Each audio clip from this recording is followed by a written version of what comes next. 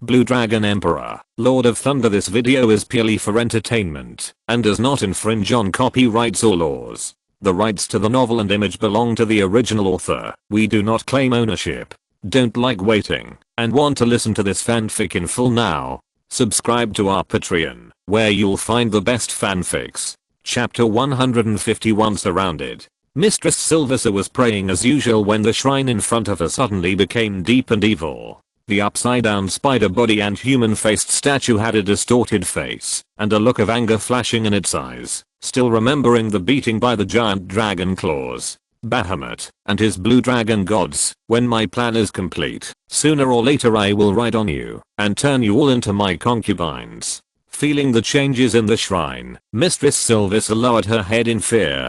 Although she could not hear what the suddenly animated statue said, she could feel the anger of her god. The anger of any god is not something that ordinary people can easily bear, especially when the god they worship is a chaotic and evil guy like the Spider Queen. Fortunately, this anger was not vented on Mistress Sylvissa for the time being. The animated Spider Queen statue just slowly climbed up Mistress Sylvissa's body, drilled into her scalp, and squeezed just above her skull, causing a spider-shaped bulge on Mistress Sylvissa's head. The severe pain of her scalp tearing reminded Mistress Sylvissa of the torture she suffered when she was chosen as a Spider Queen priest. Her body trembled violently, and beads of sweat appeared, but she never dared to cry out in pain. Although her power had long been legendary, as a Spider Queen priest, her power came from their deity, Spider Queen Rose. Mistress Sylvissa was completely unable to resist or oppose the deity she believed in, let alone resist his will.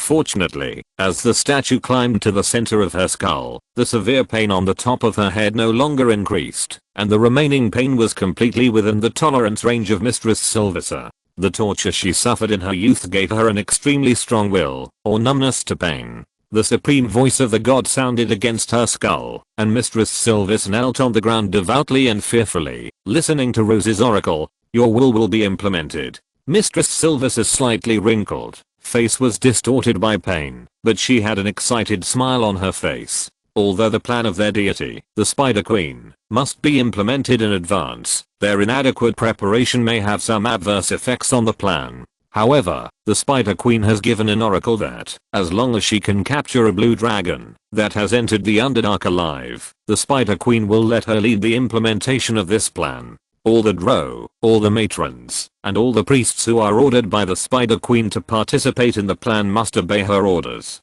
The drow are accustomed to plotting and betraying, but with the Spider Queen's oracle, Mistress Sylvissa does not have to worry about this at all. The tragic consequences of not obeying the oracle are enough to deter all the drow who believe in the Spider Queen. By then, the Sylvissa family will gain huge benefits from this action, and she, Lion Sylvissa, will also become the most majestic and powerful matron in the underground world of Onia. Have all the leaders of the family army come to see me immediately. But, madam, you have sent several generals out to search for the missing legion. Madam Sylvissa, with a high bulge on her skull, suppressed the severe pain of her scalp tearing, and sneered coldly, "Are you teaching me how to do things?" In fear, the attendants had swarms of spiders crawling out of their bodies, and before they could scream, they were devoured by the dense spiders. Tell them to stop everything they are doing, and come to see me now, immediately. The new attendant who was added after the previous attendant was executed by slow slicing for offending the mistress trembled slightly. This was the fifth attendant executed by the mistress in the past month. This position seemed very high risk. For the sake of his own life, the attendant did not dare to make any mistakes, and bowed his head respectfully and slowly retreated. What's going on? Why are there more and more drow elves? Longen and his party slowly flew over the two teams of drow elves, but the huge real dragon did not attract the attention of the drow elves, as if there was only air and rocks above their heads. This was the effect of the spores attached to Longen and his party by the Tanran King Carapazu. The Tanran King seemed to be good at psychic abilities related to the soul and mind. These spores attached to their bodies continuously released psychological hints, making the drow elves completely ignore the existence of the spore carriers. With the blessing of psychological invisibility, Longen and his party easily passed through the layers of drow elves' encirclement. Now they have come to the edge of the Black Crown City territory, but here, the Drow Elves' army has not only not decreased, but has increased, and many Drow Elves are rushing here. Long N frowned slightly. The movement of the Drow Elves seemed to confirm their location.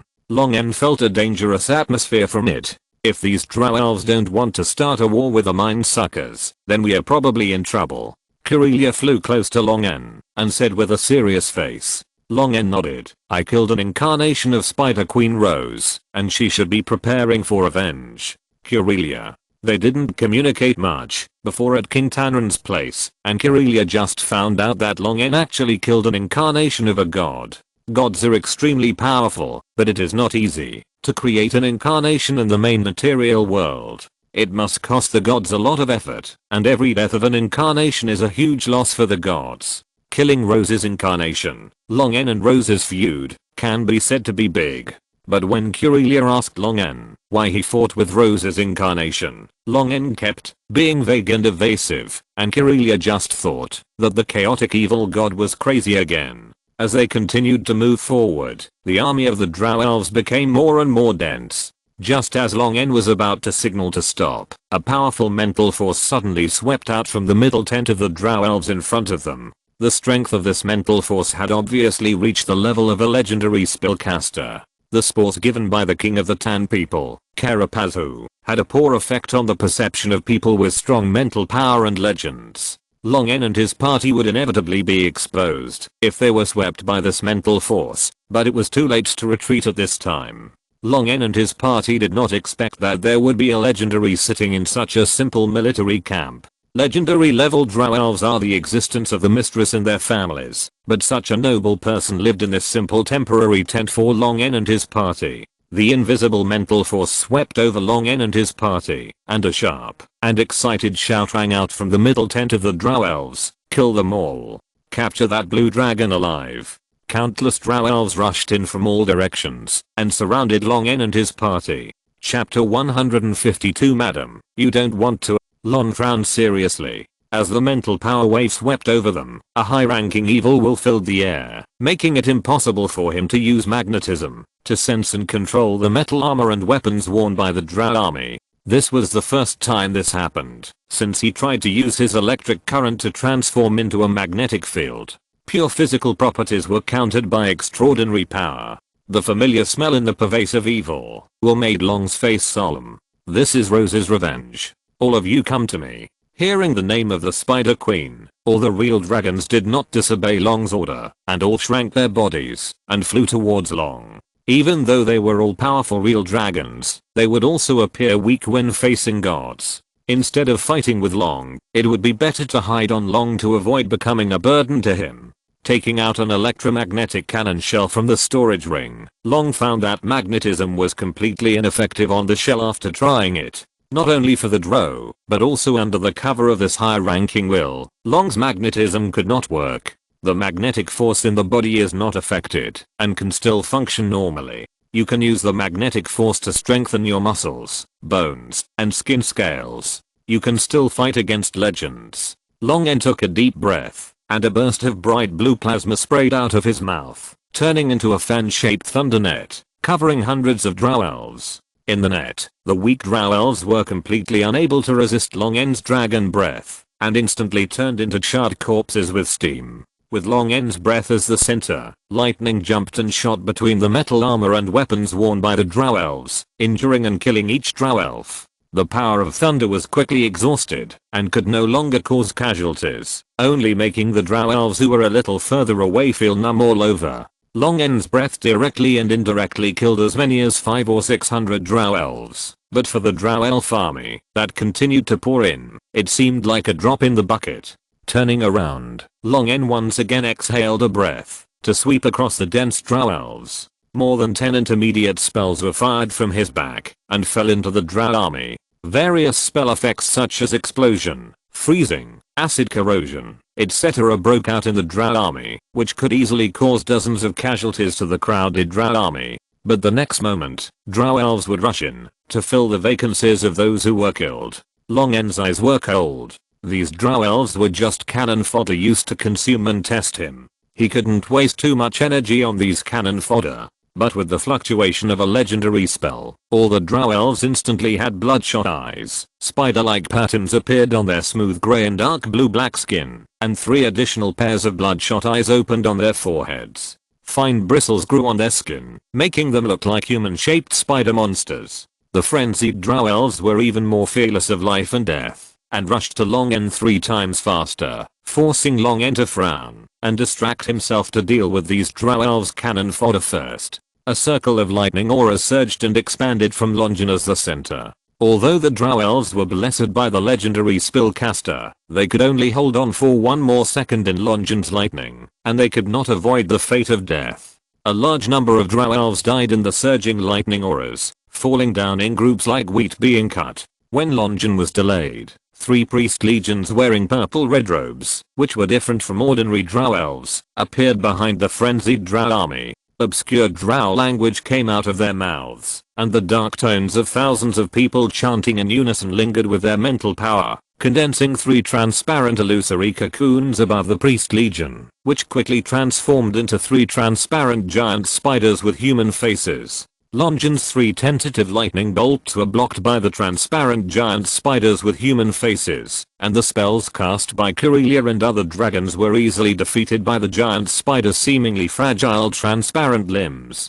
It seems that, although these transparent giant spiders are composed of mental power, they are not spirits, and their resistance to spells and element is still very strong. The giant spider formed by the collective will of the priest army pounced on Long N from the air and actually engaged in hand-to-hand combat with Long N. 3 giant spiders opened their limbs and pounced. Long N could not avoid it, and could only fight back. The dragon claws strengthened by magnetic force shattered the giant spider limbs that were comparable to the bones of a real dragon, but the broken limbs quickly recovered after Long N's claws pierced through them and stabbed Long N's neck. He twisted his body and swung his dragon tail to repel the 3 giant spiders that surrounded him. Long N flapped his wings and rushed towards the priest army that was still chanting. Out of Long N's sight, a beautiful drow elf woman with a spider-like bulge on her forehead, exuding the breath of Rose, and a slightly old look rose into the air, reciting the words of the Spider Queen Rose, and threw the dagger in her hand.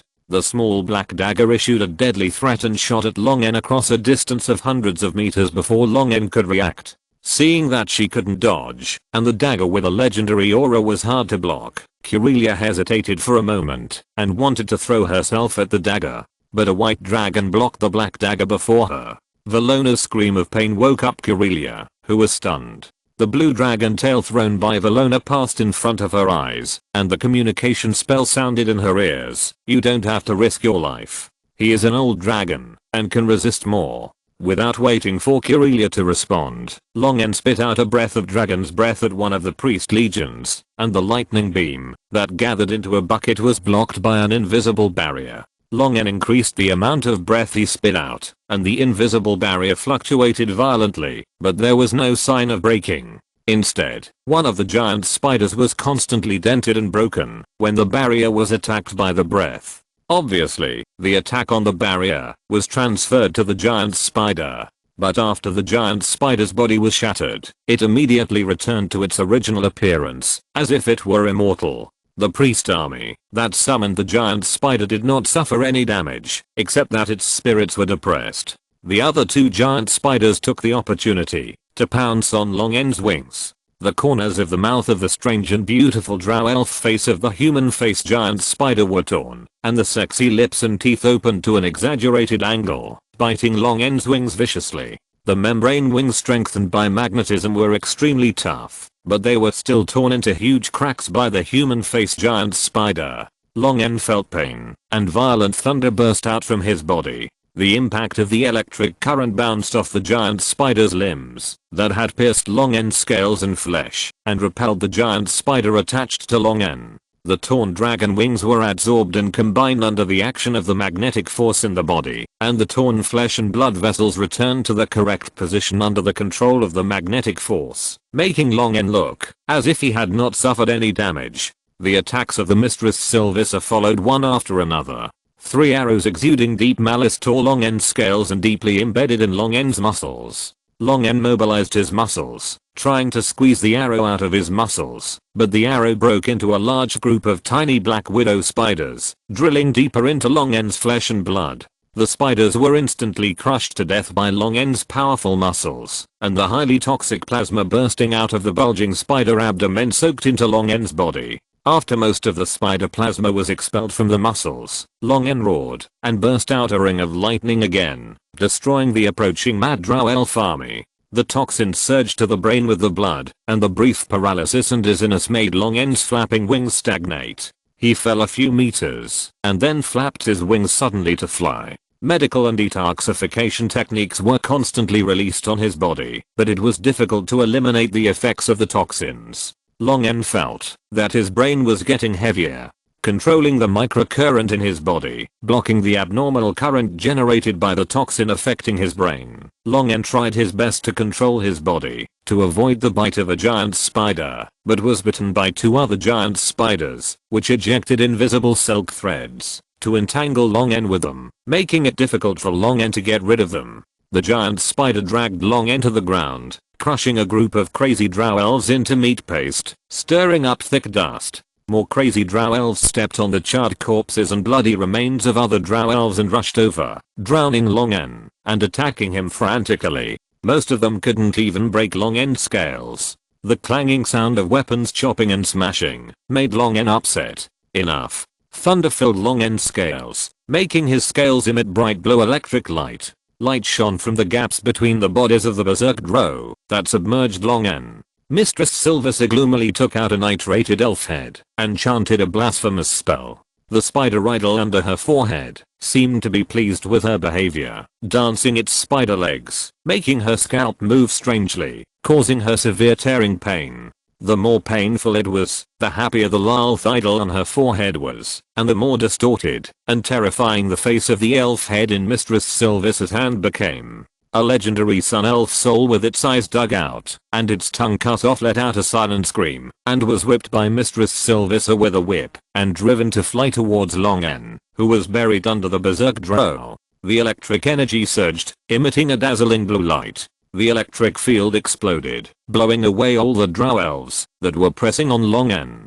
The rolling thunder surrounded Long N, and the thick bright blue electric snake twisted and jumped between his body. The extreme overload made Long N's scales shine like a sun made of lightning, illuminating this open area. The frenzied drow elves and the drow priest army instinctively closed their eyes. The lightning pillars fell like rain, and the rumbling thunder was deafening. A large number of drow elves were washed away by the thunderstorm. Even the 3-headed giant spider could only resist the countless lightning strikes. Under the fierce attack, the priest army that maintained the existence of the giant spiders had insufficient strength and blood oozing out of their eyes, noses and mouths and fainted. The heart of the mistress of Silver was beating. These armies and the 3 priest armies were the foundation of the Silver family. Now the loss was so huge that it was enough to seriously damage the Silver family. But it was all worth it. As long as she won the favor of God and got the right to lead the plan, she could make the family gain more benefits, which would be much more than the current loss.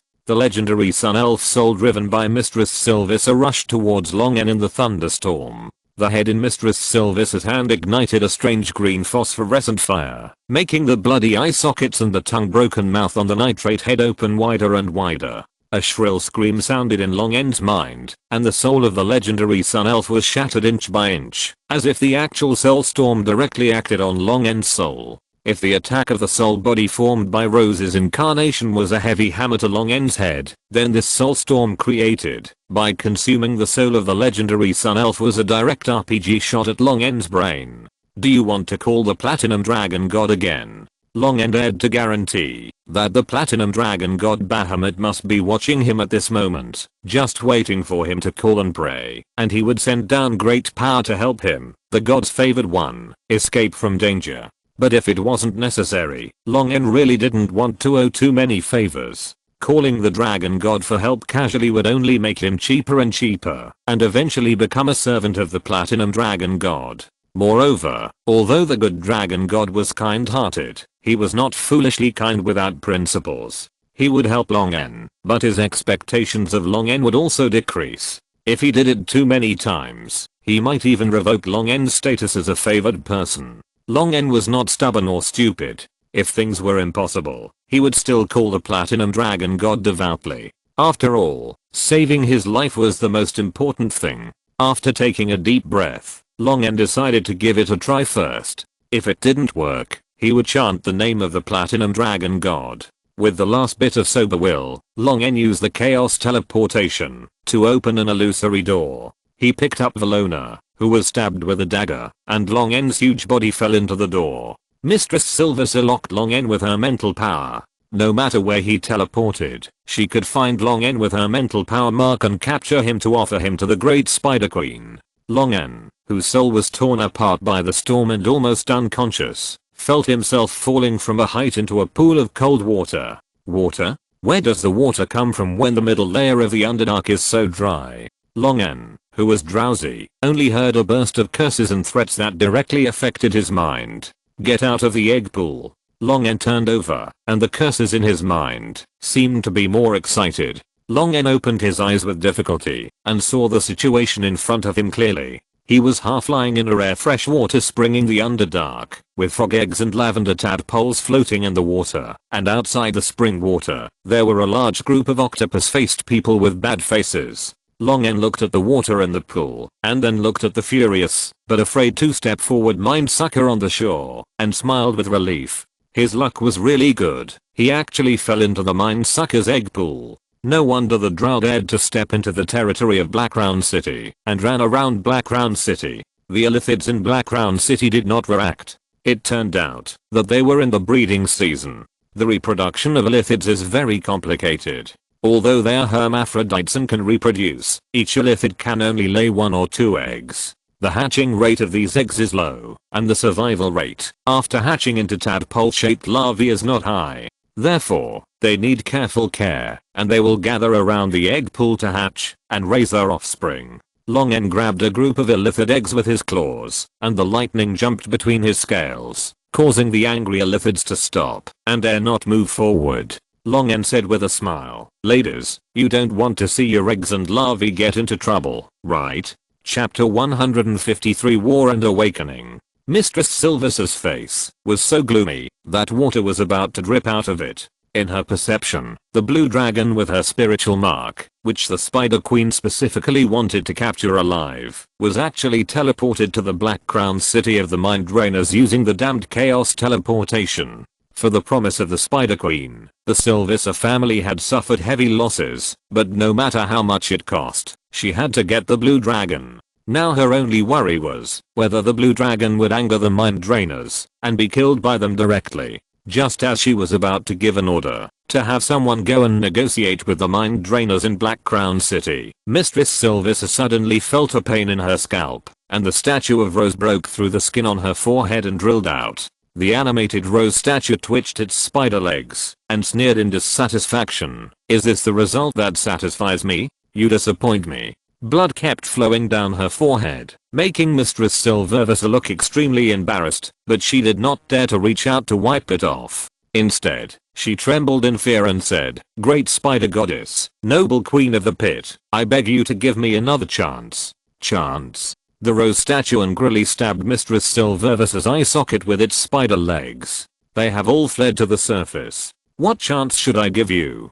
Pulling out an eyeball and throwing it on the ground with disgust, the divinity of the Rose statue slowly faded, and the animated statue gradually returned to its dead appearance. "Reorganize your army, implement the plan ahead of time, and don't disappoint me again." The voice of the Spider Queen gradually faded away, and one of the Mistress Sylvester, whose eye sockets were bloody and empty and terrifying, fell deeply on the ground and knelt respectfully, lowering her head to hide the tyranny, anger, and resentment in the remaining eyes. Suddenly, illusory water waves rippled beside the steep cliffs of the Storm Mountain range. A huge crack opened up from the center of the wave. A powerful spiritual force surged out, pushing a real dragon with a body like a blue gem from the crack. The blue real dragon fell out of the crack, and the crack immediately closed impatiently, and the illusory wave calmed down instantly. Long N fell from midair. His torn soul and will made his mind chaotic, but he still flapped his wings instinctively to slow down his fall. Finally, he landed halfway up the mountain in a crashing posture, knocking down a large area of pine forest and plowing a deep ditch behind him. The animals living in the forest fled in all directions, and several figures flew off Long N's motionless body and quickly transformed into real dragons of more than 10 meters in length during the landing process. Garanxus, take Valona back to the territory for treatment immediately and ask Flawless to come over as soon as possible. Hearing Corelia's commanding words, Cizura rolled her eyes secretly, but was pulled by her elder son, Garanxus. After identifying the direction, they took Valona, who was thrown out by Long to block the knife, and was seriously injured and unconscious, and flew towards the territory. Corelia and Videlpin, 2 real dragons, 1 gold and 1 silver, guarded Long. After Long used the chaos teleportation technique to accidentally teleport to the Illithid egg pool in Black Crown City, he forced himself to use a pool of Illithid eggs and young to threaten the Illithids who were good at psychic spells, to open a door of psychic teleportation for them.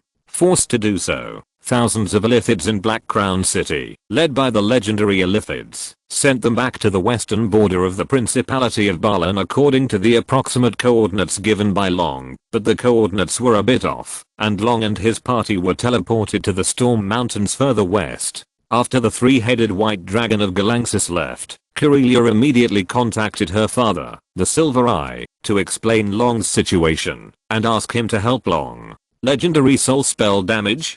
Luthronis received his daughter's communication spell and covered his forehead with his claws in pain. How come he encounters legendary things every day at his age? His Majesty Bahamut did not rescue Long directly for his own reasons, and his request for Long would not change anything. Luthronis himself could not leave this secondary elemental space, so he could only contact his old friends to see if there were any who could rush over quickly. Luthronis contacted several powerful old friends in a row, but either they could not be contacted, or they said they were not in the main material world. After hesitating for a long time, Luthronis still released a high-level communication spell, and a spell aura penetrated the space, and flew towards the north of the Runia continent. Watching the magic aura disappear from sight, Luthronis, with the help of the power of the Platinum Dragon God, felt the extremely weak breath of Long N, who was also a god-favored person thousands of miles away. Lissapana will definitely cure you, but you'll have to pray for good luck after the cure.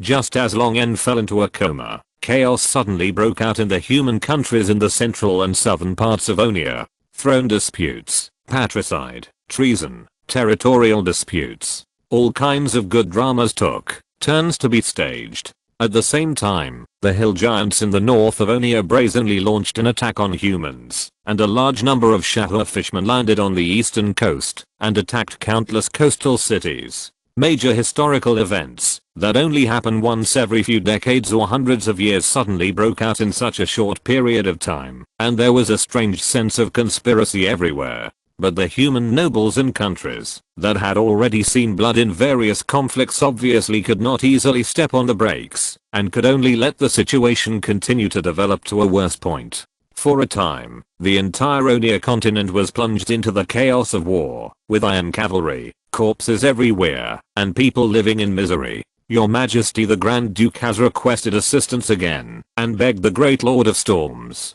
to send troops to help the north. The rebel army of the Kingdom of Facity has already flowed into the Principality, and is constantly infringing on the Principality's safety and property. If this continues, the situation in the Principality will deteriorate again. Fululus listened to the envoy sent by the Principality of Balan conveying the request of Grand Duke Balan with an earnest expression, and pressed her eyebrows tiredly. Originally, Long N had agreed to her resignation application, but due to an accident, her successor could not be confirmed, and she has been in a sleeping state to recover from her injuries until now. Fululus can only continue to serve as Long N's governor temporarily and manage the territory for Long N. Although Corelia is now helping to share some of the work, since the Onian War broke out, the affairs that need to be handled in the territory have also increased exponentially. After a long period of continuous handling of territory affairs, even Corelia, a strong silver dragon, feels exhausted, not to mention the magic scale Fululus, whose physique is far inferior to that of a real dragon.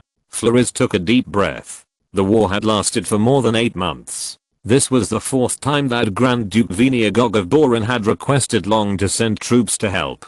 However, all the army leaders in the territory directly obeyed Long, and Long was still asleep at the moment. Flores had no way of commanding the leaders of the various legions, so she rejected Boran's request several times. This time, Flores was about to reluctantly organize her words to reject the request of the Principality of Boran, when a certain restriction in her mind suddenly sounded an alarm of being triggered. Flores slapped the table and stood up suddenly. In the astonished eyes of the envoy of the Principality of Boran, she flew out of the window directly, continuously releasing teleportation magic, and headed towards the direction of the Storm Mountains. Halfway up the Storm Mountains, where Long was sleeping, an inverted semicircular building had been built to protect the sleeping Long. At this moment, the building was shaking, and the stone building, built with magic, was broken and shattered. Flores, who was rushing from a distance, only heard a boom and the stone building collapsed. In the dust, a huge blue dragon claw stretched out from under the stone, and then a huge blue real dragon with a body length of 22 meters broke through the stone pile and soared into the sky. Chapter 154 Meeting. The bright blue dragon eyes suddenly opened, and the erect pupils revealed a dangerous aura. The dragon wings of more than 20 meters blocked the skylight and cast a large shadow. Long N glanced around and nodded to Curelia, Videlpin, Flores and others who were standing far away. How long have I been asleep? Usually, the sleeping of real dragons is not completely unaware of the outside world.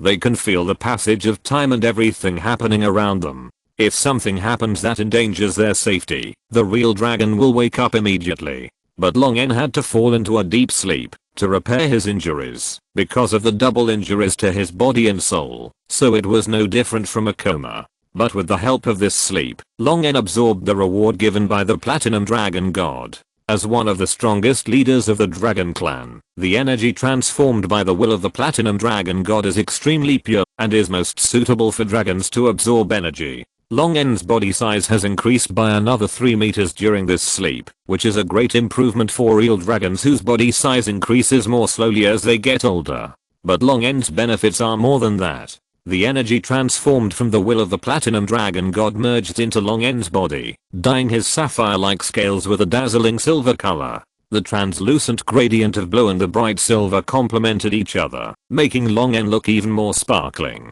Long N's scales were already more defensive than those of a real dragon of the same size. The higher the elemental resistance, the tougher they became. The high-level aura contained in the energy from the Dragon God merged into Long N's will, making his soul more solid and greatly enhancing his resistance to spells that affect consciousness and soul.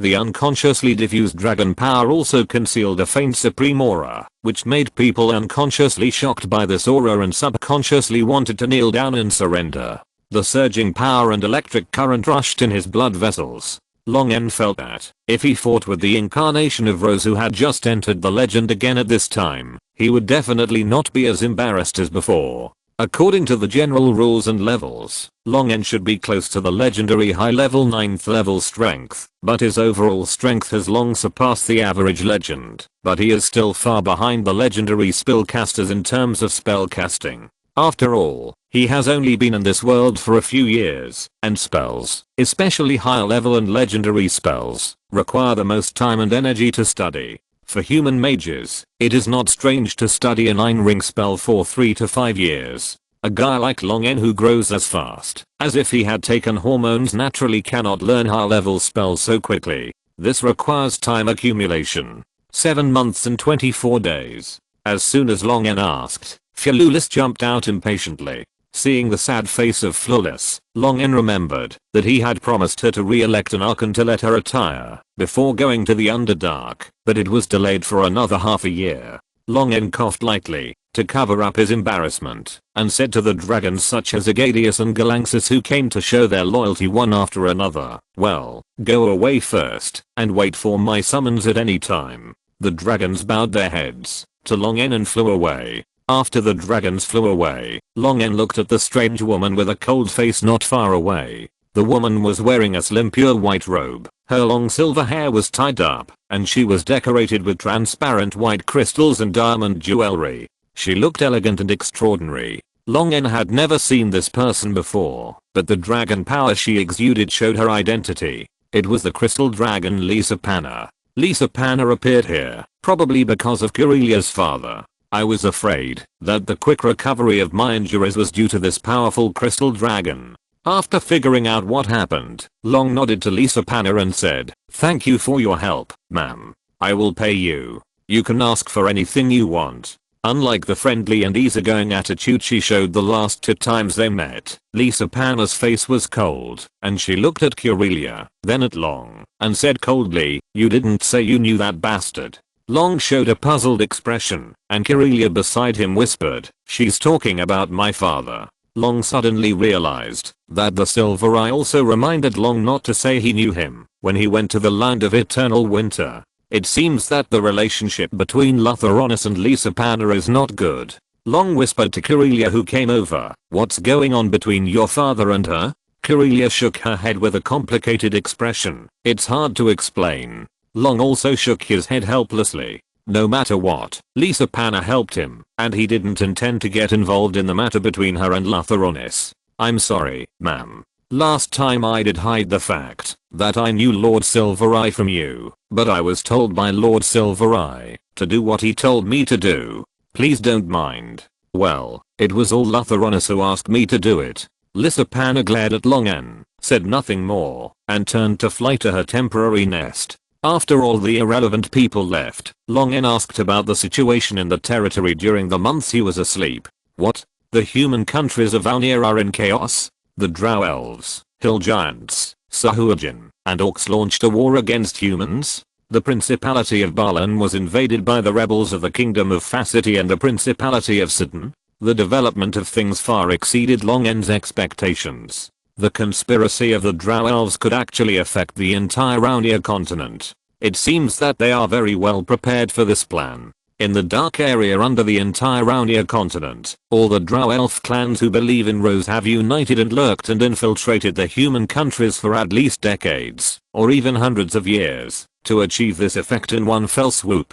Long N's face changed. Although Rose was a chaotic god, she would not mobilize so many Drow Elves so casually, and spend so much time to do meaningless things. There must be a struggle at the level of gods involved. That level was not something Long N could get involved in. Long N could only hope that the Platinum Dragon God and her allies in the good camp, who had discovered Rose's conspiracy in advance, would slap Rose a few times and teach her how to be a god. When he thought of Rose, Long N had a headache again. Whether it was just revenge or to attract some of the attention of the Platinum Dragon God, Rose was very likely to sense her existence to the 5-colored Dragon Queen Shiamat. He had been sleeping for nearly 8 months and Shiamat's divine punishment had not yet come. Most likely, the Platinum Dragon God blocked it for him. Even if Shiamat could not do it herself, she could issue an oracle to let the 5-colored dragons with strength and leisure to make a trip. Any 5-colored dragon would be happy to kill the traitor who defected to the metal dragon, especially to receive the traitor's large amount of wealth.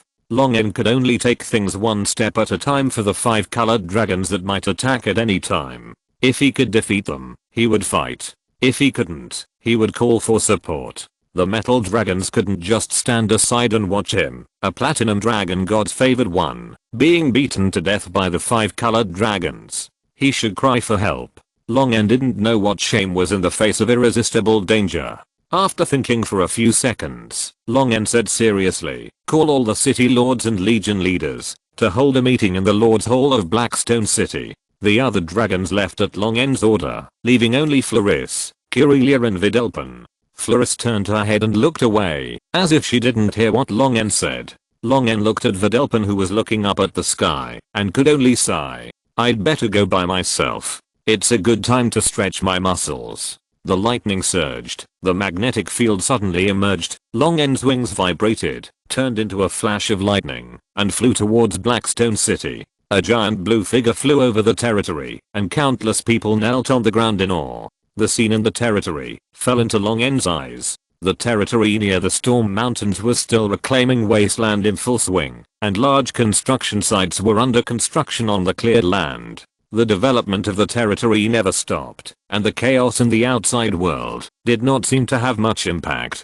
The sudden war brought more business opportunities to Black Rock City. Whether it was cloth woven by steam looms or armor and weapons processed by lathes, they were not worried about sales at all due to their cheap characteristics. There were always merchants standing in front of the textile mills and foundries in Black Rock City waiting to send these high quality and low priced goods to those countries caught in war, and then increase the low cost by 4 or 5 times, taking advantage of the war to make a lot of money. The new factory area was being expanded, and the refugees who fled here due to the war were also absorbed by Black Rock City, which supplemented the labor vacancies in the rapidly developing Black Rock City. Flying into Black Rock City, Long N's figure caused a burst of exclamations. Under the gaze of tens of thousands of people, he flew into the Black Rock City Lord's Hall, the tallest building in Black Rock City. After eating the 8th roasted alfalfa cow, the heads of the lords and legion commanders of the various cities finally arrived. Long N, who had transformed into a dragonborn, sat at the top of the conference room and wiped his mouth with the silk scarf handed to him by the servant. Everyone is here, so let's start the meeting. Chapter 155 Electroweak Unification Theory, Subscription Request. The door of the Lord's Hall in Blackston City opened, and a group of distinguished humans and monsters walked out of the door. Some people suppressed fear in their eyes, while others showed excitement. The content of the luncheon meeting was very simple, with only 2 points. First, officials who embezzled and accepted bribes, and factory owners directly managed by the Lord's Hall should be hanged, and those who should have their property confiscated, should have their property confiscated.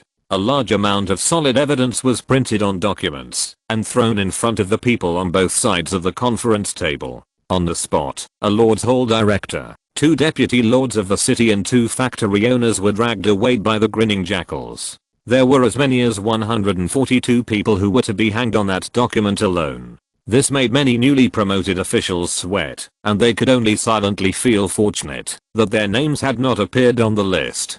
Second, their great lord finally felt that the time was ripe, and it was time to expand the territory. The Principality of Heaton, which was adjacent to the Principality of Barlin, and bordered the west, was a good choice. The handicraft market of the Principality of Heaton has been hit by cheap factory goods, and has been riddled with holes. The finances are in chaos. Now the basic order is maintained purely by the high pressure rule of the nobles. This time, the Principality of Heaton took advantage of the war to launch an attack on the Principality of Barlin. It was nothing more than to absorb the domestic surplus labor force and divert domestic conflicts. If it really came to occupying land, the Heaton nobles who were related to the Principality of Barlin really didn't have such an idea, but Long N didn't care so much. He was happy to defeat the invaders for his ally, the Principality of Barlin, and then in turn occupied the invaders' land. Your Excellency Earl Johnson, the Deputy City Lord Hall Director Mangalo Amber, who was in his early 30s, concealed the fear in his eyes and approached his boss, Earl Johnson.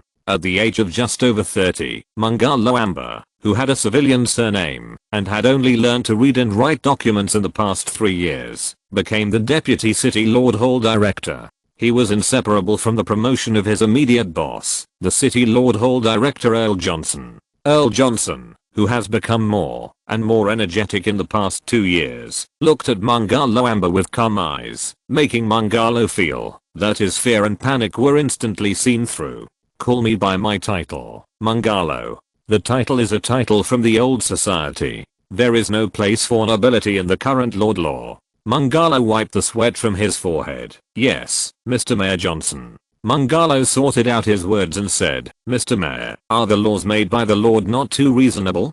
I mean, are they too harsh? The person who embezzled the least in the list even only received a bribe of 15 gold coins, but was also hanged.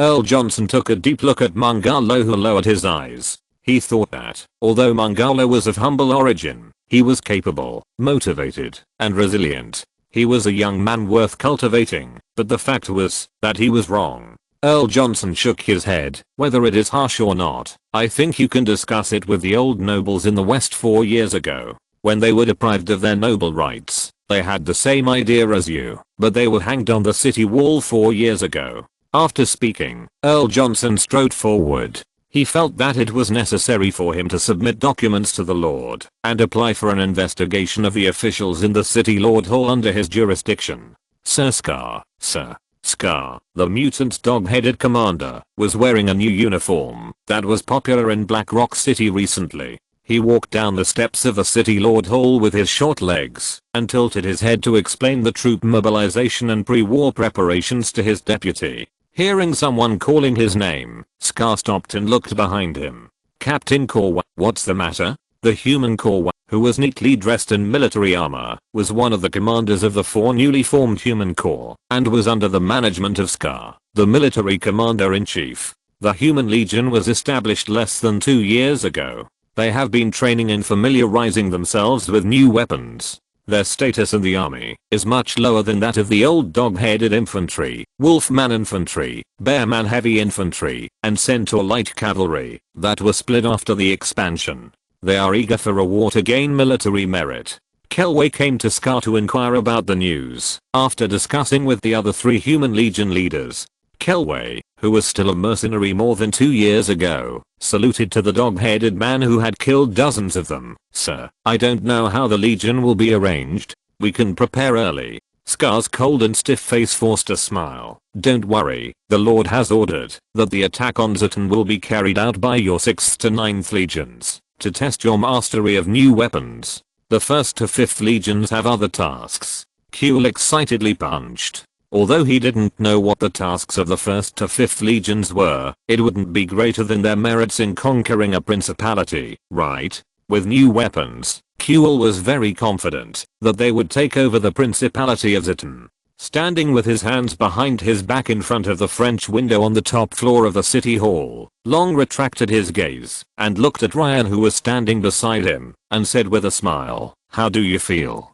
The experience of assisting the Grand Duke of New Bolan, Vinlgog, in controlling the principality and revitalizing the Lionheart family for 4 years has made Ryan look more mature, stable, and extraordinary. Ryan looked out from the French window and saw most of Blackstone City. He sighed sincerely, prosperous and full of vitality, just like the name of Blackstone City by the outside world. This is a real land of hope. Longen chuckled and joked, becoming smooth. You know that's not what I'm asking. Ryan was silent for 2 seconds before shaking his head and smiling bitterly. It is indeed a better ruling system than the feudal nobles. This is all thanks to the strict laws you have formulated, the Lord's Hall you have established, and the factories you have opened. But this is of no help in solving the current predicament of Boran. We can't take back the nobles' fiefdoms and deprive them of their rights like you did.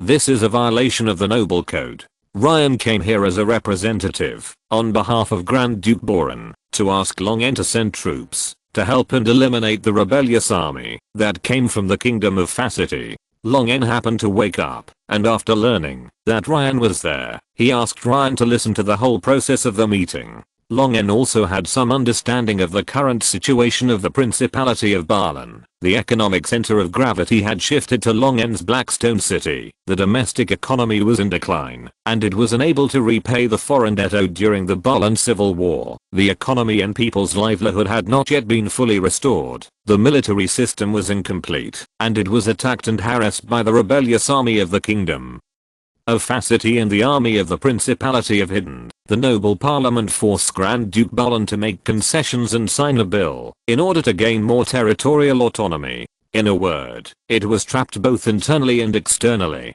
It was also very simple to solve it. Just implement an iron-fisted dictatorship like Longen. But this required the ruler to have absolute military support and sufficient social and economic foundation, and Balan obviously could not meet these conditions. Not to mention that as a human being, if you dare to violate the noble code, to deprive the nobles of their territory and rights, it is very likely that all human countries will rise up and attack you. Longen shook his head and stopped talking about the situation inside the Principality of Balan.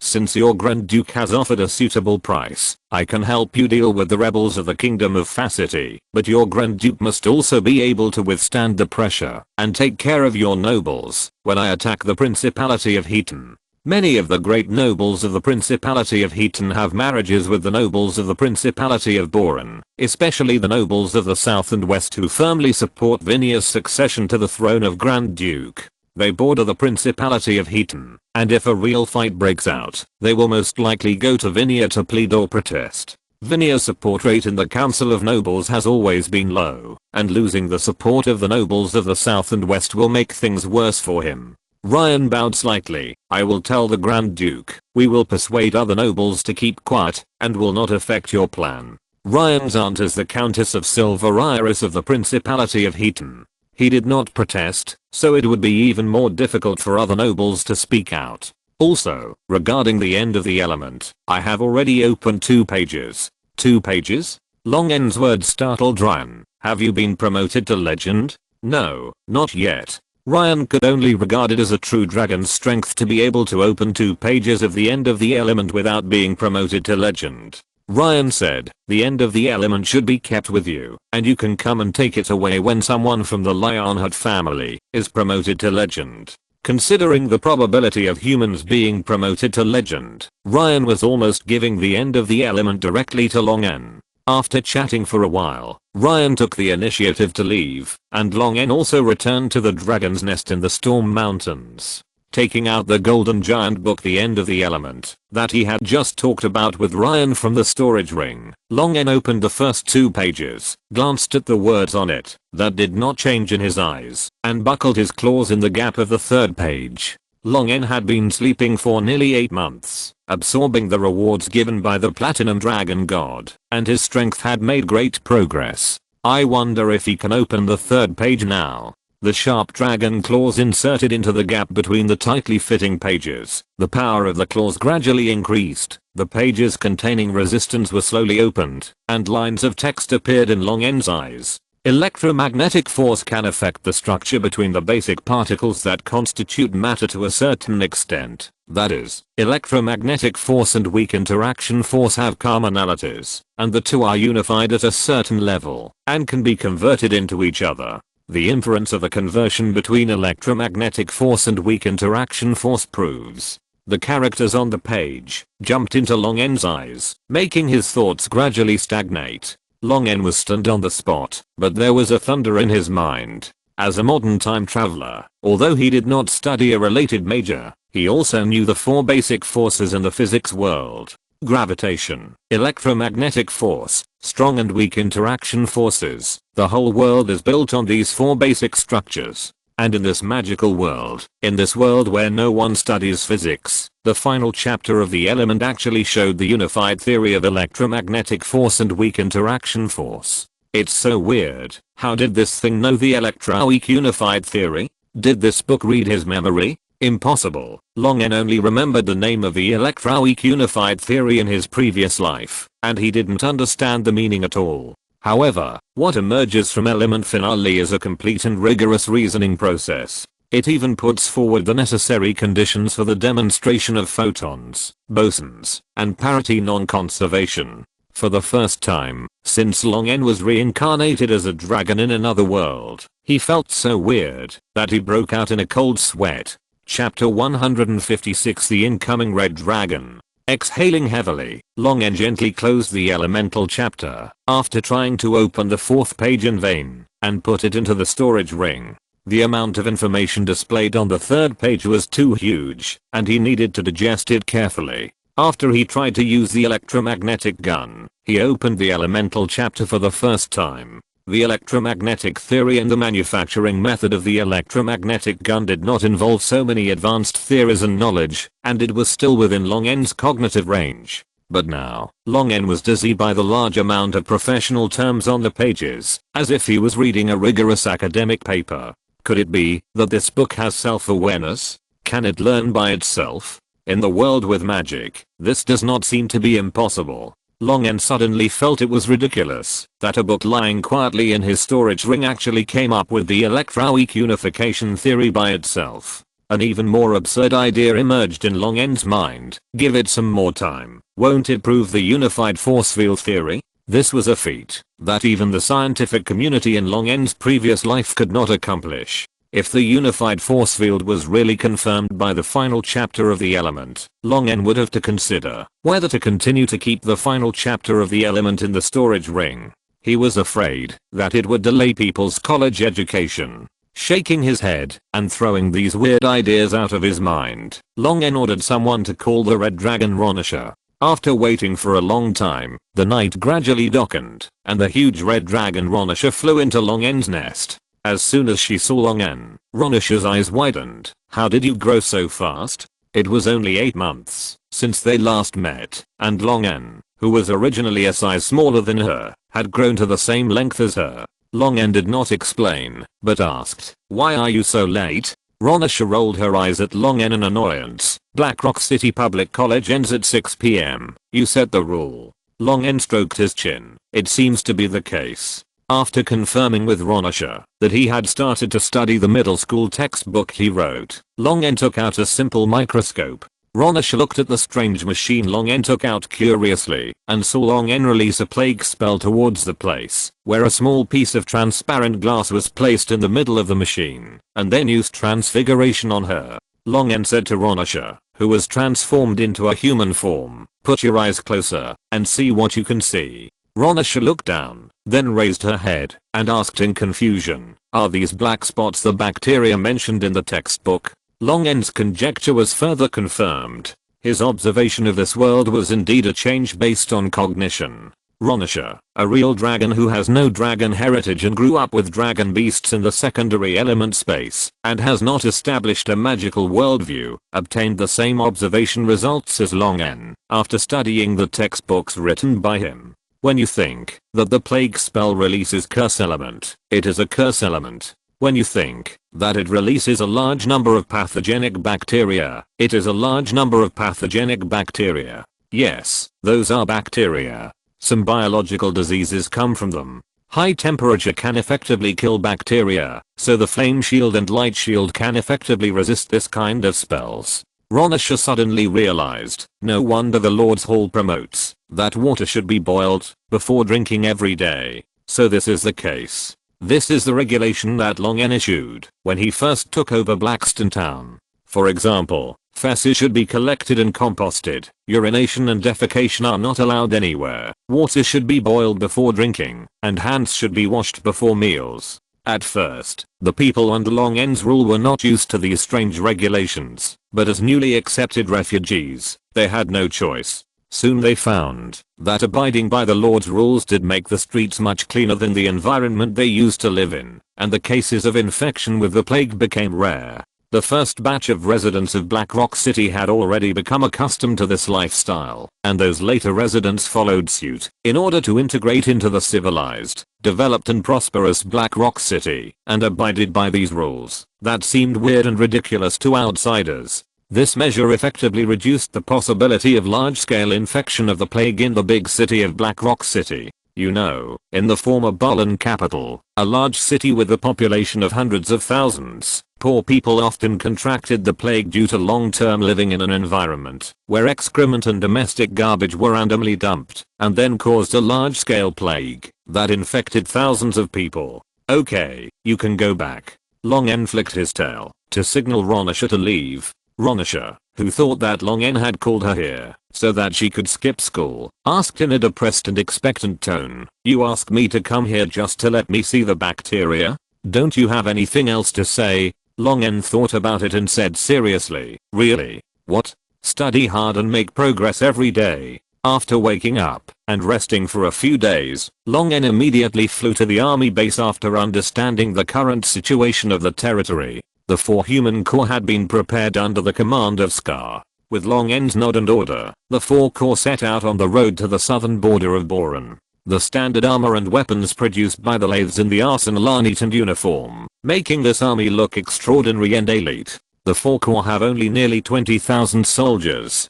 Judging from the number of people, it seems a bit ridiculous to want to conquer a principality. But the weapons covered with oilcloth pushed by several people in the marching team made their commanders full of confidence. The oilcloth on a cart was not tied tightly, and the binding rope slid open, revealing a thick and cold black gun barrel. Long N withdrew his gaze.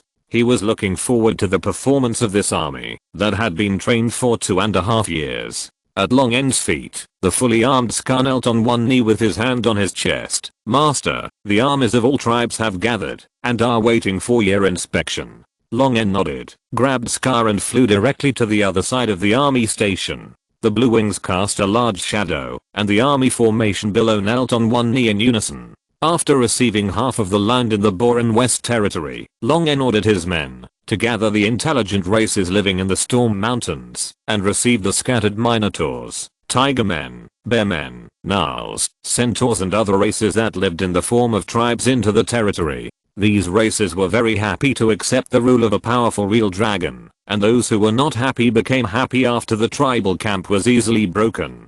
After more than 3 years, these monster races living in the Storm Mountains barely integrated into Blackstone City and were able to live in harmony with other races living in Blackstone City. However, their long-term experience of living in the wild made it difficult for them to completely erase their suppressed bloodthirsty impulses. As soon as the Lord's Hall announced the expansion of the army, these races could not wait to join the army. After the expansion and reorganization, Long N had a total of 2,200 Tauren Corps, 3,000 Tiger Corps, 3,500 Bear Corps, 6,000 Jackal Corps, 4,000 Centaur Corps, 12,000 Dog Corps, and a number of other races, totaling more than 35,000 troops. There are military factories that specialize in producing armor day and night. More than 35,000 soldiers have been fully armored. In addition, the various races have stronger strength and speed than humans of the same level. This army can be called elite anywhere.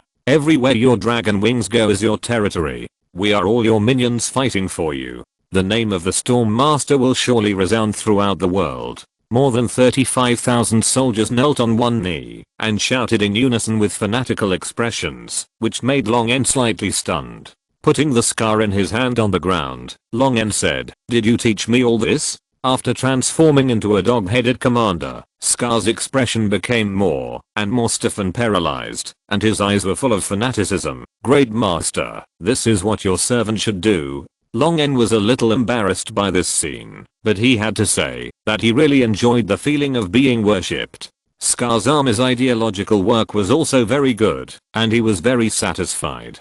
Only an army with faith can exert a stronger combat effectiveness. With this force stationed near the dragon's nest, Long N has more confidence in the upcoming crisis. It is the fire month of the new year again. The temperature is getting hotter and hotter. The human kingdoms all over the Onia continent seem to be ignited by the high temperature, and the chaotic wars are getting more and more tragic. But in the central Onia, the Blackstone city in the west of the Principality of Balan is still as prosperous as usual. A large number of caravans continuously transport strategic materials such as food, cloth, and medicine produced or transferred by Blackstone City to the surrounding countries that are still in war, making Long N earn a lot of money. A huge red figure stared at the caravan below with greed and cruelty. "Damn traitor, is he selling the fesses of those metal dragons? With so many caravans, how much gold coins did he make?" In order not to alert the enemy and prevent the traitor from escaping with the wealth that he already thought belonged to him, Mornibilin decided to let these caravans go.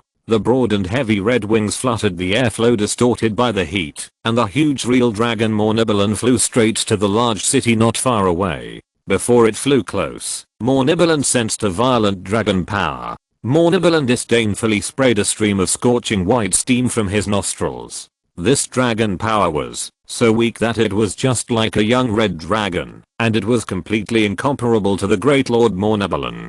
He decided to teach this guy who offended the Great Lord Mornibilin a lesson, and he instantly forgot about not alerting the enemy. A powerful dragon might that was several times stronger and more violent than the dragon might that was transmitted to him burst out from Mornibilin and rushed towards the newcomer with malicious intent. A red real dragon of the same size waved its small dragon wings that were disproportionate to its body and flew towards him, which made Mornibilin stunned. The real dragon in front of him was nearly 24 meters long, only slightly smaller than himself, but the dragon might on the other side was pitifully small. "Isn't it that traitor?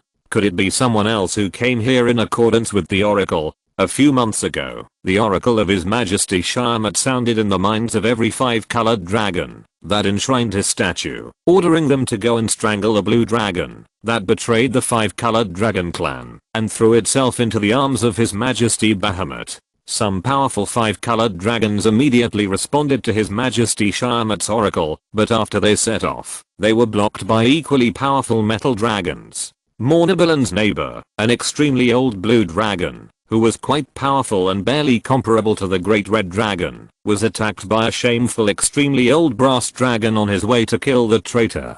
The extremely old blue dragon was much stronger than the brass dragon, but the metal dragon was good at shaking people, and the brass dragon also brought a legendary wizard with him. The two of them worked together to beat his neighbor, the extremely old blue dragon, so badly that he hid back in the dungeons deep in the Sand Sea. This situation was staged everywhere in the main material world. Every powerful 5-colored dragon was closely guarded by a metal dragon of equal or stronger strength. Fights between 5-colored dragons and metal dragons suddenly became frequent. Those who didn't know thought that the Dragonfall War had restarted. It was not until a few months later that the number of powerful 5-colored dragons involved in the battle gradually increased, which tied up more attention from the metal dragons. The defense line of the Metal Dragon clan slowly began to show loopholes, allowing a middle-aged red dragon like Mornabalan to have the opportunity to avoid the interception of the metal dragons. Although they said they were eliminating the traitor, in fact, many 5-colored dragons like Mornabalan actually came for the traitor's wealth.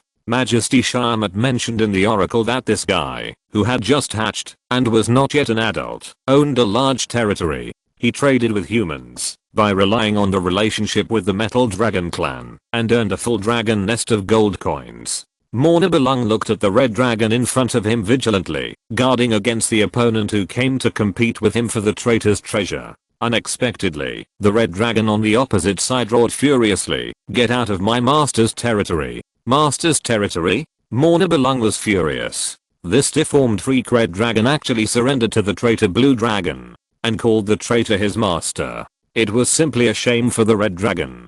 Damn it. I can't stand it. No red dragon can endure such an extreme insult. The greatest and most powerful red dragon can never submit to anyone. Mornabalan spewed out hot dragon breath, and his wings fluttered wildly as he crashed into the red dragon on the opposite side, smashing this guy who brought shame to all red dragons to the ground, landing near Blackstone City and plowing a deep pit. Countless caravans fled in panic, and the people in Blackstone City quickly evacuated under the order of the Lord's army. Mornabalan rode on this guy who disgusted him, constantly spewing dragon breath, waving his claws and dragon tail to punch and kick.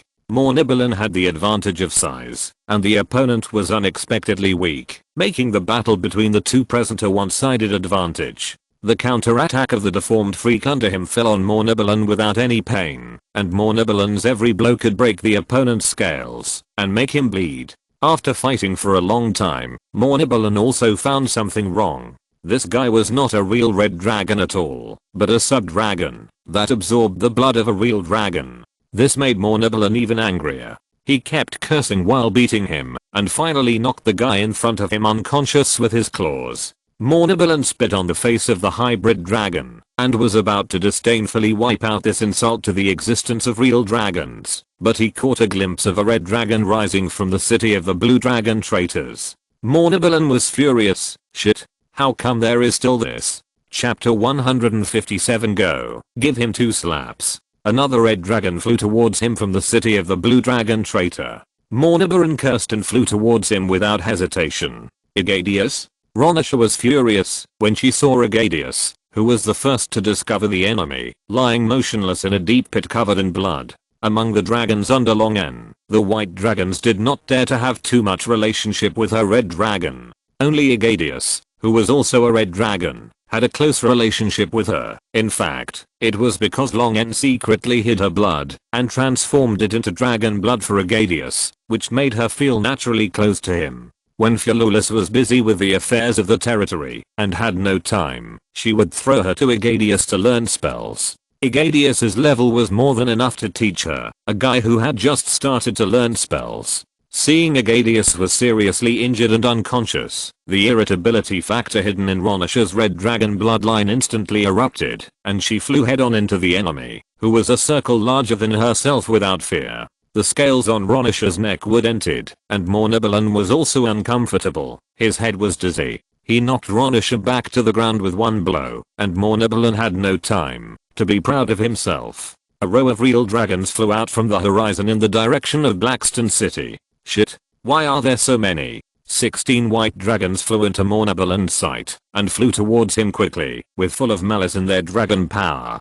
Mornibilon always looked down on white dragons, or rather, he looked down on all 5 colored dragons except red dragons. Although there were many white dragons coming, Mornibilon was still full of confidence that he could beat the weakest of these 5 colored dragons to a pulp. Mornibilon showed a confident and arrogant look, flapped his wings, and hovered in the air, waiting for the white dragons to gather around him, looking like he didn't take them seriously at all. Humph. Are you also subordinates of that traitor? You actually bowed down to the shameful metal dragons. You really deserve to die. To Mornibilon's surprise, the white dragons surrounding him were not moved at all when they heard this, and seemed to be disdainful of the pride of the 5-color dragon clan. Mornibilon cursed in his heart, these guys, have they all accepted the dragon heritage of the metal dragon clan? Don't they have any pride and shame as 5-colored dragons? 5-colored dragons do have pride, but not necessarily shame. What Mornibilon didn't expect was that these white dragons were almost all rescued by Longen from the frost giants. Their pride as real dragons had long been shattered by the frost giants, not to mention any sense of belonging and pride to the 5-color dragon clan. 5-colored dragons? I'm really unfamiliar. Mornibilon saw the disdain of the dozen white dragons for the 5-colored dragons. As the king of the 5-colored dragons, the red dragon called himself, Mornibilon felt offended. What the hell does that mean? The worthless white dragons look down on the 5-colored dragons? How dare they look down on the red dragons? Question mark? I'll kill. A scorching wave of air erupted from the middle of the white dragons that formed a circle. Mornibilon attacked without warning, and the exploding red dragon breath spewed out towards the white dragons. Mornibilon cast all kinds of buff spells on himself, burning with scorching flames all over his body, and rushed through the blockade of the white dragons. The strength of the white dragons was far inferior to that of the 26-meter-long middle-aged red dragon Mornibilon, and they were naturally restrained by the red dragon's fire element attack. Facing Mornibilon's rampage, they could only dodge continuously. But the white dragons were not just passively taking the beating. Led by the pseudo-legendary white dragon Valona, dozens of white dragons manipulated the ice element in the air, causing a fierce cold wind to howl in the sky. The water vapor in the clouds quickly condensed in the low temperature, turning into dark clouds and blizzards that blocked the sky, brewing an ice and snow disaster within a few kilometers. Located in the central hinterland of Onia, the Principality of Boron has mild and humid weather all year round. It has never snowed in winter, let alone such a horrific natural disaster. The residents of Black Rock City who were evacuated by the army looked at the dark clouds in the distance from a safe place, with worried and panic expressions on their faces. The natural disaster in the distance was created by the Frost Dragon Guards under the command of our lord, the Great Storm Lord. The true dragons of the Frost Dragon Guards have now surrounded the invading red dragon enemies. Citizens, please keep order and don't panic. A carriage passed through the crowd of citizens who were evacuated here. A city hall official stood on the top of the carriage, holding a loudspeaker to shout calmly. Such scenes happened simultaneously in various places in Black Rock City. The appearance of the city hall officials made the citizens of Black Rock City feel relieved. They were gradually infected by the calm shouting, and their anxiety and restlessness gradually dissipated. On the top floor of the Lord's Hall, the tallest building in Black Rock City, Longen, who looked like a dragon, nodded to old Hadar, who was standing by with his hands hanging down, and praised him. You reacted very quickly, and responded very timely. It is indeed right to let you be the Lord's Hall Chief of Black Rock City. However, you have to pay attention to one thing. After all, Black Rock City has more than just humans, but also dog-headed people, spotted cat people, and minotaurs. You need to deal with the conflicts between them and human subjects. You can ask Glengo for more advice on this aspect. Old Hatter and the deformed and thin hill giant shaman Glengo saluted Long N and said yes. Long N turned his head and cast his sights back to the center of the blizzard in the distance, watching the changes in the battle situation. Although the red dragon Mornibilon restrained the frost ability of the white dragons, if more than a dozen white dragons were to manipulate the changes in the celestial phenomena together, it would lead to a qualitative change caused by quantitative changes. He, who was full of fire element, would be restrained by ice element instead. Even though the cold wind and ice and snow would melt quickly, when they approached Mornibilon, the endless cold air still made the high temperature range around Mornibilon smaller and smaller. Mornibilon gradually found it difficult to rush in the blizzard, and was trapped by the white dragons in the center of the blizzard where the fire element was almost non-existent. More than a dozen white dragons who had been enslaved by the frost giants for dozens or hundreds of years did not get excited and complacent because they suppressed a red dragon, but continued to execute Long N's orders meticulously, looking coldly at the red dragon in the center of the blizzard, and occasionally spitting out dragon breath to attack remotely. Once Mornibilon wanted to use teleportation to leave the range of the blizzard, he would be interrupted by Valona, who never launched an attack, but stared at him with a spell. For the first time in his life, Mornibilon fell into such a situation, where he could only passively take a beating, which made him particularly annoyed. The frost dragon breath hit his elemental shield, which made him more and more angry. Humble white dragon, you have angered me. Mornibilon opened his huge mouth, and his tongue rolled out a golden scepter inlaid with countless rubies. The scepter broke away from Mornibilon's tongue and quickly expanded to the size of a spear. Grabbing the golden scepter in his hand, Mornibilon's fire element suddenly became 3 times more intense. Mornibilon tightly grasped the golden scepter, with a sneer, chanting a majestic spell, the 9 Rings spell, summoning the Elemental Legion. Endless fire elemental life was called from outside the main material world. The weak among them were killed the moment they fell into the blizzard, and their flames were extinguished, leaving only an elemental core falling from the sky. But the strong among them were able to gather around Mornibilon and resist the erosion of the blizzard together. The fire elemental life around Mornibilon gathered more and more, and the high temperature environment formed by the gathering of fire element rubbed and collided with the blizzard, steaming out scorching clouds and smoke, and it actually rained under the blizzard. Mornibilon continued to chant, and as soon as he uttered the syllables, an extremely dangerous atmosphere filled the air. A group of white dragons attacked Mornibilon, but they were all blocked by the fire elemental life. The spell released by Valona killed the elite fire element who wanted to block it. Before hitting Mornibilon, a flame shield suddenly appeared and burned Valona's spell. Mornibilon sneered in his heart. The spell he was going to release took such a long time to chant, so of course it had its own protective barrier. How could ordinary attacks break through the defense of his 9 Ring spell? Bang! A heavy blow hit the protective barrier behind Mornibilon. The protective shield when casting the 9 Ring spell first shook, and then broke instantly. A dragon claw clenched its fist and hit Mornibilon's back, before he could react, hammering him to the ground. The blue dragon claw that hit Mornibilon flipped, and firmly grasped the golden scepter in its claw. Mornibilon, whose 9 Ring spell was interrupted, had a turbulent mind, and fell straight down, his head piercing into the soil. Long N did not pursue, but instead glanced coldly at the summoned fire elemental life. A high-ranking fire element elder saluted Long N tactfully, opened a portal on his own, and swarmed in with the middle and low-level fire elemental life, leaving even faster than when they came. Long N was in a good mood playing with the scepter in his hand. From the aura, it can be seen that the 9 Ring spell that the red dragon wanted to release was with the help of the power of this scepter. The magic equipment engraved with the 9 Ring spell is a rare thing, and its value cannot be measured by gold coins at all. It was not until the red dragon that fell to the ground gradually woke up that Long N slowly wiped off the spiritual mark left by the red dragon on the scepter. The moment the spiritual mark was shattered and disappeared, Mornibilon, who was in a daze, suddenly woke up.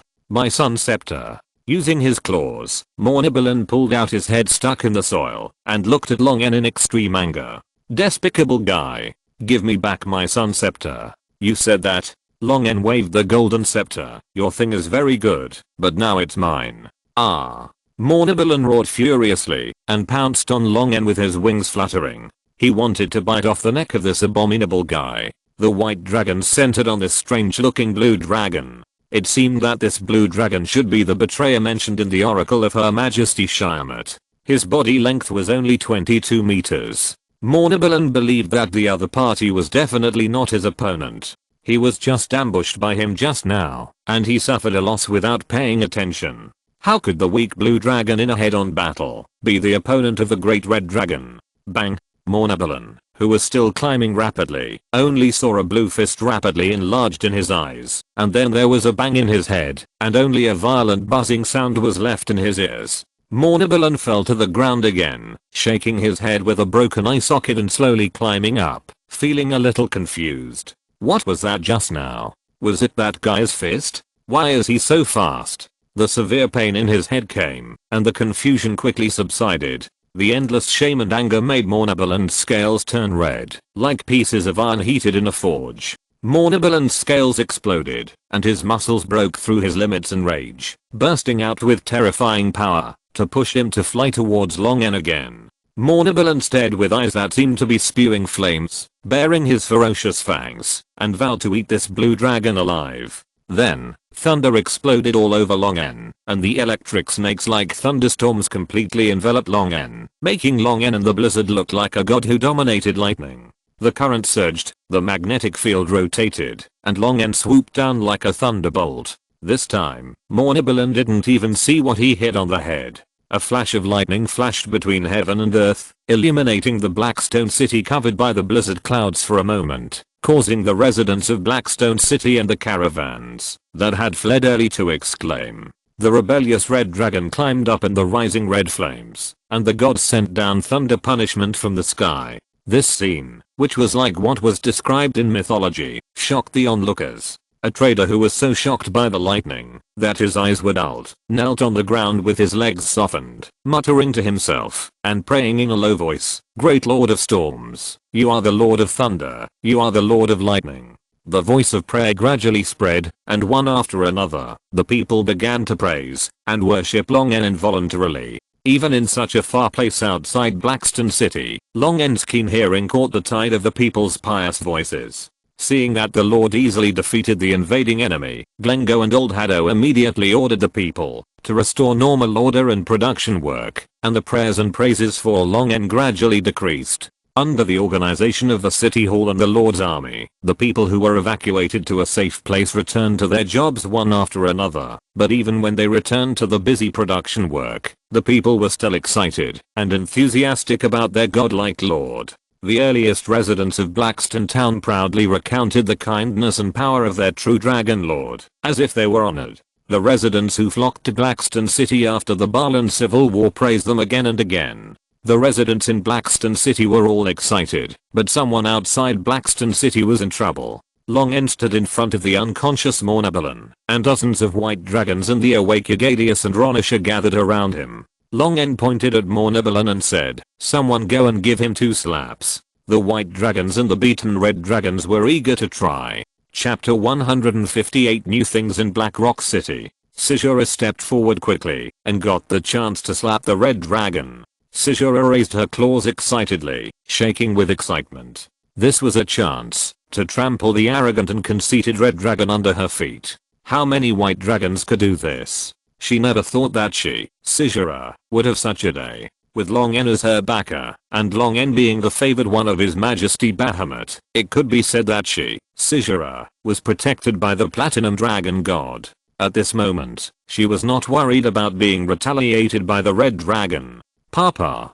2 crisp slaps woke Mornabalan from his coma, and when he opened his eyes, he saw Sijura, who had just retracted his claws, and looked very happy. The irritable fire element ignited instantly, and the rolling heat waves rushed towards Zizala. Mornabalan's eyes widened with anger. "Humble guy. How dare you?"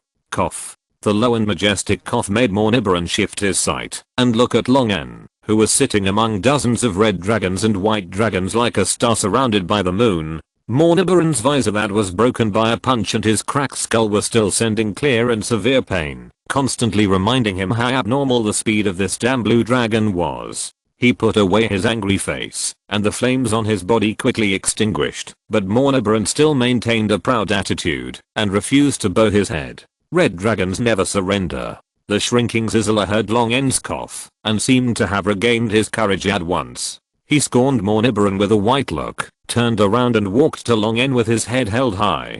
Being despised by a white dragon made Morniboran's breathing heavy, but thinking of the abnormal blue dragon, he decided to let the white dragon go.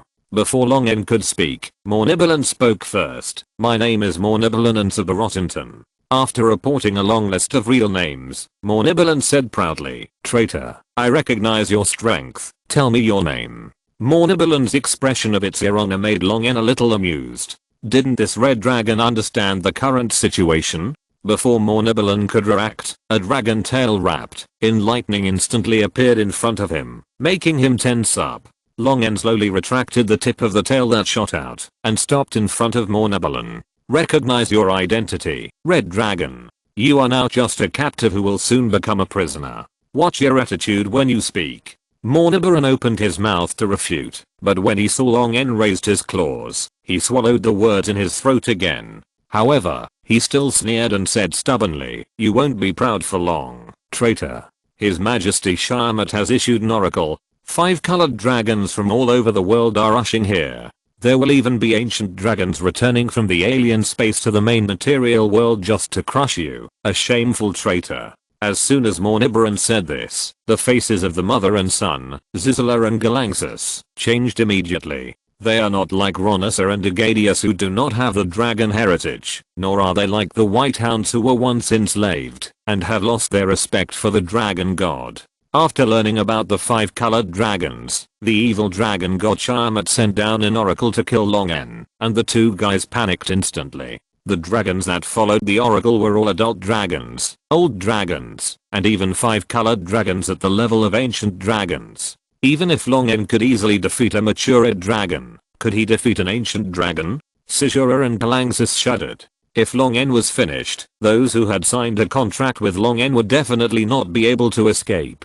After hearing Morniboran's threat, Long N smiled indifferently. Long N narrowed his eyes and said, "So red dragons can also bluff? I thought you were all brainless reckless men." He stretched out his claws to hold down Ronisha who wanted to protest, and continued, "Indeed, Sharmat issued an oracle, and many 5 colored dragons were willing to take action against me, a traitor, including elderly dragons and even ancient dragons. But where are they now?" Long N raised his mouth and said, "Let me guess. Sharmat issued the oracle at least 4 or 5 months ago, right? But so far, only you, an intruder who overestimates your own capabilities, have appeared in my territory. With the flying speed of adult dragons and elderly dragons, they could have flown here long ago. Even the ancient dragons far away in the other dimension would have had enough time to anchor the coordinates of the main material world and return, but they didn't show up."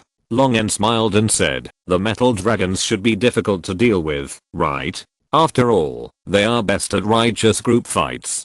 Morniboran remained silent with a complicated expression, while Galangsus and Sisura calmed down. "Yes, it is true that His Majesty Sharmat issued the oracle, but Long N has His Majesty Bahamut to protect him. Both sides are dragon gods." Galangsus and Sisura still vaguely think that His Majesty Bahamut is slightly stronger than His Majesty Sharmat. After all, a righteous gang fight is no joke. If he wants, His Majesty Bahamut can always bring in a group of gods from the good camp. With His Majesty Bahamut, Long N and their safety are still very guaranteed. A large mass of black metal was taken out by Long N from the storage ring. In the strong magnetic field released around Long N, it quickly twisted and transformed into chains and cages, binding and imprisoning Morniboran, who sneered disdainfully. "The trick of manipulating metal is quite interesting, but is it too stupid to want to imprison me with these mortals?" The iron chain transformed from the black metal was attached to Morniboran's scales, and his expression froze instantly. "Is this forbidden magic alloy? Where did this guy get so much forbidden magic alloy from? Except for the land of eternal winter, the output of forbidden magic ores in other regions is very rare." Morniboran never expected that the large iron ball that Long N took out would be forbidden magic alloy. It was too late to resist. Under Long N's control, the forbidden magic alloy chain wrapped Morniboran very tightly. Long N, who was in a bad mood, stuffed a gag made of forbidden magic alloy into his mouth. "Ronisha, I always feel that the thing you stuffed into his mouth is weird.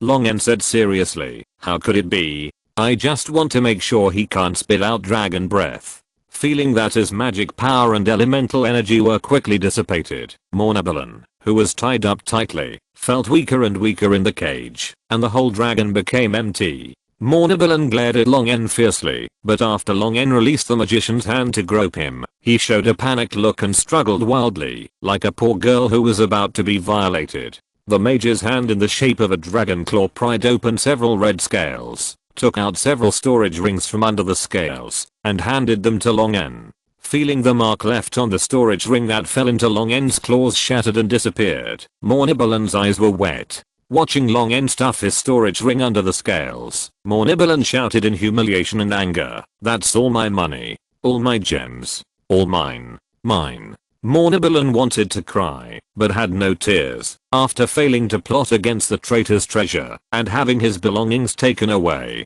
Long N waved his tail tip, signaling the 4 white dragons to drag the cage, and then flew over the Blackstone City with a dozen real dragons, returning to the dragon's nest amidshirs. After a short rest, Long N flew into the cave that the white dragons had temporarily opened to imprison Mornaballen. Long N knocked on the forbidden magic alloy cage, and Mornaballen, who was tied up and gagged, looked like he had lost everything. Long N shook his head. Is it that serious? Didn't he just take 200,000 gold coins and a few hundred gems? He looked like he was dying. Answer my questions well. Maybe I can return your treasure to you.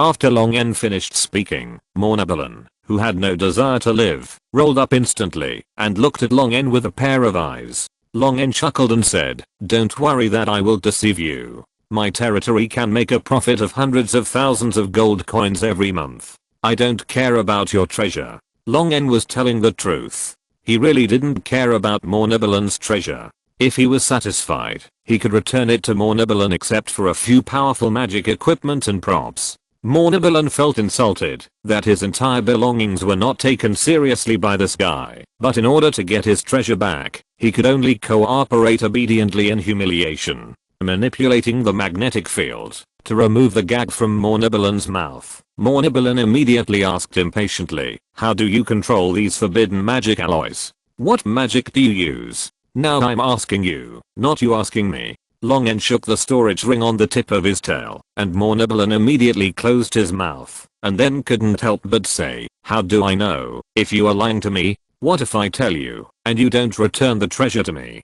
Long N was prepared for this. He didn't believe that Mornaballen would tell the truth honestly. He had already drafted a simple contract during the short break. Throwing the contract into the cage, Long N manipulated the magnetic field to loosen some of Mornaballen's restraints so that he could read and sign the contract. Mornaballen picked up the contract and looked at the terms. Then he said with some embarrassment, "Can this witness be changed? His Majesty Bahamut should be very busy recently." Long N said coldly, "No." After hesitating for a few seconds, Mornaballen's reluctance to part with his treasure finally overcame his faith and fear of Shyamut. He gritted his teeth and signed his name on the contract quickly. The contract came into effect. As usual, the Platinum Dragon God took the time to look over here.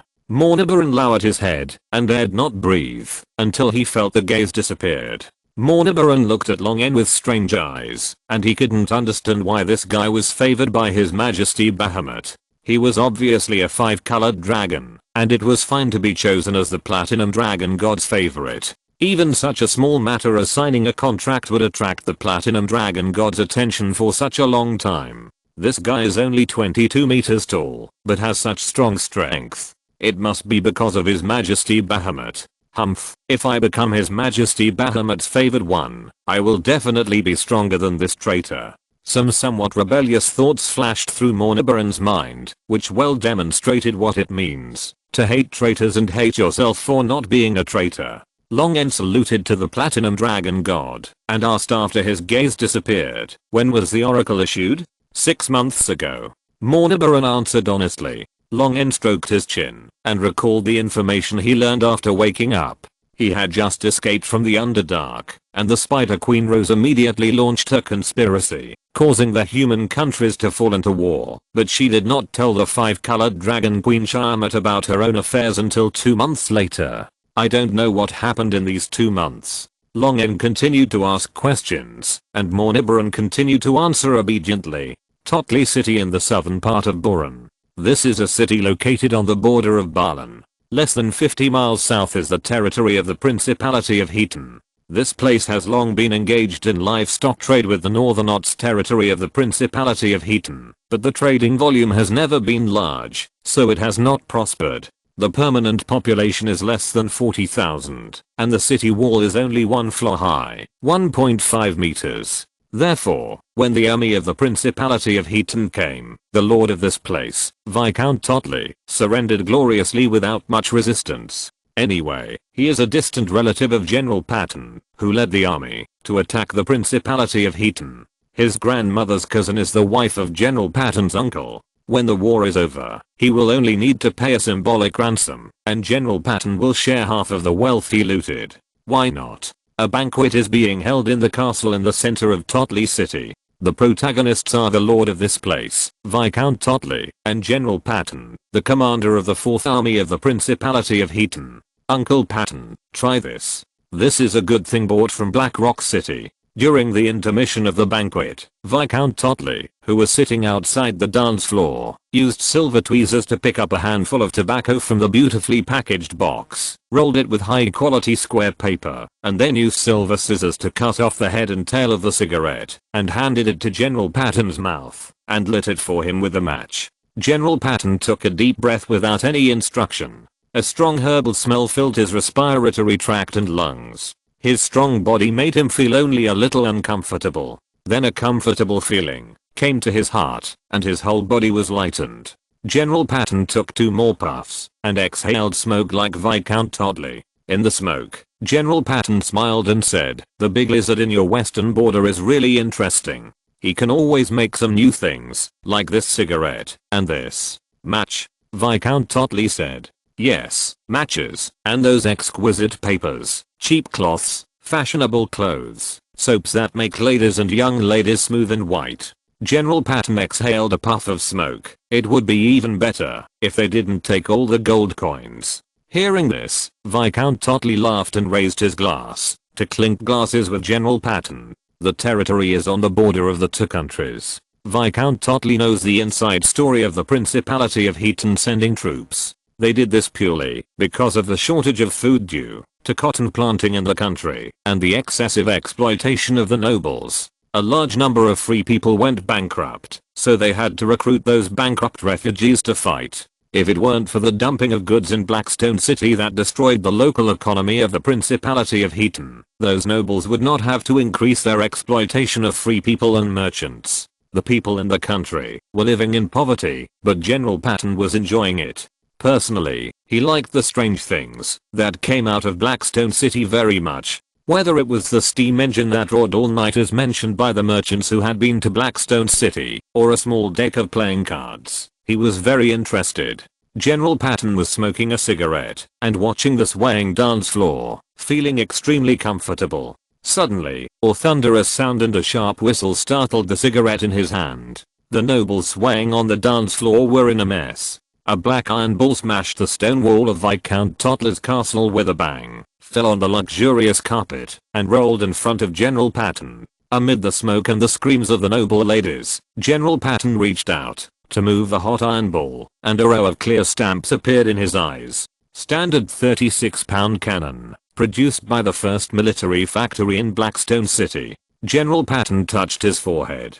He saw the new stuff of Blackstone City again, but he didn't like it. If you're listening to this novel on a channel other than Fanfic World, it means they downloaded and uploaded it without effort. We cordially invite you to visit our channel, Mundo Fanfic Novelos. There you'll find the original version of this story and you can explore many other novels of various genres. We're waiting for you to immerse yourself in a world of incredible novels. Chapter 159, The Conspiracy in the Cage. Subscription request. Outside the city of Totli, the air was filled with smoke, the low city walls collapsed, and many buildings in the city were damaged.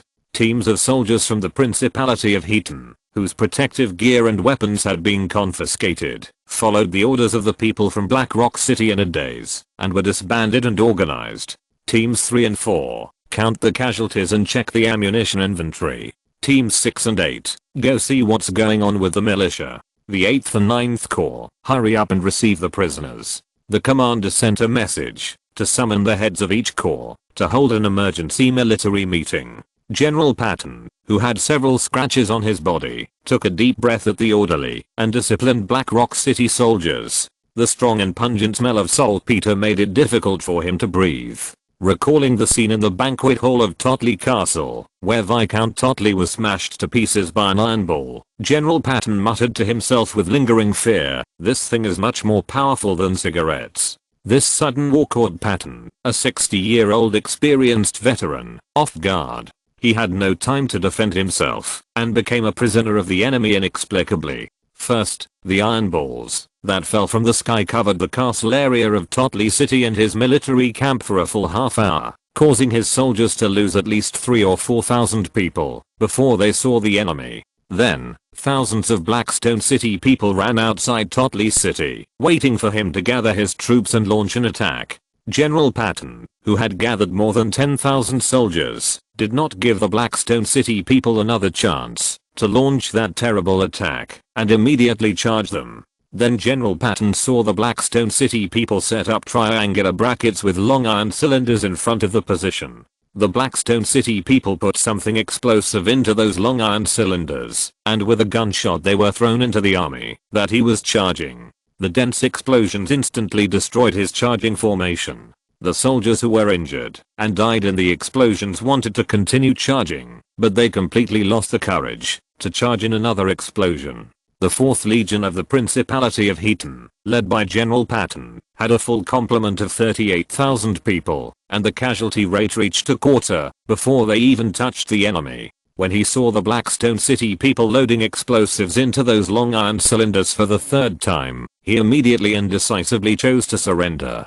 Fortunately, the first 2 explosions did not fall at his feet, and he did not dare to bet that the goddess of luck Timora would always favor him. General Patton led his troops to fight for 40 years and experienced countless wars of all sizes. He was able to live to such an old age by following his heart. He should surrender when he should. Being captured is not a big deal. Paying a ransom is much better than turning into a pile of minced meat in the explosion. You, Commander, come with us.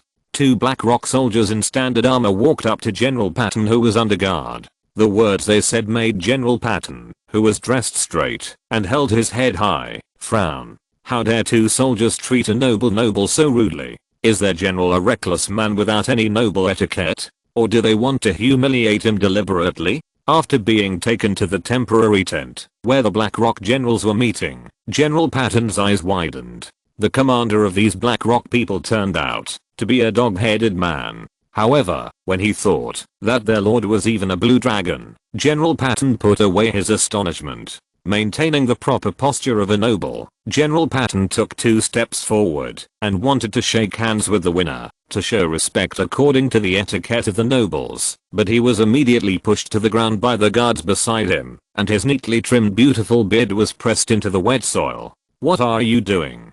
What are you doing? How can you treat a noble so rudely?" General Patton was only a 5th level warrior, and the 2 attendants who protected the commander in the barracks were also 5th level. General Patton was powerless to resist, and could only struggle, trying to keep his old face away from the ground.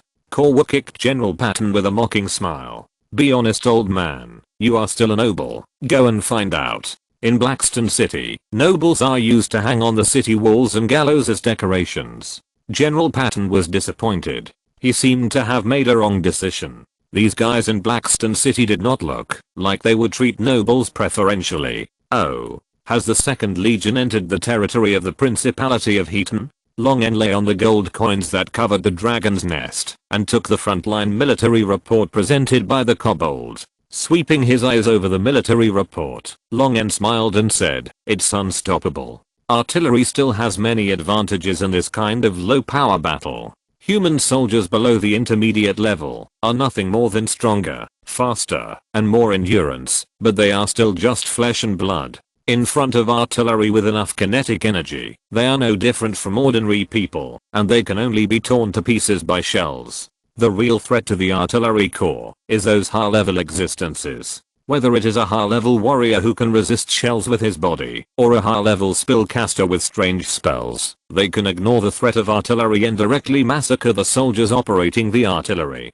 In order to prevent accidents from happening to this artillery core, Long N also assigned them two insurances. One is Philolus, who completely resigned from her post and regained her freedom, and the other is the crystal dragon Lysipana. With these two powerful spellcasters, the last shortcoming of the artillery core can be barely made up. Another military report was sent from the northern border of Boran. At the request of Grand Duke Venier of Boran, Long N sent 3 corps to the northern border.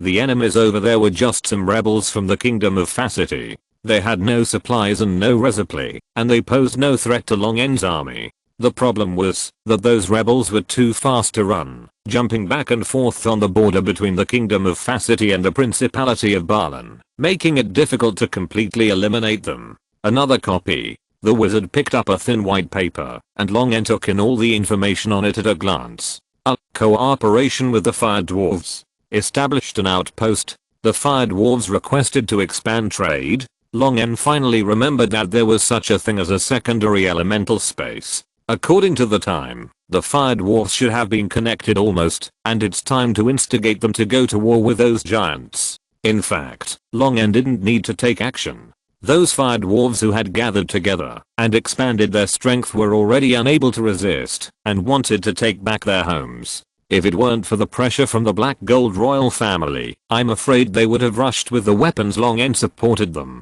Someone needs to watch over the elemental space, but Long N cannot leave the territory now. He must ensure that he can stop the 5 color dragons when they attack. His men can barely fight against the mature dragons, but if they come, they will only be beaten. Long N has to stay in the territory. After thinking for a while, Long N decided to let Ronisha go back and take the City Lord Hall. The work will gradually be transferred to the hill giant shaman Glengo of Old Hadar. Only Ronisha can command the lava dragon beasts that have undergone the dragon blood transformation ritual with Ronisha's blood. Sending Glengo to go with them is to fear that Ronisha, the stupid dragon, will suffer.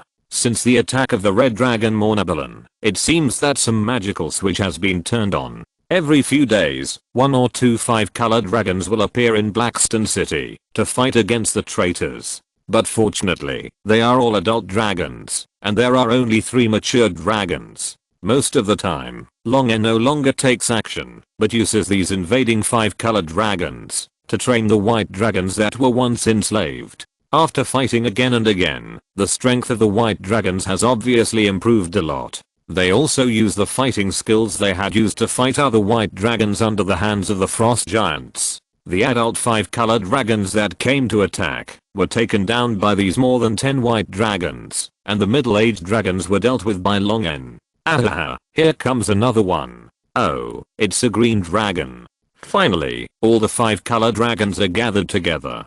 Mornabalan lay in the corner of the cage and laughed at the green dragon in the magic forbidden alloy cage brought in by the Minotaur. The cave that was temporarily dug to imprison Mornabalan at the beginning has expanded several times, and it is about to be unable to accommodate it. It is filled with 5-colored dragons in cages. As the first resident to move in, Mornabalan's position is close to the cave entrance. Every new 5-colored dragon will pass by him and be mocked by him.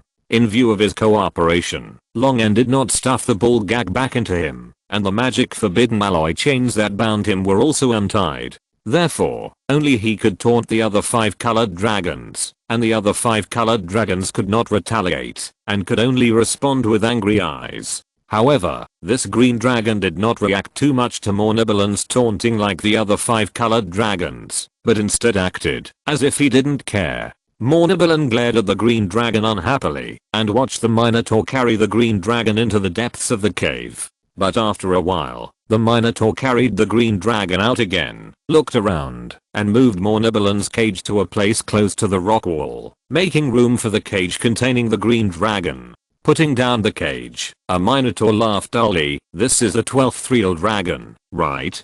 Hahaha, these stupid guys dared to offend the Great Lord of Storms. Another Minotaur said, we have to tell the kobolds that the cave has to be expanded again. We have to finish it quickly, otherwise the next dragon will have to be released outside. The voices of several minotaurs gradually faded away. Mornibilin was so angry at the disrespectful words of these minotaurs to the real dragon that he gritted his teeth and wanted to tear them into pieces. But when he turned around, he saw that the new green dragon still looked indifferent.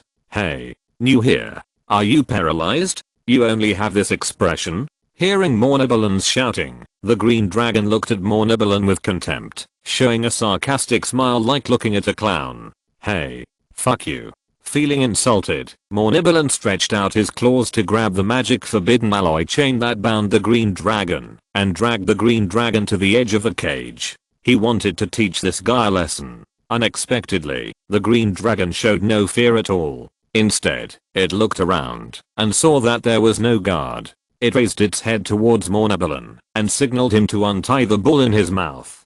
Mornibilin frowned and punched the green dragon, then dragged the green dragon over and took out the bull in his mouth. Bah! The green dragon spat out a mouthful of saliva with 2 dragon teeth, looked at Mornibilin with dissatisfaction and said, "You are really cruel. You red dragons are so rude and brainless. Fuck you." Seeing that Mornibilin raised his claws again, the green dragon was a brave man who would not suffer a loss in front of him and quickly talked about business. "I can let you escape from here." As soon as the green dragon said this, Mornibilin's dragon claws suddenly stopped and then continued to hit the green dragon in the face. "If you have something to say, say it now." The green dragon looked at Mornibilin with resentment, spit out 2 more dragon teeth, and said with a little mouth, "My name is Gryffindor. Like you idiots, I came here to obey the Oracle of Majesty Shiamat." Mornibilin raised his dragon claws. "Hey, hey, hey. If you have something to say, say it nicely, and don't use your fists." Gryffindor watched Mornibilin put down his dragon claws before continuing, "But I'm different from you. I will not be stupid enough to rush in without thinking. I came earlier than you guys. I was watching you being beaten by the blue dragon, named Long, the other day. TSK, TSK, TSK, you were beaten so badly. Hard, fists hard." Mornibilin didn't care about running away or not. He grabbed Gryffindor and beat him up first to make this guy talk honestly. Gryffindor, with a bloody head, dared not say anything more and only said, "This blue dragon named Long is very unusual. He can defeat a mature dragon that is close to old age, even though he has no advantage in size, age, or magic. I suspect he may be a young dragon of the power dragon." Power dragon. Mornibilin recalled Long's ability to control the forbidden magic alloy without magic, and Long's abnormal speed, which was indeed very similar to the power dragon's ability to distort the force field to accelerate. No wonder His Majesty Bahamut valued him. "That's why." "That's not right." Mornibilin retorted. "He is the power dragon Shiamat. Why is His Majesty targeting him? And he doesn't look like a power dragon." Gryffindor rolled his eyes, except for the color of his scales. "How else does he look like a blue dragon? Maybe he is the offspring of a power dragon and a blue dragon, or maybe he mutated into the power dragon bloodline. True dragon bloodlines have great potential, and mutations are not uncommon. There will always be newly hatched dragonlings that suddenly mutate into some powerful abilities that are completely different from their parents.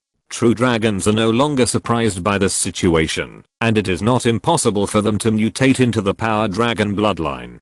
Gryffindor continued to say seriously, "It is very likely that His Majesty Shiamat also tried to recruit him, but in the end, how could he tolerate it with his temper?" Mornibilin nodded in agreement. "So what method do you have?" Mornibilin grabbed Gryffindor's neck and shook it impatiently. The other 5 colored dragons in the cave also looked at Gryffindor. The sharp hearing of the real dragons was not affected by the forbidden magic alloy. They all heard the conversation between Gryffindor and Mornibilin.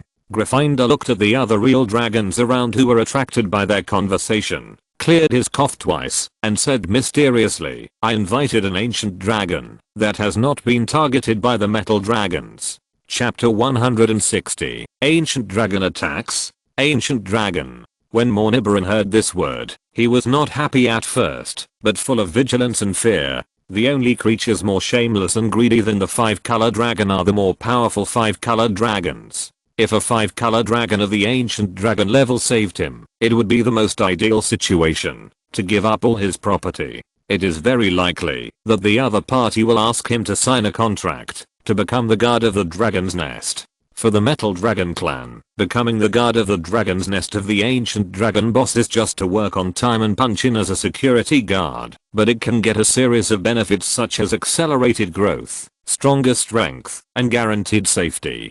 But for the 5-colored dragon, becoming the guard of the dragon's nest means losing everything, and freedom, treasure, and dignity will be far away from them. As long as you become the guard of the dragon's nest of the 5-colored dragon, even if you find a copper coin in the cracks of the floor tiles, you must hand it in. The imprisoned 5-colored dragons around also thought of this, and their faces became ugly. If this is the end, they would rather not be rescued. Gryffinder's eyes turned, and he immediately promised confidently, "I'm very familiar with that ancient dragon. You don't have to hand over all your property, but you have to sign a contract with me and give me 30%, no, half of your treasure. I will help you convince her." Mornabalung was so angry that his teeth itched. Gryffindor was going to help them deceive the ancient dragon, but he would definitely intercept a part of Mornabalung's treasure. Mornabalung became angrier and angrier, but losing a part of the treasure was better than losing all the treasure and freedom. Mornabalung lowered his voice and bargained with Gryffindor. In the end, Gryffindor still exempted his share of the treasure under the threat of Mornabalung's fist. Moreover, half of the benefits from the handed-in treasure had to be given to Mornabalung. However, with Mornabalung joining, Gryffindor no longer had to worry about being threatened by the other 5-colored dragons again.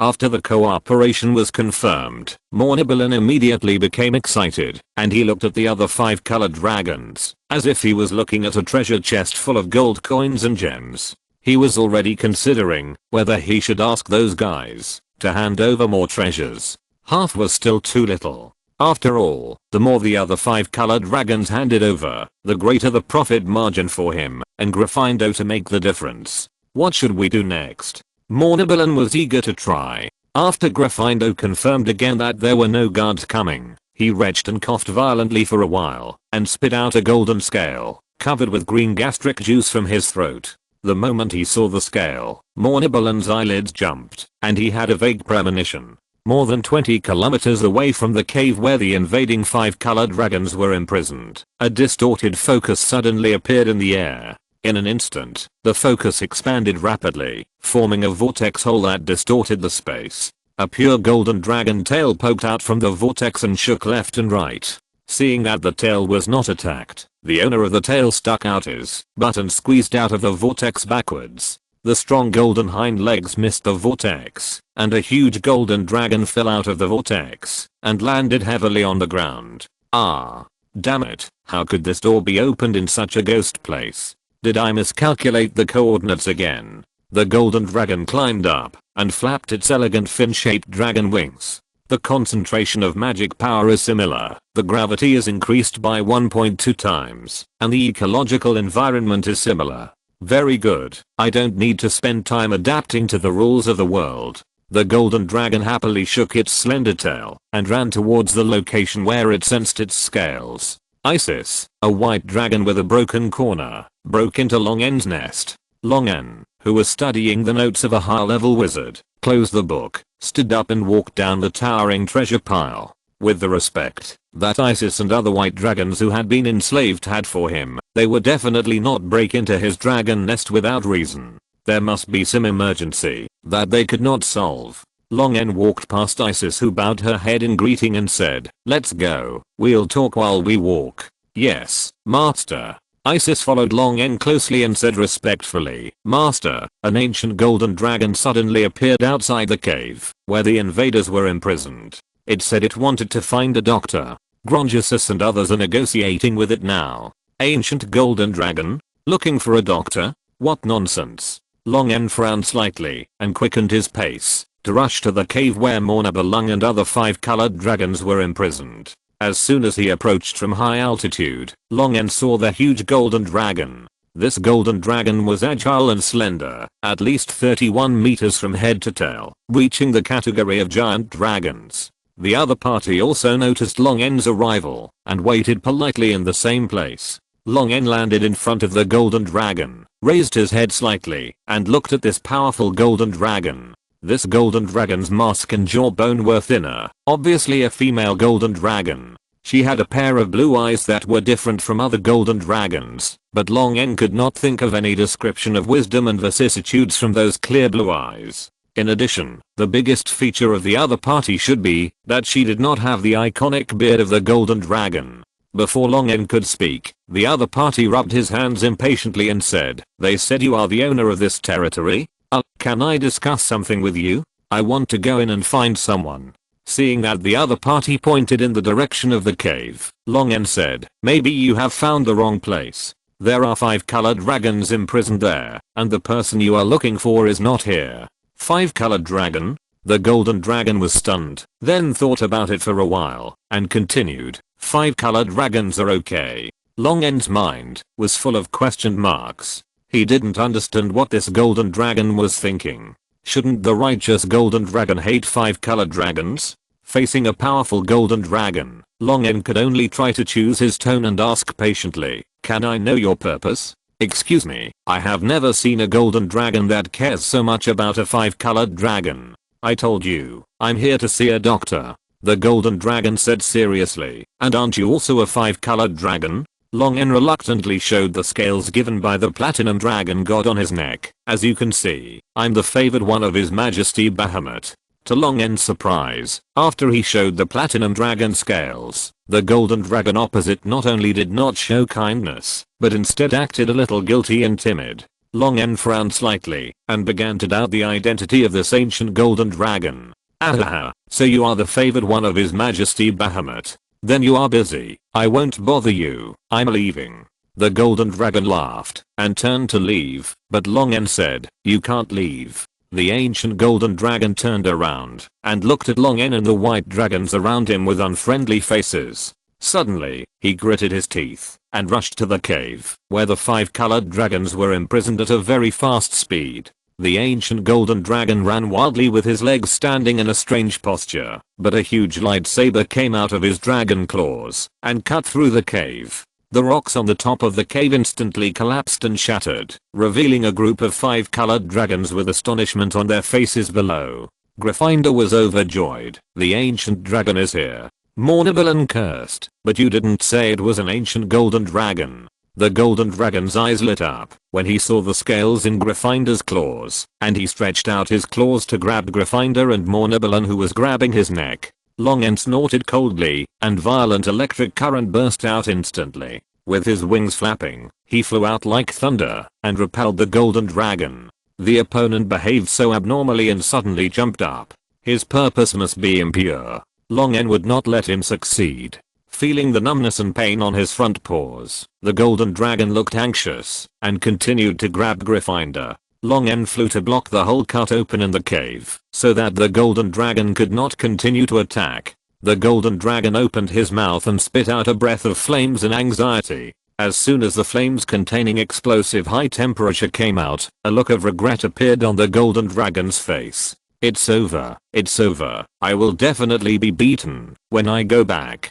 Then the golden dragon was stunned, and saw that his breath was blocked by an invisible force field. Under the effect of the force field, it was deflected and dispersed to the surroundings, and did not cause any damage to the blue dragon, which was the favored one of His Majesty Bahamut. Long N's face was slightly gloomy. The breath of a real dragon will become stronger as it grows older. The flame dragon breath of the ancient golden dragon in front of him is no less powerful than the fire spell of the 9 rings. The protective spells that Long N can cast are difficult to resist this level of breath attack. If hit by this breath, even with Long N's stronger elemental resistance than the real dragons of the same size and age, he will suffer a lot of damage.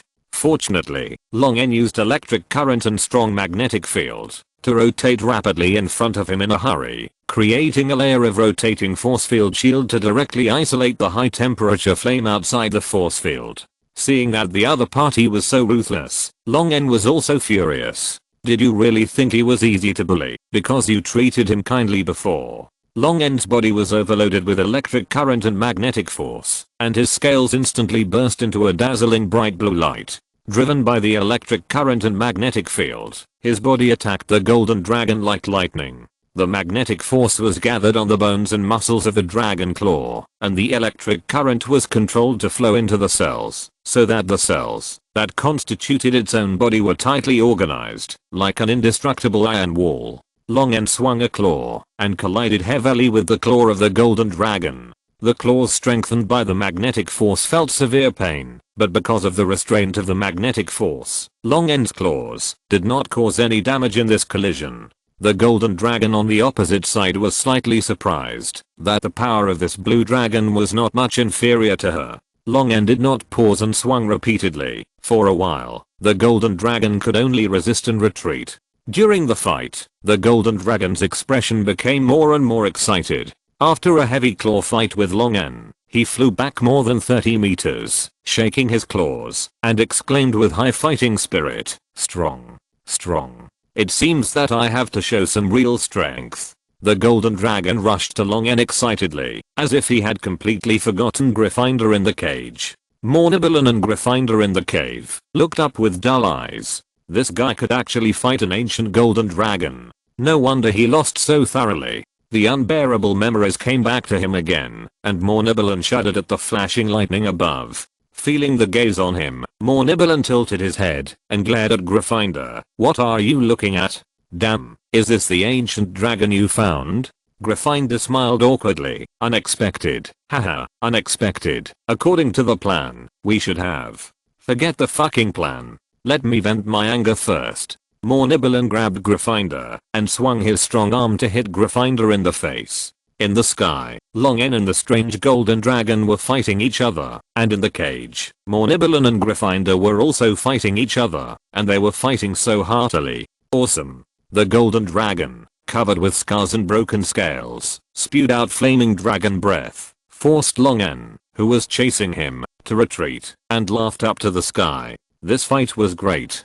See you next time. The golden dragon quickly tore open a twisted space door, and without giving Long N a chance to interrupt, it waved its wings, and turned over to drill into the portal, as if it had completely forgotten its original purpose. Although Long N's body was strengthened by the magnetic field, it was not easy for him. The magnetic field could only bind his cells in place, so that he would not get injured, but the pain was actually fed back to his nerves. Long N was confused by the opponent's anticlimactic escape, and he felt a sense of powerlessness like a fist hitting cotton, which made Long N angry, and wanted to find a sandbag to vent his anger. Long N looked down, and looked at Mornibilon and Gryffindor, who were carrying him, below the hole cut by the golden dragon's sword. If he remembered correctly, the golden dragon's target was the two of them. Mornibilon saw that Long N's eyes were gradually becoming irritable, and quickly let go of Gryffindor, whose head was full of lumps from being hammered in his claws. "It's all his fault, I confess." The bruised green dragon Gryffindor wanted to cry, but had no tears. He could only look at Long N pitifully. Long N saw the golden dragon scales beside Gryffindor at a glance, and his expression immediately turned unfriendly. Taking a deep breath, Long N waved to the white dragons who had been completely unable to intervene in the previous battle. "Take that guy out and beat him up until he confesses. No, don't stop even if he confesses." After returning to the dragon's nest alone, Long N climbed up the pile of gold coins with a grin on his face. While controlling the microcurrent to affect the nerves to reduce the pain, he prayed to the platinum dragon god. He wanted to ask what the origin of this golden dragon was. Every golden dragon is a favorite pet of the platinum dragon god. They will be watched by the platinum dragon god since birth, not to mention such a golden dragon with the strength of an ancient dragon. The majestic will was cast from an infinite height, and the platinum dragon god gave a gentle smile. "It seems that you have experienced a difficult battle, Kit." Long N maintained his respect for the platinum dragon god, but he couldn't help complaining. It was quite difficult. After all, the opponent was a golden dragon at the level of an ancient dragon. After all, he is your god's favored one. At this critical moment, your people don't help, but they come to make trouble for me. Golden dragon? The will of the platinum dragon god swept over Long N and caught a trace of the remaining breath of the golden dragon. I don't know if it was Long N's illusion. He felt that the platinum dragon god's blood pressure soared. For a moment, the dragon's nest fell into a strange silence. Chapter 161 Roland. After a short silence, the platinum dragon god said, "I'm sorry, Kit, that child named Luolan has a bad temper and has brought you trouble. I will ask her elders to discipline her." After saying that, the platinum dragon god's will was instantly disconnected, losing his usual calmness and moving at full capacity. Longen saluted the platinum dragon god and turned back to continue grinning. Fighting with an ancient dragon level golden dragon is no joke. As the leader of the metal dragon clan, the golden dragon is against the red dragon among the 5 colored dragons, and its strength is even higher than that of the red dragon. The golden dragon is strong and brave, and has the strongest strength and the most flexible speed at the same level as the 5 color dragon and the metal dragon. What's more, this is a golden dragon at the ancient dragon level. It is a pervert like Longen who uses magnetism to affect the weak interaction force, forcing the muscles, bones, and scales to become harder than the ancient dragon level golden dragons, and still remains intact under the attack of the ancient golden dragon. The electric current and magnetic force accelerated Longen's body, making his flying speed and attack speed extremely terrifying. At least in the previous battle, he was slightly faster than the ancient golden dragon named Luolan. However, Longen also knew that the opponent also let him off. Apart from other things, the magic casting ability of the golden dragon at the level of the ancient dragon must be strong. The lightsaber used by the opponent to cut through the cave mountain where the 5 colored dragon was imprisoned was extraordinary, but Luolan did not cast any spells when fighting him. But this did not prevent Longen from holding a grudge. After this battle, Longen's body was in so much pain that he recalled the tragic experience of being run over by a dump truck. The last time he was injured so badly was when he killed the incarnation of the deep hell demon. After a short sleep, the pain in his body was mostly relieved. Longen walked out of the dragon's nest and said to Isis, who was waiting outside the dragon's nest, "Did the green dragon confess?" Isis lowered her head. "Yes, master, he confessed everything when we beat him unconscious for the 2nd time yesterday." "Oh, so he is now?" "He was knocked unconscious for the 17th time. Longen wanted to say that what he said before, "Don't stop beating the green dragon until it confesses," was just an angry remark, and there was no need to take it so seriously. But the fight had already been done, and things had come to this point. Longen could not turn around and say that these white dragon subordinates who were conscientiously carrying out his orders were wrong, just because of a green dragon. "Let's go, take me over to see." "So, did the ancient golden dragon really come here to see a doctor?" Longen asked with a frown. Gryffindor, who was beaten by several white dragons in turn and could no longer look like a dragon, nodded quickly. "The matter has been made clear. The golden dragon named Lauren came from another prime material plane called Castellan. For some reason, she sent the scales that recorded the medical information to various planes, and the green dragon Gryffindor accidentally got Lauren's scales and planned to trick Lauren into helping him take away his property. As for why a green dragon dared to summon a golden dragon of the ancient dragon level to cross the border, it was because Lauren promised on the scales that he could be a thug for the doctor as a reward, and there was no limit on the doctor's race and formation. This made Longen particularly curious about what kind of strange disease the golden dragon of the ancient dragon level had, which was so difficult to solve that he had to seek help from other planes. Let the white dragons re-imprison Gryffindor, and Longen returned to the dragon's nest again to prevent the 5-colored dragon from attacking. Only 2 days later, the 5-colored dragon did not come, but the ancient golden dragon Lauren came to the door. After receiving the report from the white dragon, Longen rushed to the scene, only to see the shy Roland dragging a string of 5-colored dragons in front of the vigilant Longen. Sorry, I was wrong before." Roland first apologized to Longen sincerely, and then said, "After all, you are the favored one of His Majesty Bahamut. It is not proper for me to come here empty-handed. Here, this is the gift I prepared in the past 2 days." "Gift?" Longen looked at the 6 5-colored dragons that were knocked unconscious and strung together with steel cables, his face full of black lines. "You call this a gift?" Luolan, who was always observing Longen's expression, was stunned and asked, "Ah, don't you like it?" I saw you caught so many 5-colored dragons, and I thought you liked them. By the way, there are really many 5-colored dragons around your territory. You can find 5 or 6 by just taking a look around. It's a pity that I didn't find a green dragon, so I couldn't get a whole bucket for you. Long N was silent. The brain circuit of this golden dragon was really weird.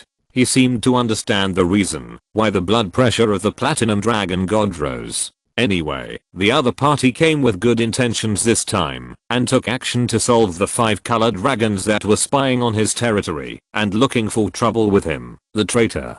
Long N said, "You may have some misunderstandings about me, but this does solve some of my problems. I appreciate your kindness." Luolan said happily, "Then can you give me the doctor I'm looking for? I'll go catch one, and I'll trade you 3 green dragons." Why do I act like a collector who exchanges rare cards? Taking a deep breath and calming down, Long N shook his head. "I'm afraid not." After being interrogated by my subordinates, the green dragon admitted that he was a liar. He just wanted to use you and was not really proficient in medical treatment. Is that so? Luolan did not show too much disappointment. It seemed that he had experienced a lot of such situations. Long N couldn't help but ask curiously, "Can you tell me about your condition? If it's inconvenient, forget it."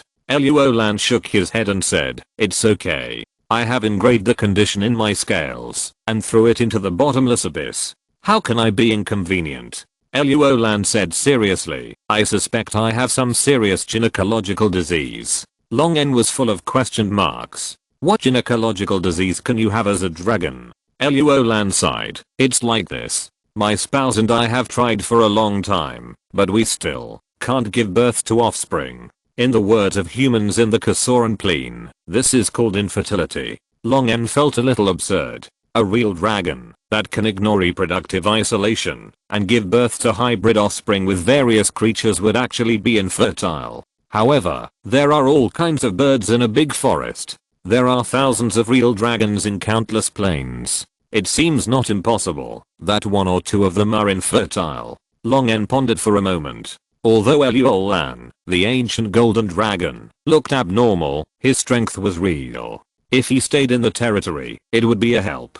Long N said, "I know a crystal dragon who is good at magic. Maybe she can solve your problem." A real dragon with legendary strength is not necessarily a legendary spellcaster. In fact, most real dragons only study spells as a spice in their long years. Many real dragons have just entered the high-level spellcaster level when they are promoted to legends at the extreme old age. Although Lisa Panna, who loves to study spells, is still in her prime, she is already an out-and-out legendary spellcaster. "Thank you so much." Luolan shook his tail excitedly. "Where is the crystal dragon you mentioned? I will go find her now. She accepted my employment and is fighting with my army against the enemy country. I'm afraid you will have to wait for a while. During this time, you can come to my territory as a guest. Lisa Panna will not be back for at least 2 months. During this time, Luolan will not have to worry about the 5-colored dragons at the level of ancient dragons breaking through the blockade of the Metal Dragon clan to cause trouble for him. How can I be so embarrassed?" Luolan's face was full of joy, and he did not look embarrassed at all. He dragged a string of 5-colored dragons and flew to Long N's territory. "Where are these gifts?" Long N waved his hand to let the white dragon subordinates transport these unlucky 5-colored dragons to be imprisoned, and he personally took Luolan to choose a place to make a temporary nest. Flying in the air, Roland suddenly remembered something and said embarrassedly, "Well, the previous things were all misunderstandings. You shouldn't tell His Majesty Bahamut, right?" Long N was expressionless. "It's too late, Roland."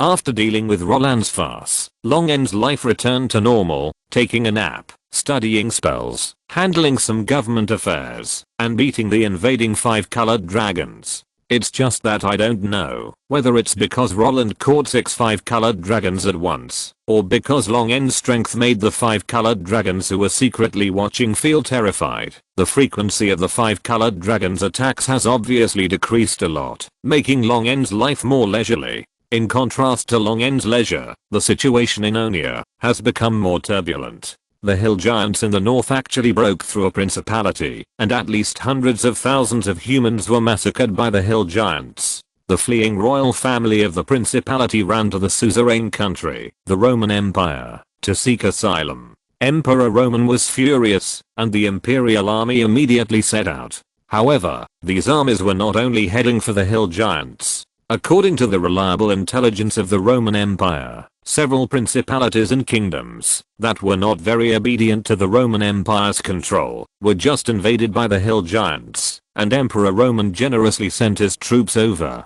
The Grand Dukes and Kings were very moved. What the hell? There were other countries between these principalities and the places where the hill giants invaded. The Roman Empire didn't care about its face. Several human kingdoms along the coast that were plundered by the Shahur fishmen joined forces to repel the Shahur fishmen, but 2 Grand Dukes were assassinated on the eve of the Shahur fismen's retreat. All signs pointed to their neighboring countries and the Human Kingdom alliance that had previously worked together to repel the Shahur fishmen immediately fell apart. The orcs in southern Onia, who were driven to the arid Gobi Desert by humans, were defeated by the coalition forces of the human kingdoms in the south.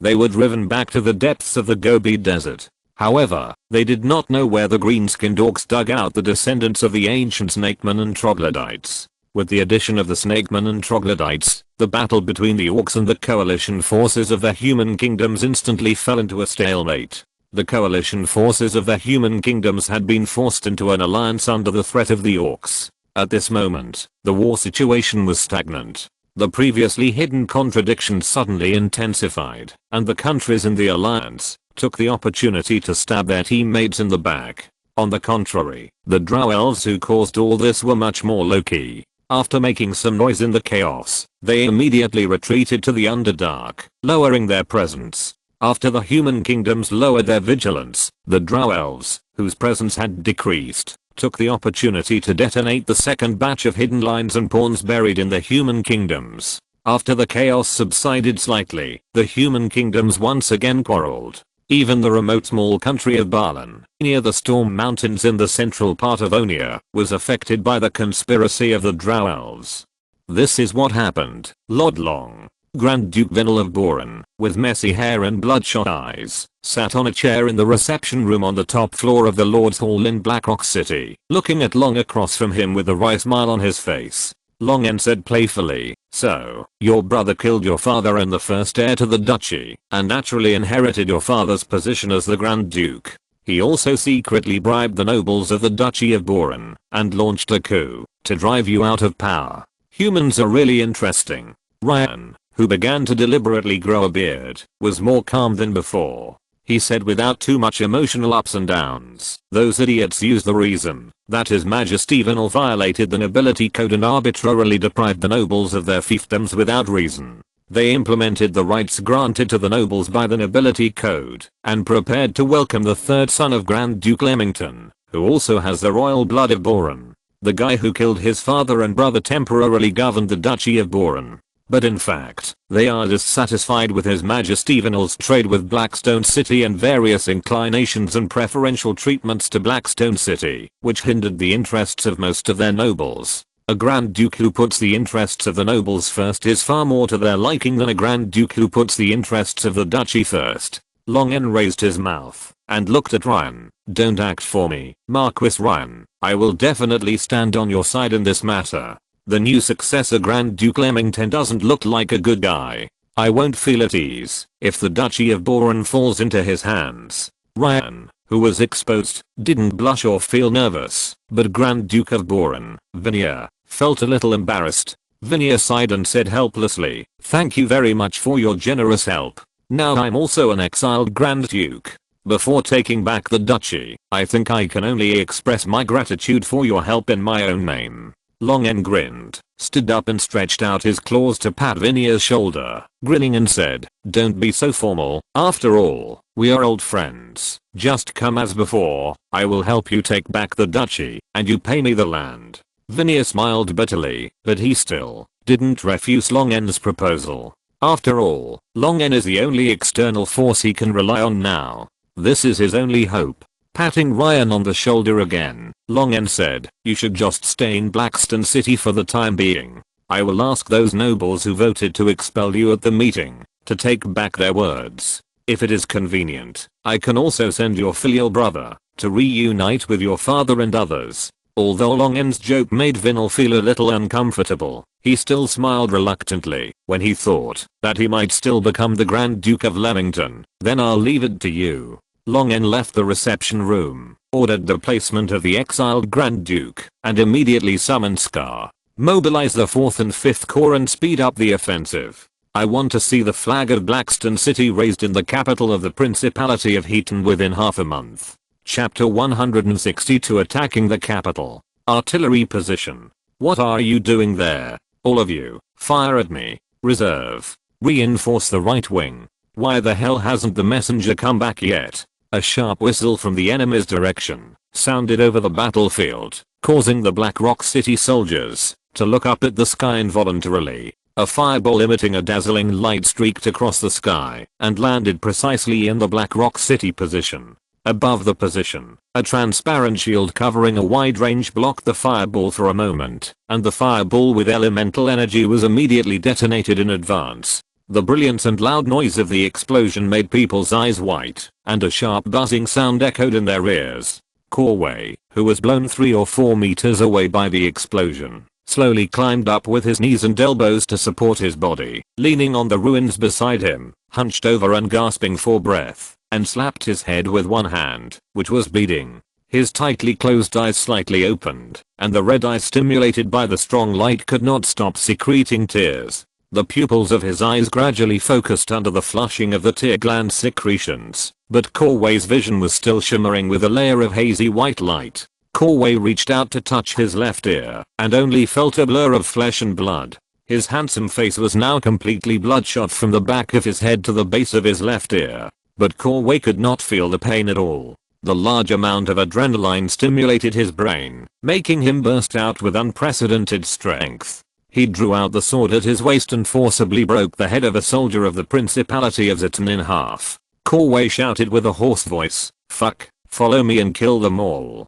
The 2nd Legion of Blackstone City, which had been advancing like a broken bamboo, broke through several viscounts and 2 earls in succession, and penetrated deep into the territory of the Principality of Ziton, and finally encountered a powerful army. This army, called the White Lion Legion, is under the command of a powerful feudal marquis. It has 60,000 soldiers, all of whom are in armor. It is one of the main armies of the Principality of Heaton. Even though this world has a huge reserve of metal minerals, 60,000 people in armor is a very terrifying thing, especially for a principality. Among the several principalities and kingdoms in the central region of Unia, the combat effectiveness of the White Lion Legion can definitely be ranked 13th or 14th. When a large area of bright silver armor with neat military appearance appeared in the sight of the 2nd Legion of Blackstone City, all officers including Corway knew that this was a tough battle, but they still rushed forward without hesitation to gnaw on this hard bone.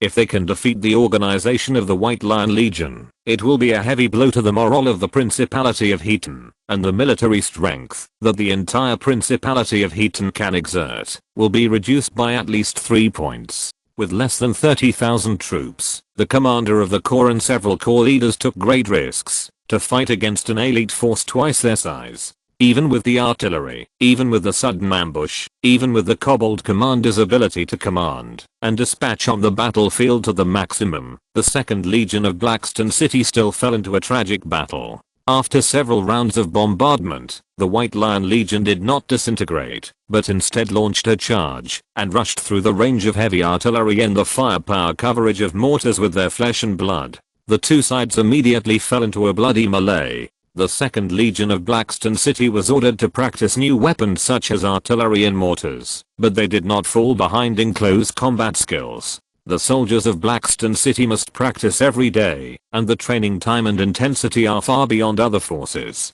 You know, even the elite White Lion Legion only practices once every 3 days, and sometimes only once every 5 days. It is common for ordinary armies to practice once every 10 days. Most of the soldiers recruited by the 2nd Legion of Black Rock City were adventurers and mercenaries who had no lack of combat experience. After 2.5 years of systematic military training, they fought hand to hand with the White Lion Legion on equal terms.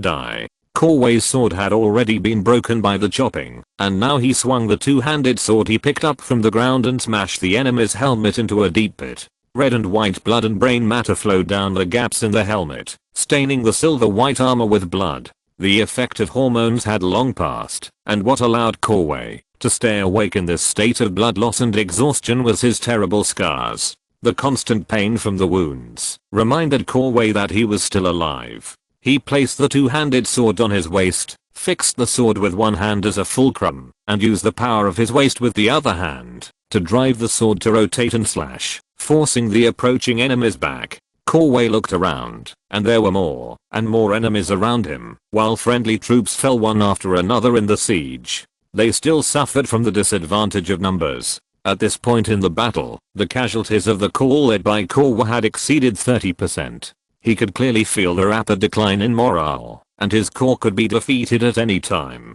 The next second, the first deserter appeared, and he threw down his weapon and turned to run. The experienced White Lions did not kill him, but let him run to the periphery of the battlefield. As if triggering a domino effect, all the Blackstone City soldiers who saw the friendly army fleeing instantly lost their will to fight. This panic spread among the Blackstone City soldiers like a wave, and the escape of one person quickly turned into the defeat of the entire corps. Corway could only sigh when he saw it. In fact, it was incredible that they fled after suffering 30% casualties. Just when Corway decided to take a few more people with him, shouts of killing finally sounded behind the White Lions. Corway's eyes lit up. He stabbed his sword into the enemy's waist and kicked it away, pulling out the sword, shouting loudly, "Reinforcement have arrived! Reinforcement have arrived!" The movement behind the White Lions attracted everyone's attention.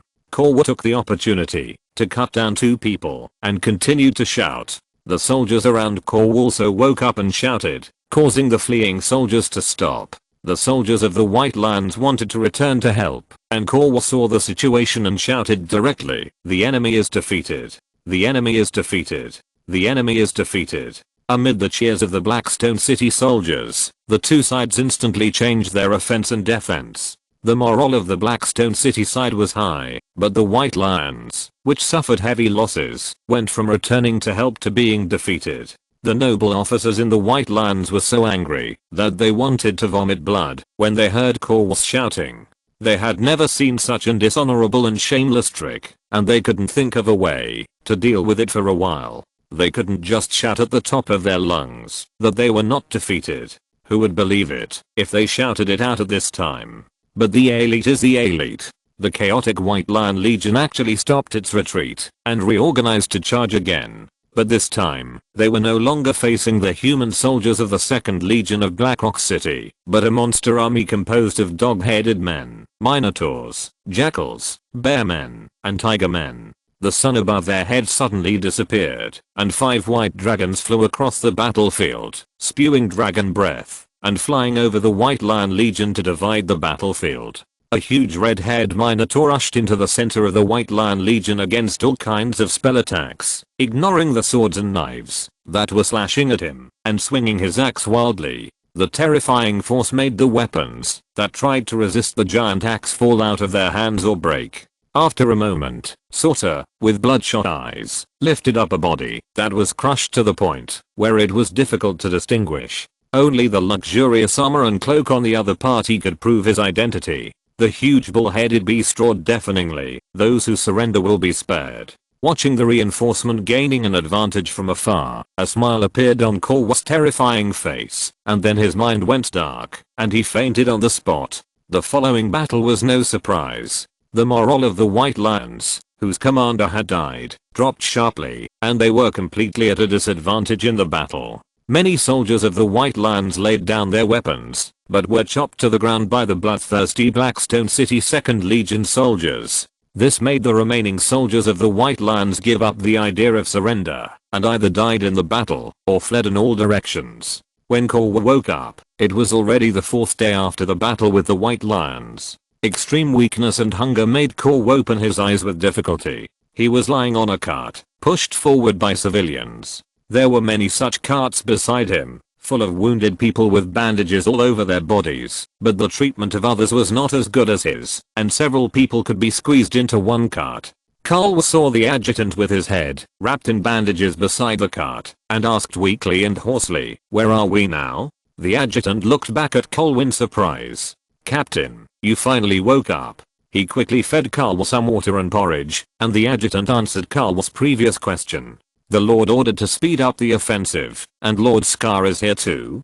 Carl wanted to smile, but the wound on his face caused a sharp pain. The 2nd Legion fought with the White Lion Legion, and although it also suffered heavy losses, it directly annihilated the entire White Lion Legion. When the news reached the capital of the Principality of Zitan, it immediately caused an uproar. The removal of the White Lion Legion was a heavy blow to the Principality of Zitan, which was not much different from breaking the backbone of the Principality of Zitan. According to the reaction within the Principality of Zitan, Scar directly ordered the entire army to set off immediately and head straight for the capital of the Principality of Zitan. It wanted to take over the capital of the Principality of Zitan before the nobles of the major fiefdoms of the Principality of Zitan had time to react. Although the 2nd Legion had many members, their biggest role was to operate the artillery. From the perspective of long-range firepower strikes, the 2nd Legion's combat effectiveness did not decrease much, and those artillery pieces were not damaged.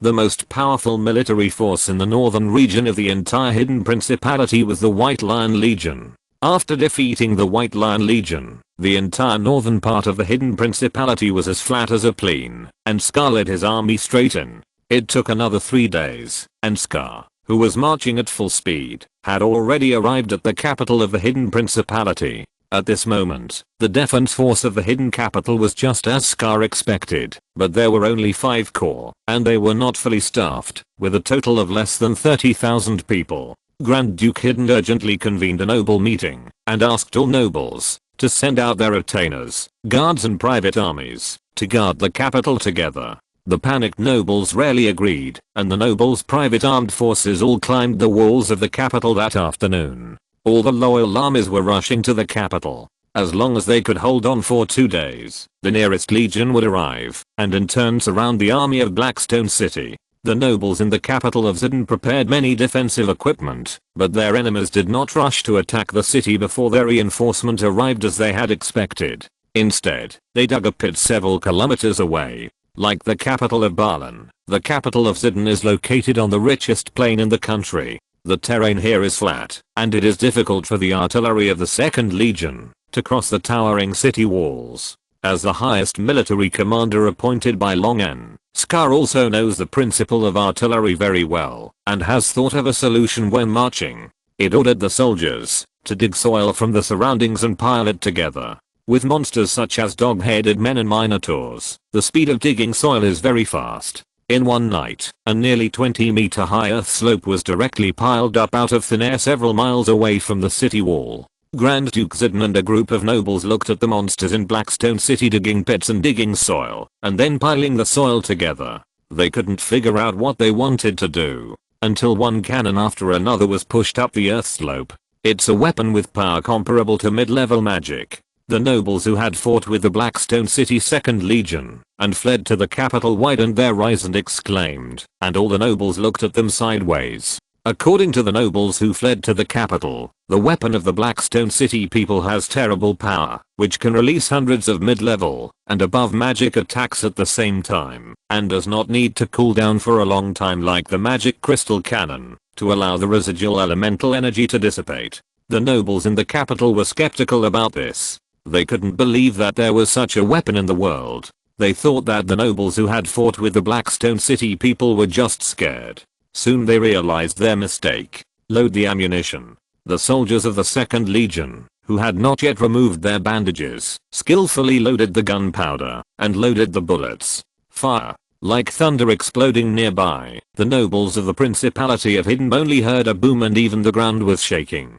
Hundreds of huge iron balls fell from the sky with the sound of breaking through the air, and fell into the capital of Hidden with a roar. The iron balls that fell into the residential area easily pierced several large holes in the buildings in the city. The civilians who were unfortunately hit by the iron balls were instantly torn into pieces and turned into mincemeat. The nobles on the city wall looked at the damage caused by hundreds of iron balls, swallowed their saliva together, looked at each other, and ran to the bottom of the city wall without the order of the Grand Duke. As soon as the nobles got off the city wall, thunder sounded again, and the second round of iron balls fell into the city. For a time, civilians suffered heavy casualties, and cries, curses, and prayers were heard everywhere. Scar stood on a high earth slope, looking at the capital of hidden in the distance. His face was calm, without impatience or excitement, as if he was a pure war machine. Scar waved his hand indifferently, and the artillery officer next to him immediately continued, "Load the ammunition. Prepare for the third round." Chapter 163 Heaton changes flag.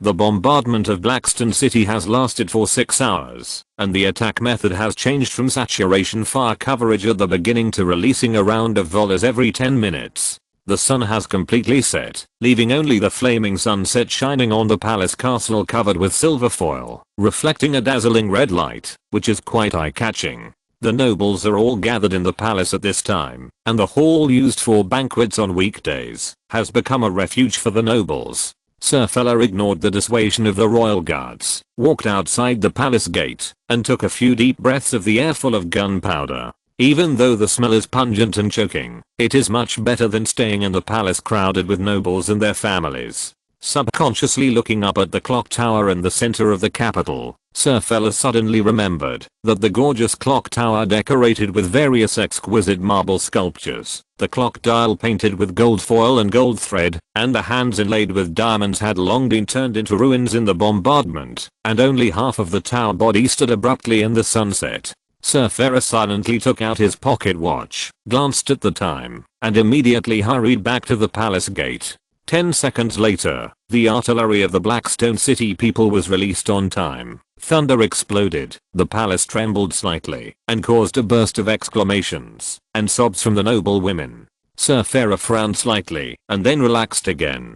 Compared with the panic and confusion at the beginning, these ladies and young ladies were much calmer at this time. With a calm expression, he walked through the banquet hall, and walked to a side hall where the Grand Duke was meeting with nobles. Sir Feller greeted the nobles at the door of the side hall with sharp eyes. Mr. Bedding, Count Bedding, whose father died suddenly in a woman's belly, and inherited the title early, saw Sir Feller approaching, hurriedly pinched out the cigarette in his hand, and hid it in his pocket, and greeted Feller. "Good day, sir. The sun has set, Bedding." The grey-haired Sir Feller shook his head, and then said with a serious expression, "Don't be as decadent as your father, Bedding. Your grandfather is a true knight. You should learn from him. I heard that the cigarettes in Black Rock City are addictive. You'd better quit it. Don't let desires erode your heart. Always remember honor and faith." Bedding opened his mouth, hesitated, and finally couldn't help asking, "Even at this time, sir?" Sir Feller said seriously, "Especially at this time." After speaking, Sir Feller walked forward, knocked on the door with his hard finger bones, and without waiting for the waiter to open the door, he pushed the door open and walked in, leaving Count Bedding standing outside the door dejectedly. Count Bedding smiled bitterly, and touched his pocket, took out the cigarette he had not finished smoking just now, and relit it. He took a deep breath, and his frown relaxed. Count Bedding held the cigarette between two fingers, and brought it to his eyes, staring at the logo representing Black Rock City on it with a complicated expression. Sir Feller walked into the side hall, and the nobles who were sitting, standing, or leaning on the bookshelves suddenly fell silent. The door behind him slowly closed, and Sir Feller strode forward. "Ladies and gentlemen, it's time to stop the meaningless discussion. We must immediately organize a counterattack." Several nobles wanted to refute, but Sir Feller pressed his palms down. The prestige he had accumulated for a long time made the nobles who wanted to speak unconsciously shut their mouths. The latest news is that the city wall in the northeast corner has cracked, and the enshrined wizard is urgently repairing it. According to estimates, our city wall can only hold out for 12 hours at most under the attack of the people of Black Rock City. As soon as these words came out, the nobles immediately started talking. Sir Feller swept his sharp eyes over all the nobles and continued, "Count Duval, who is closest to the royal capital, will not arrive until noon tomorrow at the earliest. Marquis Neruman will need 2 days, Count Pelion will need 3 days, and Marquis Cohen will need 6 days. Sir Ferrer leaned down with his hands in front of the long table full of nobles and said, "Ladies and gentlemen, past experience has taught me that hesitation and luck usually do not result in victory. Perhaps as long as we wait for the reinforcement to arrive, we can easily win, and you will not face life-threatening dangers. But it is possible that our city walls will collapse in the next second, and those Black Rock City people will point their terrible weapons at you. Some risks must be taken. Instead of putting our hopes on waiting for reinforcement, it is better to take the initiative." Sir Ferrer looked up at the elderly Grand Duke Eaton. His stiff and serious expression made Grand Duke Eaton shrink back and lean towards the inside of his chair, swallowing his words of objection. Knocking on the table, Sir Ferrer said, "Vote, everyone, while we still have the ability to fight back." A noble looked around and silently raised his right hand, and then one hand after another raised his hand and cast a vote in favor. 69 votes in favor, 3 abstentions. Sir Ferrer took out a platinum medal with a sword and a crown intertwined from his inner pocket, and pinned it on his chest. The nobles present stood in awe. 48 years ago, it was Sir Ferrer who led 2 understaffed legions to repel the invading enemy country and quell the rebels that affected the entire territory during the civil strife in the Principality, which brought more than 40 years of peace to the Principality. It was also for this reason that he was awarded the Sword of Honor Medal, which represents the highest honor in the military field, by the former Grand Duke. Sir Ferrer, wearing the medal, seemed to overlap with his high-spirited self more than 40 years ago for a moment. Boom. The attack of the people of Black Rock City woke Sir Ferrer up from his memories. Then Sir Ferrer straightened his clothes, straightened his back, saluted everyone, and turned to leave. "Sir, as you expected, the Zutun people are organizing their army to counterattack." The weather was fine, and Scar, who wanted to fight a quick battle, did not even set up a tent. He sat by the campfire and listened to the herald's report. Scar closed his eyes and, based on the existing intelligence, constantly rehearsed various possible battle situations in his mind. During the years when Long N was asleep, Scar, who had no war to fight, did not rest. In addition to managing the army for Long N, he had been collecting intelligence on the surrounding forces. The most famous general of the Zutun Principality, the Sword of Honor fella, was of course among his intelligence collection targets. Before setting off, Scar retrieved all the intelligence of the Zutun Principality. During the march, he had already figured out the behavior and personality of each key figure and the direction of the war. It can be said that the Blackstone City 2nd Legion encountered the Zutun Principality's White Lion Legion, the speed at which the various reinforcements arrived at the Zutun King's capital, and the response measures of the person who was most likely to take over the military command in the Zutun King's capital were all within his expectations. "Has there been any news from the secret line?" The herald officer flipped through the documents in his hand and replied, "No, sir." Scar waved his hand and said, "I see. You can go down. The order will continue according to the prepared plan." Yes. In the capital of Hidden, the army composed of regular troops, noble private armed forces, and royal guards, led by Sir Ferrer, took advantage of the time gap between the artillery attacks of the Blackstone City people, and rushed out from the east and west gates, looking like they were going to fight a decisive battle with the Blackstone City side. Scar responded immediately. The Minotaurs, Jackals, Tiger men, and Bear men rushed directly to one side, leaving the artillery position in place. Under Scar's order, the artillery position began to saturate and cover the attack again, and the sound of artillery covered the entire battlefield for a while. The soldiers of the Principality of Hidden who were facing the monster army directly gave up fighting with the other side, and used various long-range weapons and spellcasters to delay the pursuit of the monster army, trying to delay and pull the action of the monster army. The artillery of the 2nd Legion immediately evacuated the artillery position, after firing several rounds of saturation fire, and moved along the trenches dug in advance, leaving the soldiers of the Principality of Zidden on the other side empty-handed. But their goal had been achieved. The terrible long-range weapons of the people of Blackstone City would no longer emit terrifying thunder. Suddenly, behind the transfer of the 2nd Legion of Blackstone City, a mixed army of the Principality of Zidden emerged, ready to fight with the 2nd Legion, which had not yet recovered its vitality, but Scar was well prepared.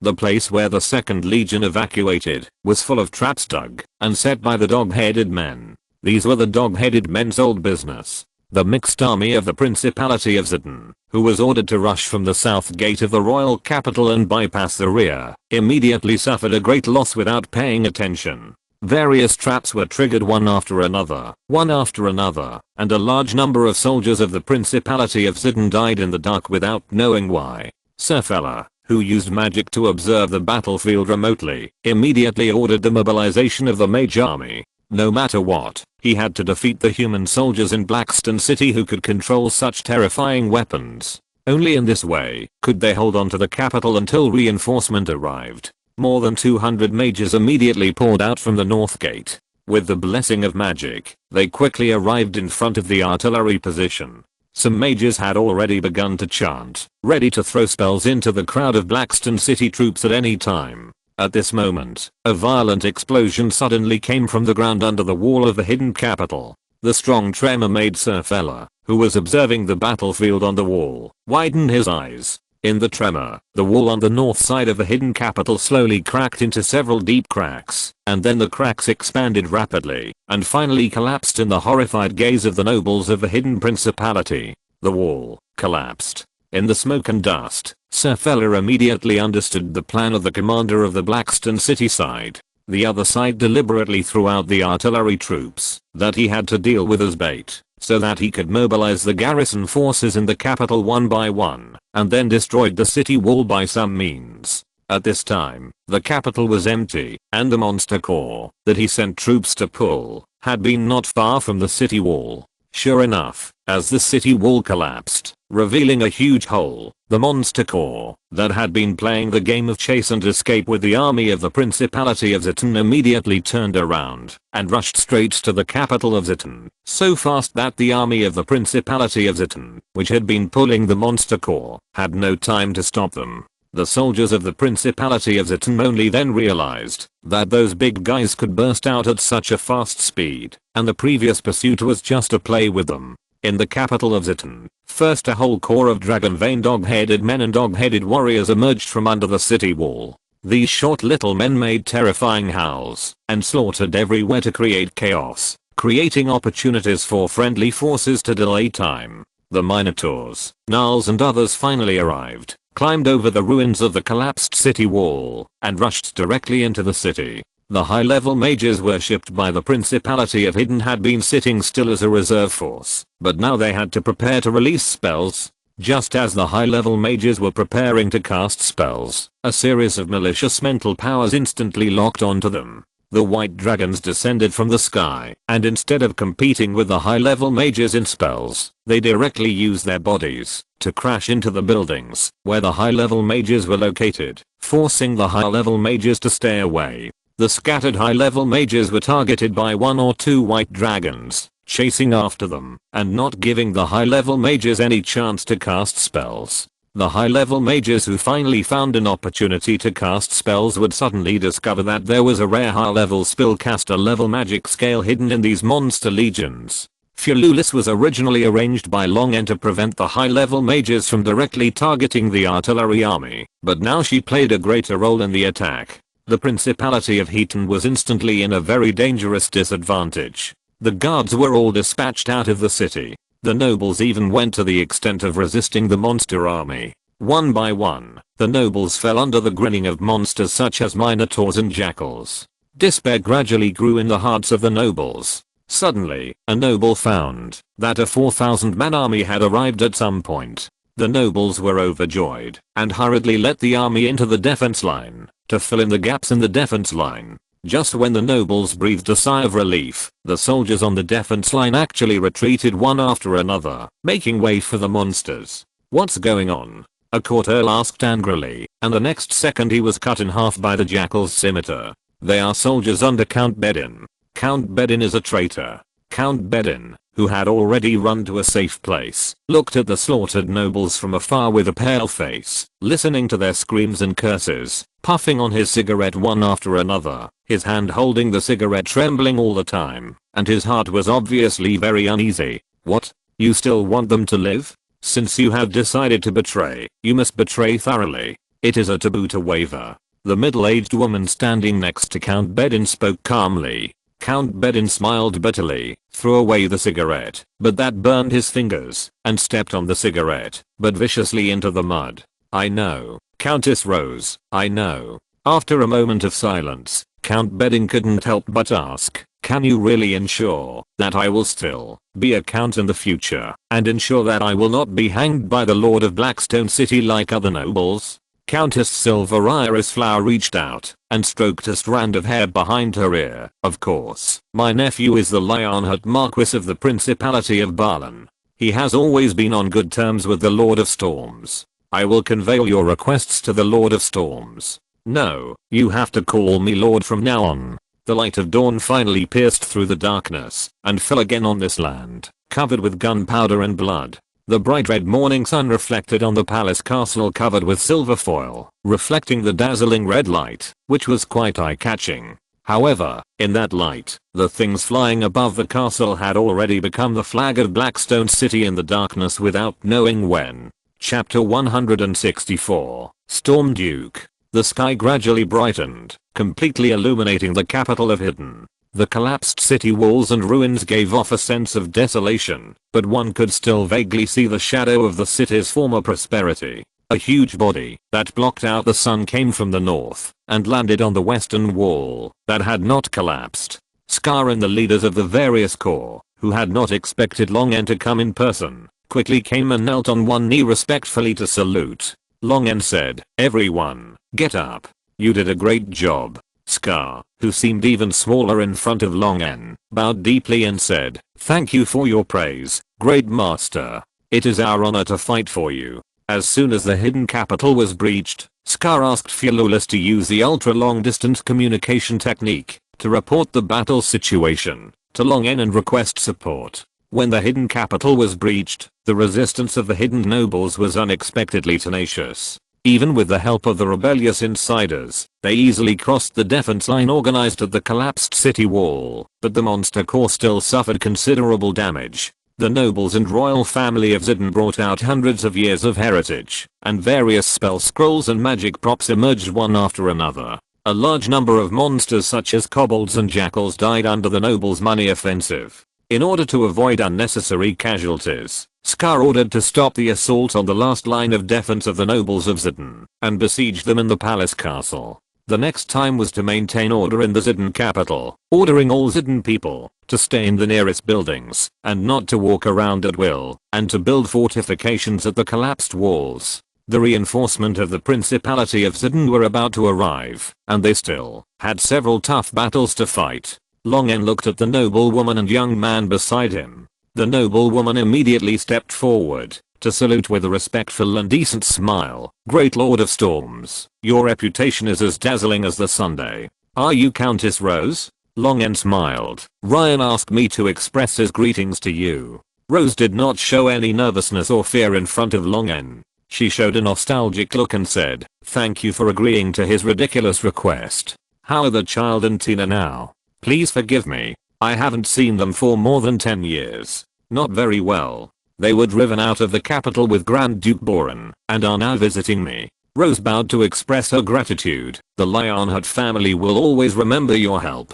After chatting with Ryan for a while, the relationship between the two sides quickly became closer. Rose introduced, "This is Count Beding. He played a very important role in this war." Count Beding looked up at the behemoth in front of him, his heart pounding. After looking at Longen, he hurriedly lowered his head. After Longen nodded, he no longer wanted to talk to Count Beding, and asked Scar, "Where is the Sword of Honor?" Scar waved and called the herald, and soon, Sir Farah, whose hands and feet were bound, was brought up by two gnolls. In the battle in the early morning of last night, Sir Farah stood on the destroyed wall. Before he could return to the defense line formed by the nobles, he was captured by the kobold corps that suddenly emerged from the ground. In order to capture him alive, the kobold corps paid more than 70 dragon-vein kobolds and kobolds, and even the leader of the corps, Goldfoot, was seriously injured. Longen looked at Sir Farah in front of him. Even though this grey-haired old man became a prisoner, he still straightened his back and showed his extraordinary temperament. Among the books that Ryan gave him, there was a biography about Sir Farah. Long N flipped through the biography as a recreational reading while studying magic. He was somewhat interested in this human who was good at military affairs. Seeing Sir Farah, Earl Bedding lowered his head in shame and stepped back involuntarily. Sir Farah said without looking away, "Stand up straight, Bedding, don't be so timid. If you have the courage to make a choice, you must have the same courage to bear the consequences." Hearing Sir Farah's scolding, Earl Bedding's back and waist tightened unconsciously. Long said with interest, "You are very interesting and very capable, although you are still weaker than my general. Are you interested in being loyal to me?" Sir Farah did not refute Long's words. He lost the battle last night. From the result, he was indeed not as good as the dog-headed man with skull-like markings on his face. Although he only lost because he did not understand the role these monsters could play in the war, he lost and there was no excuse. Your force can make me bow, but it cannot make me convinced. Obviously, Sir Farah expressed his refusal. Long was not angry, but just laughed and said, "Let's go and meet those nobles." Led by the soldiers, the group came to the closed-seated palace. Long's arrival made the nobles who were peeping through the windows in the castle nervous. They had heard a little about this blue dragon, who was famous in the Balan Civil War, and was known as the Lord of Storms and Lord of Thunder. After all, it happened in a neighboring country, and it was hard for them not to pay attention. Especially after the reunification of the Principality of Balan, the cheap goods and rare gadgets made by the Blackstone city built by this blue dragon made it impossible for the nobles of the Principality of Hidden to ignore his existence. They enjoyed the interesting new gadgets in Blackstone City, and envied and hated Blackstone City for earning a lot of gold coins from them. In the past few years, the nobles of Hidden have been paying attention to the situation in Blackstone City. Naturally, they have long known that this terrifying blue dragon is no longer the same as it was a few years ago. In just a few years, this blue dragon has grown a lot, which proves that the strength of this blue dragon has become stronger. Long N stopped outside the palace and tilted his head to look at Sir Farah, who was escorted all the way here. "Do you think this castle can stop me? Stop a powerful real dragon?" Sir Farah remained silent and did not respond. A huge column of lightning hit the protective magic barrier outside the palace. The thunder collided with the shield, roaring and exploding. The shield flashed quickly and returned to normal after a few seconds, scaring the nobles in the palace. Long N smiled and said, "Obviously, no." Sir Farah remained silent with a stern face. Long N grinned, revealing his ferocious fangs, and his smile was chilling. "How about this, Mr. Farah? Let's play a game." Long N pointed in the direction of the palace and said, "You pledge allegiance to me for 20 years. If they live, every time I randomly kill 1/10 of them, the time you pledge allegiance to me can be reduced by 2 years. When I kill them all, you don't have to swear allegiance to me." Faced with Long N's naked threat, Sir Farah's face turned pale, but he finally let out a sigh of helplessness. "You are worthy of being the evil 5-colored dragon.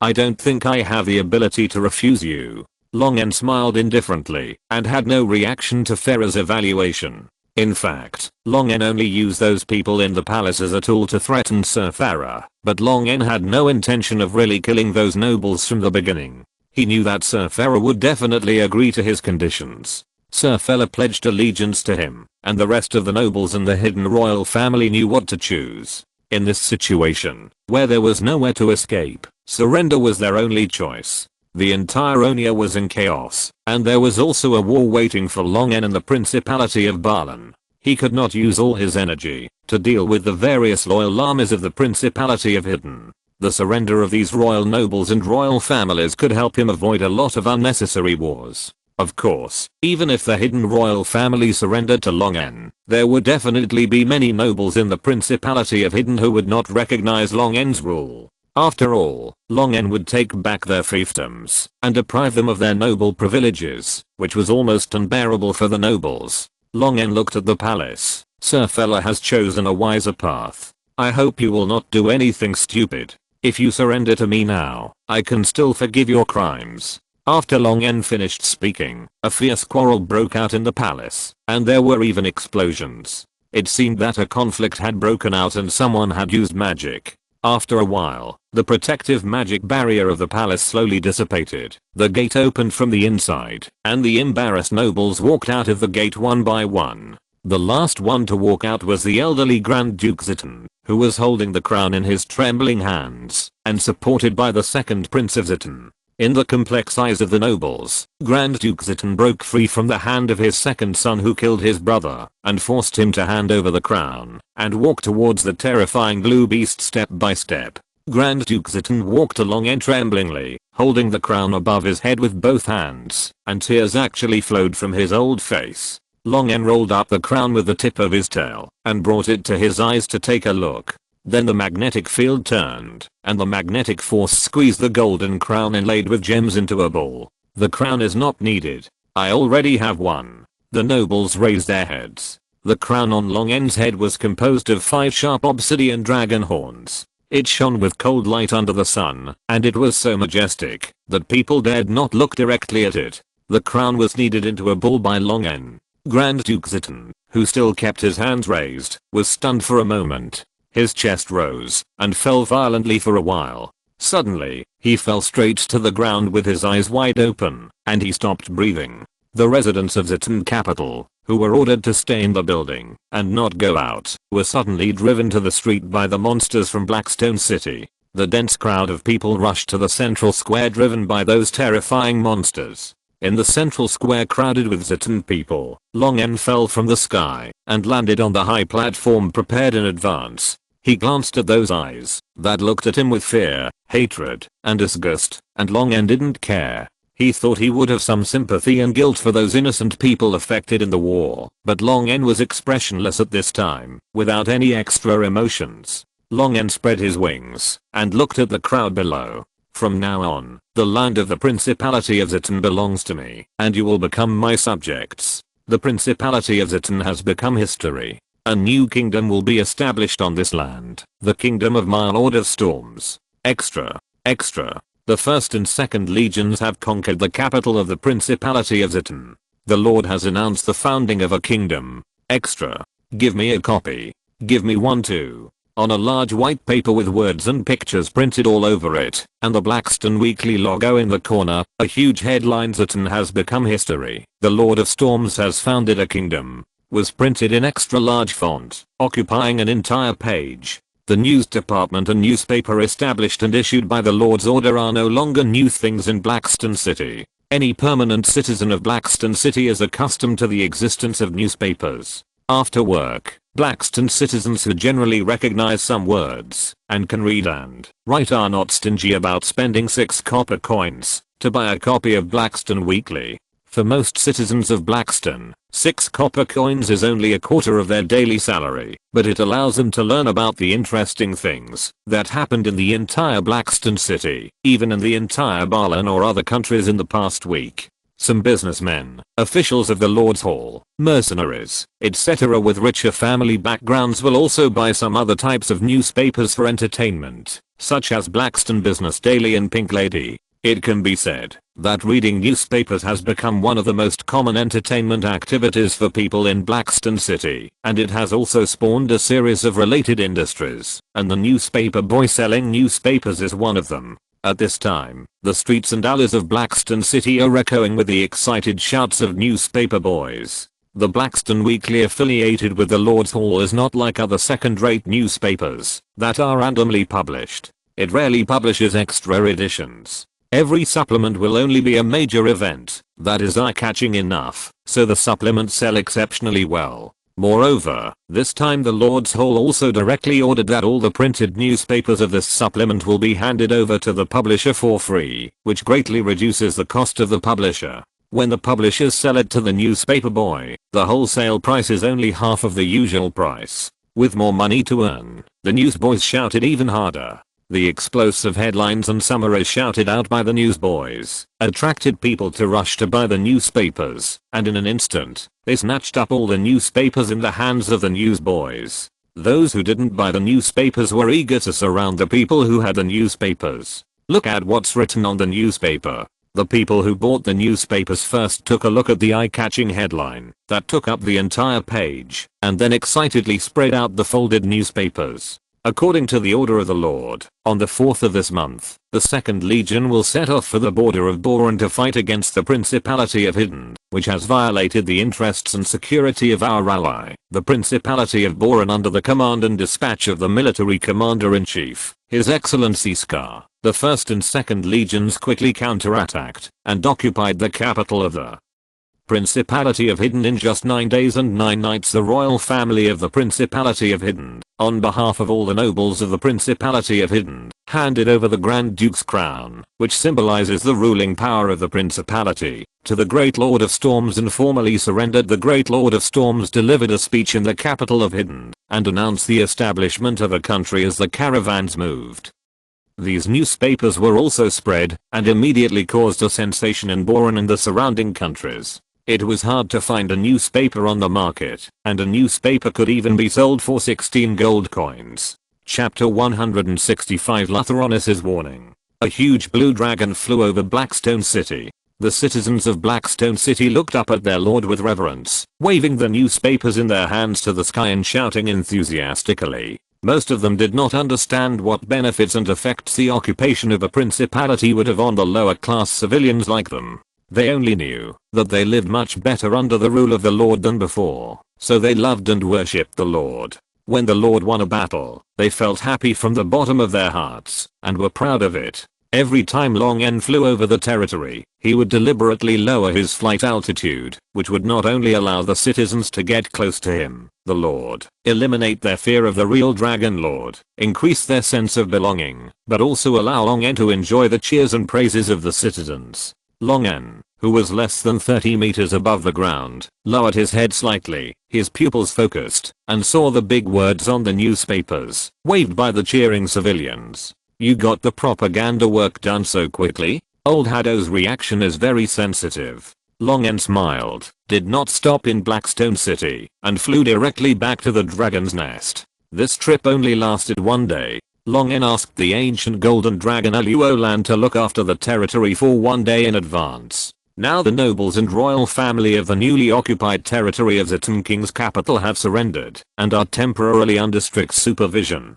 to prevent them from secretly colluding with the rebellion. Apart from this, there is only the aftermath. The real trouble is the nobles of the fiefdom. The conditions given by Long N are the same as those given to the nobles of the western border. All the territories will be taken back by the Lord Long N, and all the privileges of the nobles will be deprived, leaving only the title of nobles. These conditions are too harsh for the nobles of the fiefdom who own the fiefdom, and are used to having the power of life and death in the fiefdom. It is almost impossible to accept.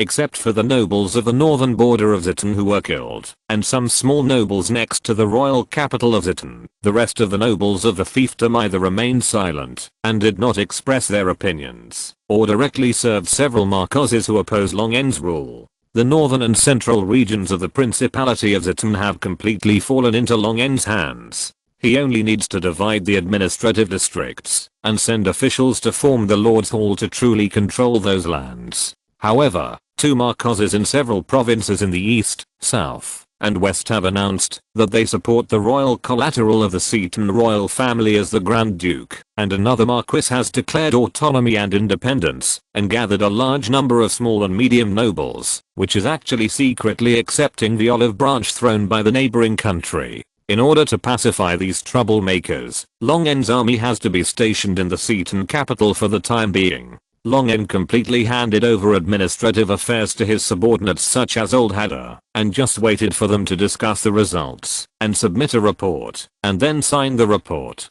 Now that the war in Seton has slowed down, the crystal dragon Lisa Panna, who was asked by Long N to secretly guard against high-level mages directly attacking the artillery positions, also returned to the temporary nest in Long N's territory. As soon as Long N arrived at the dragon's nest, he saw Lisa Panna, whose scales were as transparent as pure and transparent crystal, standing in front of his dragon's nest. Perhaps because of Lathronis, Lisa Panna didn't look happy when she saw Long N. She just said, "The employment is over. According to the agreement, you have to pay me 110,000 gold coins." Long N felt a pain in his heart. Lisa Panna flew with his army for more than 20 days without participating in a battle, but she earned 110,000 gold coins from him. Even though the factories in Black Rock City have a strong ability to absorb money, Long N's heart still bleeds. With a somewhat stiff expression, he took out the storage ring containing the reward and handed it to Lisa Panna. Long N said, "Of course, ma'am." After taking the storage ring, Lisa Panna used her mental power to probe into it and scanned it back and forth several times, and then her face was slightly relieved. Long N took the opportunity to say, "Ma'am, I recently met an ancient golden dragon that came from another world. According to her, she is looking for a doctor who can treat her disease. If you are interested, I can bring her here. The reward should be very generous." Lisa Panna, who was about to fly back to the land of eternal winter, but was stopped by Long N, looked unhappy. When she heard generous reward, her eyes lit up. After Lisa Panna nodded, Long N immediately used the communication spell to call Eluolan. As soon as Eluolan entered the dragon's nest, Long N and Lisa Panna frowned and took a few steps back. Looking at the dirty and smelly Eluolan, Long N couldn't help but ask, "What did you do? Why is it so smelly?" The smell of ordinary corruption and excrement is not a big deal for real dragons, but the stench on Eluolan is obviously dozens of times that of the former, and even real dragons can't stand it. Eluolan looked at his claws covered with dry and sticky liquid, and then he cast a cleansing spell on himself, making the dragon scales shiny again. "Ahaha, nothing, I'm just studying how to stuff the waste giant with the rotten soul corpse, the corpse demon, the fly demon and the like into the corpse to make a magic circle. The materials used are a bit smelly, but it's okay." Long N and Lisa Panna looked at Eluolan in silence. It is not common to see a golden dragon studying evil undead spells. The righteous golden dragons usually sneer at these evil methods and hate them. And looking at Eluolan, it seems that she is not just simply looking at the relevant spell books to learn a little, but is really studying hard. However, her hard work is obviously used in the wrong place. Eluolan looked at Long N strangely and said confidently, "Why are you looking at me like this? I finally left the Kossalan plane and there is no elder to take care of me.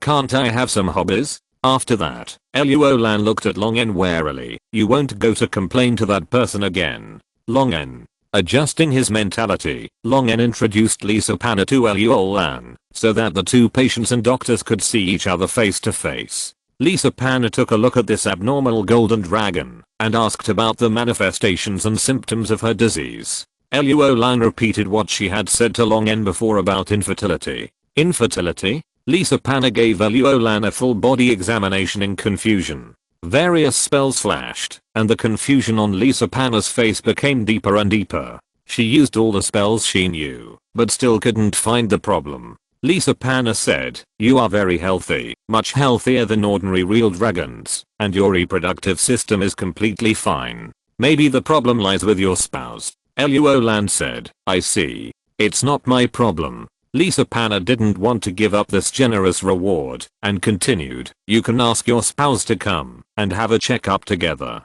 Eluolan said that it was no problem and immediately opened an illusory door and went in. After Long N and Lisa Panna waited for a while, Eluolan came out of the portal again. Following Eluolan, a giant dragon with a body size of more than 30 meters flew out of the illusory door, but the scales of this dragon were bright red like flames. Ancient red dragon? Long N and Lisa Panna both stared at the portal vigilantly, especially Long N.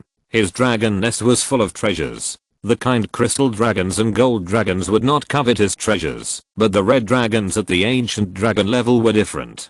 They were known for their greed and cruelty. After the ancient red dragon flew out of the portal completely, it took a look at the surrounding environment before saying to Long N and Lisa Panna, "Hello, I'm Eluolan's spouse, Mitsuki." The magnetic female voice made Long N's eyes widen. He looked at Mitsuki uncertainly. Looking at the various female characteristics on her body, Long N couldn't help but swore, "What?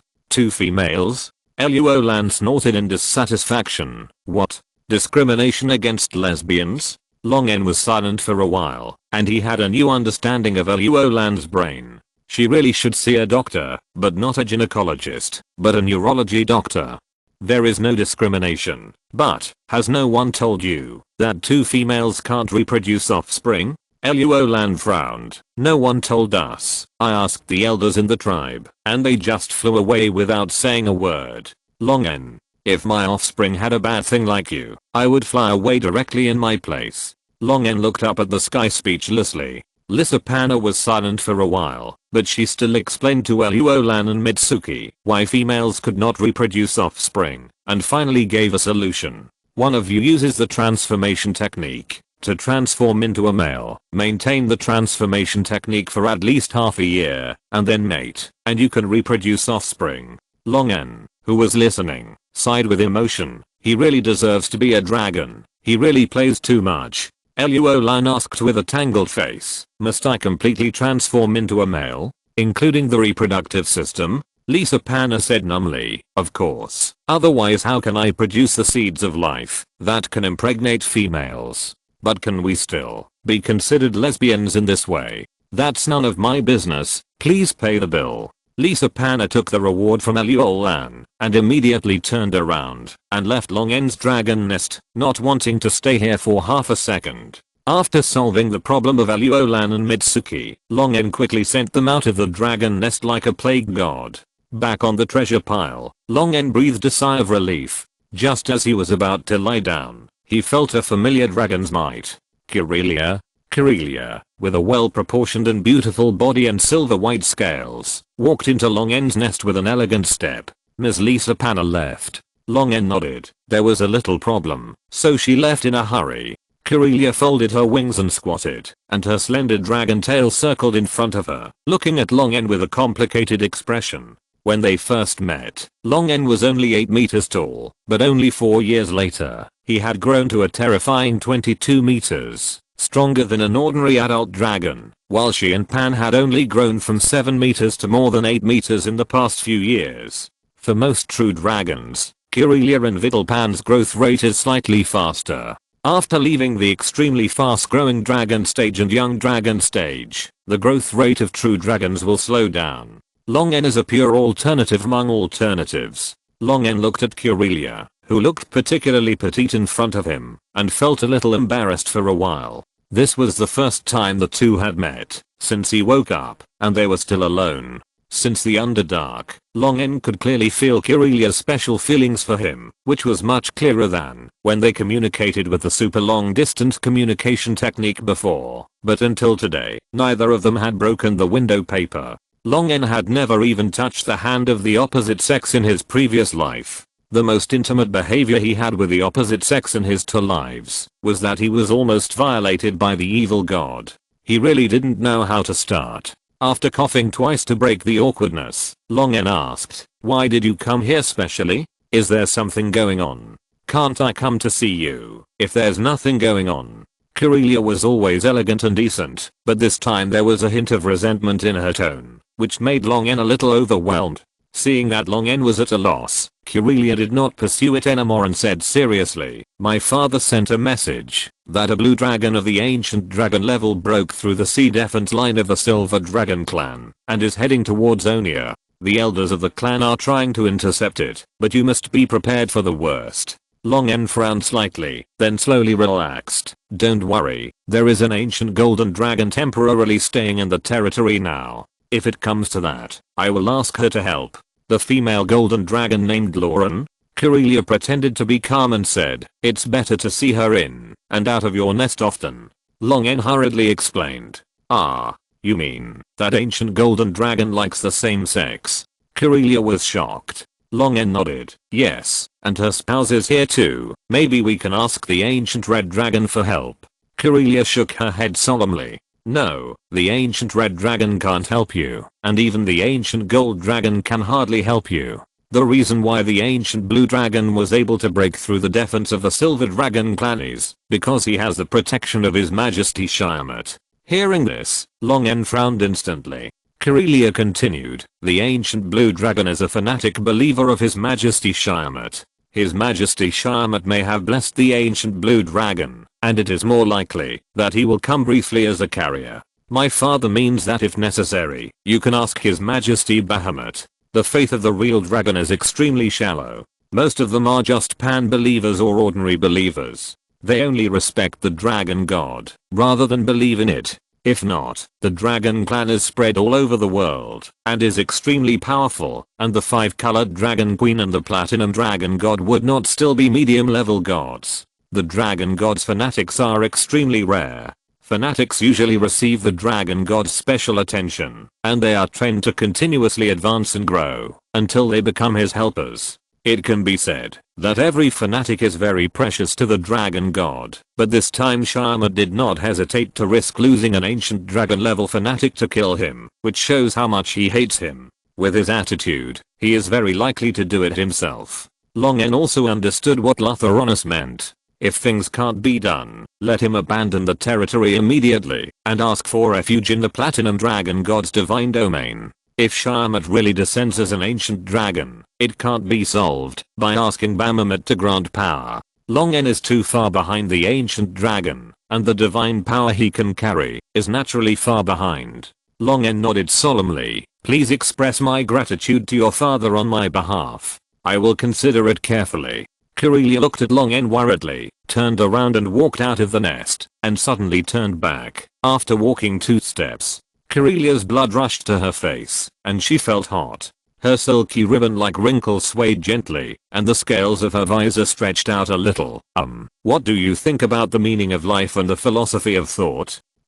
Silver dragons usually like to discuss philosophy and other ideological issues with their partners before courting each other. If you're listening to this novel on a channel other than Fanfic World, it means they downloaded and uploaded it without effort. We cordially invite you to visit our channel, Mundo Fanfic Novelos. There you'll find the original version of this story, and you can explore many other novels of various genres. We're waiting for you to immerse yourself in a world of incredible novels. Chapter 166, How to Fight Against Quasi-Gods. Knowing the imminent danger, Long's heart calmed down. The strength of the ancient blue dragon must be above the legendary one, but if Long tried his best, he would not be without the ability to fight. As blue dragons, both sides have strong resistance to lightning element, and their natural lightning spells and thunder breath are difficult to produce much effect on each other. Shyama's intention is probably to find an upgraded version of Long, and through all-round crushing, Long will have no chance of turning the tables. But this is exactly what Long wants. If Shyama finds a red dragon, Long will still have to be wary of the ancient dragon level red dragon's breath and various fire spells. Facing the ancient blue dragon is much simpler. You only need to consider the opponent's melee ability and spellcasting ability. As for the natural spell ability such as breath, with Long's resistance to lightning element, he may not be able to survive, even if he takes a bath in the thunder breath of the ancient blue dragon. Although Long N's breath and lightning abilities will not work on the opponent, Long N is not only good at using lightning, he can also use this electricity to convert into magnetic field, magnetic force to strengthen the body, and electromagnetic force field to control metal are Long N's unique secret skills, which can greatly enhance Long N's strength. Previously, Long N was able to fight back and forth with the ancient golden dragon Luolan in melee by just using magnetic force to strengthen the body. Although Luolan did not release breath and other spells after that battle, Long N still had trump cards such as electromagnetic cannons. With his own strength alone, Long N is also confident that he can defeat the ancient blue dragon. What really needs to be seriously considered is the second stage form that may appear after defeating the ancient blue dragon, the advent of Shyama. With the ancient dragon as the carrier, the incarnation of the advent of Shyama is likely to directly reach the limit that the main material world can carry. After being promoted to legend, there is no more level division. Legends are only different in strength, but there is a special level above legends, which people usually call quasi-god. In addition to the well-known classification of powerful, medium, and weak divine powers, there are 2 special classifications of gods, namely demigods and quasi-gods. Demigods may be promoted after some creatures accidentally ignite the divine spark. Their life level has evolved, and they can respond to the supplications and prayers of believers, and send down divine arts and blessings, but their strength may not be strong. When some creatures are worshipped and believed by ignorant mortals, and this worship and belief has formed a certain scale, it is possible for such creatures to ignite a faint divine spark in their bodies under the direction of a large amount of faith. Even if those mortals worship a giant tusked wild boar with only the 3rd level strength, as long as the divine fire is ignited, he is undoubtedly a demigod.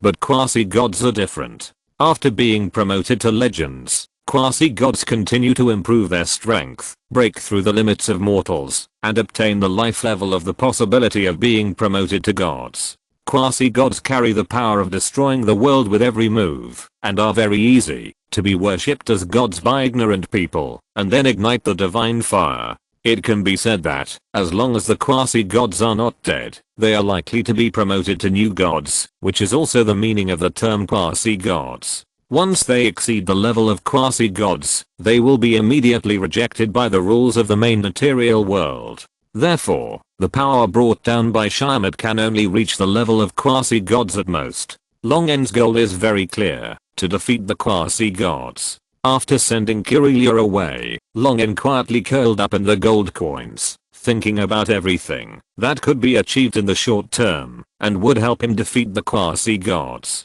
He thought of several plans, but they were rejected one by one.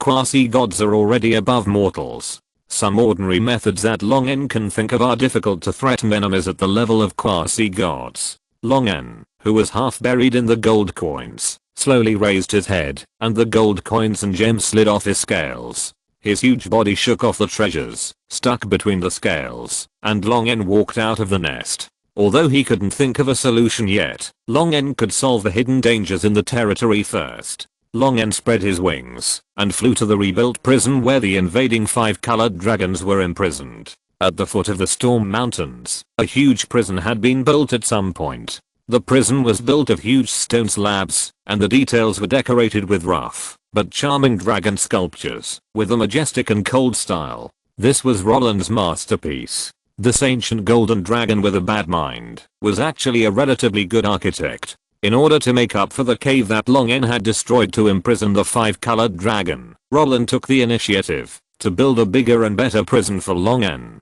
Long N needed a bigger and better prison, but it didn't cost any money anyway, so he let Roland do it himself. After landing on the ground and taking a look at the well-made prison, Long N walked into the prison gate, while the Tauren in charge of guarding the prison saluted.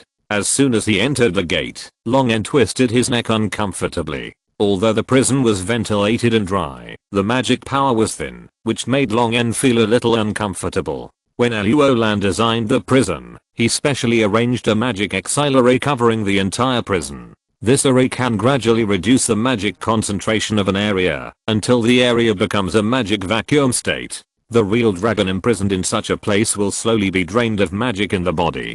The real dragon without magic and elemental power in the blood will become weaker and weaker. In the long run, it may even cause functional disability of the basal blood vessels of the real dragon, and it can no longer absorb magic and elemental power into the blood of the real dragon. It's really vicious. Long N sighed and walked inside. The heavy footsteps attracted the attention of the imprisoned 5-colored dragons. This sound was different from the footsteps of the Minotaur who carried the 5-colored dragon captives into the prison. Obviously, there was no new prisoner. The 5-colored dragons looked out through the magic forbidden alloy iron cage, and saw the traitor blue dragon who defeated them, and imprisoned them here slowly walked out.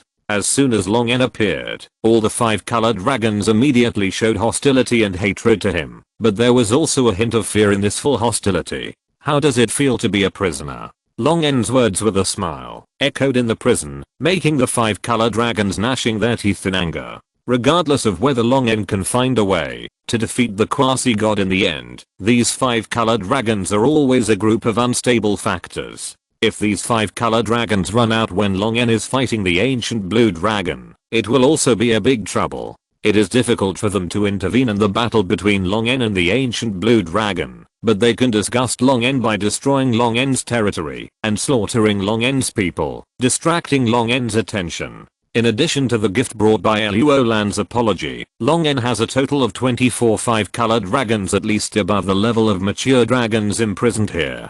This is a terrifying force anywhere. Once they regain their freedom, these 5-colored dragons will inevitably retaliate against Long N. Long N doesn't care about the attitude of these 5-colored dragons. No matter how hostile they are to him, or how unruly they are, it can't change the fact that they are a group of losers. attracting the attention of all the 5 colored dragons. Long N said, "Originally, I only planned to squeeze the benefits from you, but now there is a little problem, so I have to change my mind. The Great Majesty Sharmat is completely aiming to kill me this time, so, everyone, in case you cause trouble for me at a critical moment, we have to sign a contract now." Before Long N finished speaking, the faces of the 5 colored dragons began to change drastically. They had guessed that Long N would give them a contract with harsh conditions. Sure enough, Long N took out a slave contract. Once they signed this contract, they would lose everything. Long N said expressionlessly, "I won't force you not to sign the contract, but I will do a little harmless treatment for those who haven't signed the contract.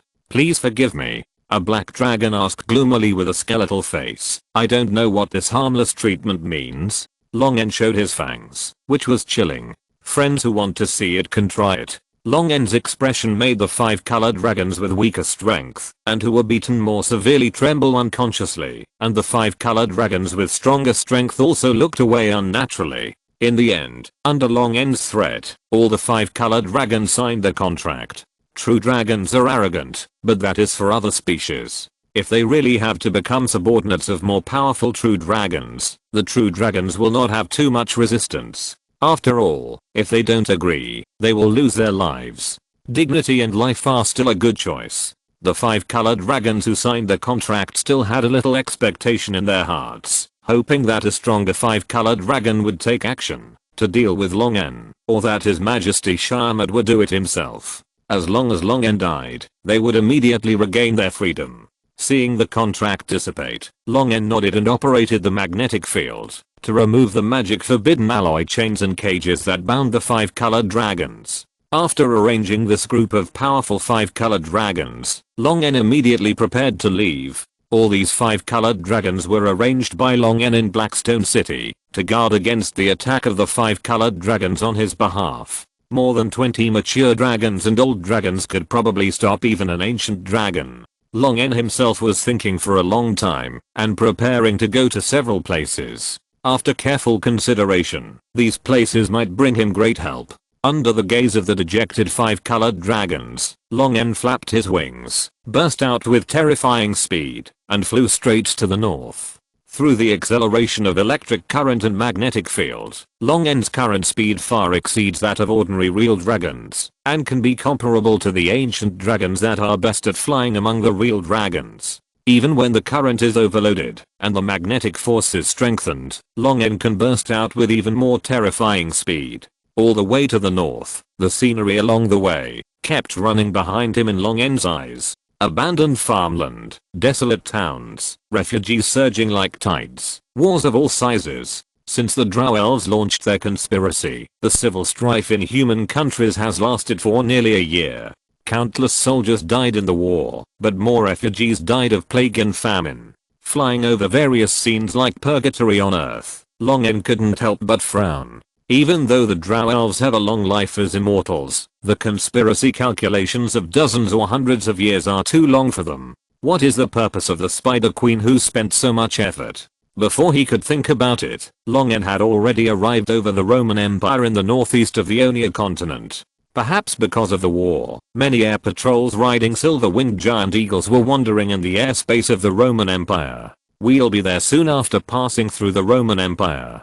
Long N narrowed his eyes slightly, and his scales were instantly filled with lightning, turning into a bright blue color. Entering the overload state, Long N's speed soared again. Boom. The huge sound of breaking through the air suddenly approached, and suddenly went away, causing the patrol team of the Silver Wing Legion of the Roman Empire to panic. It took a lot of effort to calm the frightened silver-winged giant eagle. Did something fly over just now? I don't know. I didn't see it clearly. After crossing the entire Roman Empire in one breath, the coastline of northern Ionia finally appeared in Long N's eyes. After a slight change of direction, Long N continued to fly towards the vast sea. The scattered islands and the sailboats shuttling between them came into Long N's sight. The Thousand Island country was still full of abnormal prosperity as when Long N first came here. The chaos of the human countries of Ionia did not seem to have any impact here, or it could be said that chaos is one of the characteristics of the Thousand Island country. The last time Long N met the magic scale flawless here, He was chased by the legendary Lich and fled in a panic. If Flawless had not discovered the soul mark on Long N's body, Long N might have been refined into an undead dragon by the legendary Lich. This time Long N did not need to be cautious. Long N lowered his flight altitude and appeared directly in the eyes of the residents of the Thousand Islands. His powerful dragon might was released without any concealment, announcing Long N's arrival. After hovering over the Thousand Islands for a while, 3 creatures with legendary auras quickly flew into the air to confront Long N. They were all alert, but did not take action immediately. Although from the aura, the blue dragon in front of them had not yet been promoted to a legendary, and the 3 legends could easily take down the blue dragon by siege. But most blue dragons live in groups, and they did not want to cause trouble. The 3 legends were about to step forward to negotiate, and the soul fire in the eyes of one of the liches suddenly swung violently. The strange looking blue dragon in front of him reminded him of the blue dragon that escaped from his hands more than 3 years ago. They both had a symmetrical body shape different from a normal blue dragon, and the iconic crown-shaped dragon horns. But he only thought that this blue dragon was the elder of the blue dragon from more than 3 years ago, and did not really recognize Long N. After all, it was only more than 3 years, and there was no way that the blue dragon could suddenly grow to 24 meters. The legendary Lich's heart was burning. The previous blue dragon must have known the secret of the end of the element. The appearance of the elder of the blue dragon at this time further confirmed his thoughts. As long as he could know the secret of the end of the element, he could bear any price. The legendary Lich is withered, faced like a skeleton, just opened his mouth, and he saw the blue dragon opposite him looking down at him from above and said, "Long time no see, Lich. Hand over the end of the element, and I will forgive you for chasing me before." The soul fire suddenly surged, and the legendary Lich uttered a hoarse and cold voice, "Is it you?" Chapter 167. Another copy of Elemental Finale is available. The dark green soul fire in the hollow eye sockets of the legendary Lich kept surging, and it could be seen that his heart was extremely restless. In just over 3 years, the 13-meter-long young blue dragon that had escaped from his hands had grown to a terrifying 24 meters. The legendary Lich had never heard of any kind of real dragon that could grow so fast. Unless it's a legendary dragon. The legendary Lich's heart was burning. In the past few years, he had been begging for the first half of the life reversal and reconstruction ritual, but it was always unsuccessful. The disadvantages of transforming into a Lich have become increasingly apparent and intensified. The legendary Lich can feel the invasion of negative energy on himself, and his personality has become increasingly cold and cruel. What he can't stand the most is that his brain is getting more and more dull. The inability to think is the greatest punishment for a legendary wizard like him. The life reversal and reconstruction ritual that can allow him to transform from an undead creature into a living creature without side effects has not been completed, and he has begun to consider whether to use other methods. As a legendary wizard who specializes in necromancy, he has mastered no less than 3 rituals or spells that can transform himself into a living creature again. But without exception, these rituals and spells either require very harsh conditions, or require a huge price to pay, or have greater side effects than maintaining the Lich form. Among these rituals and spells, there is a ritual that allows his soul to occupy the body of a living creature that has just died. But the biggest problem with this ritual is that no matter how strong the deceased was before he took over his body, his strength will drop below the 3rd ring after he took over his body and was reborn. The legendary Lich is very self-aware. In his lifetime, he killed and slaughtered more than tens of thousands of people in order to study necromancy.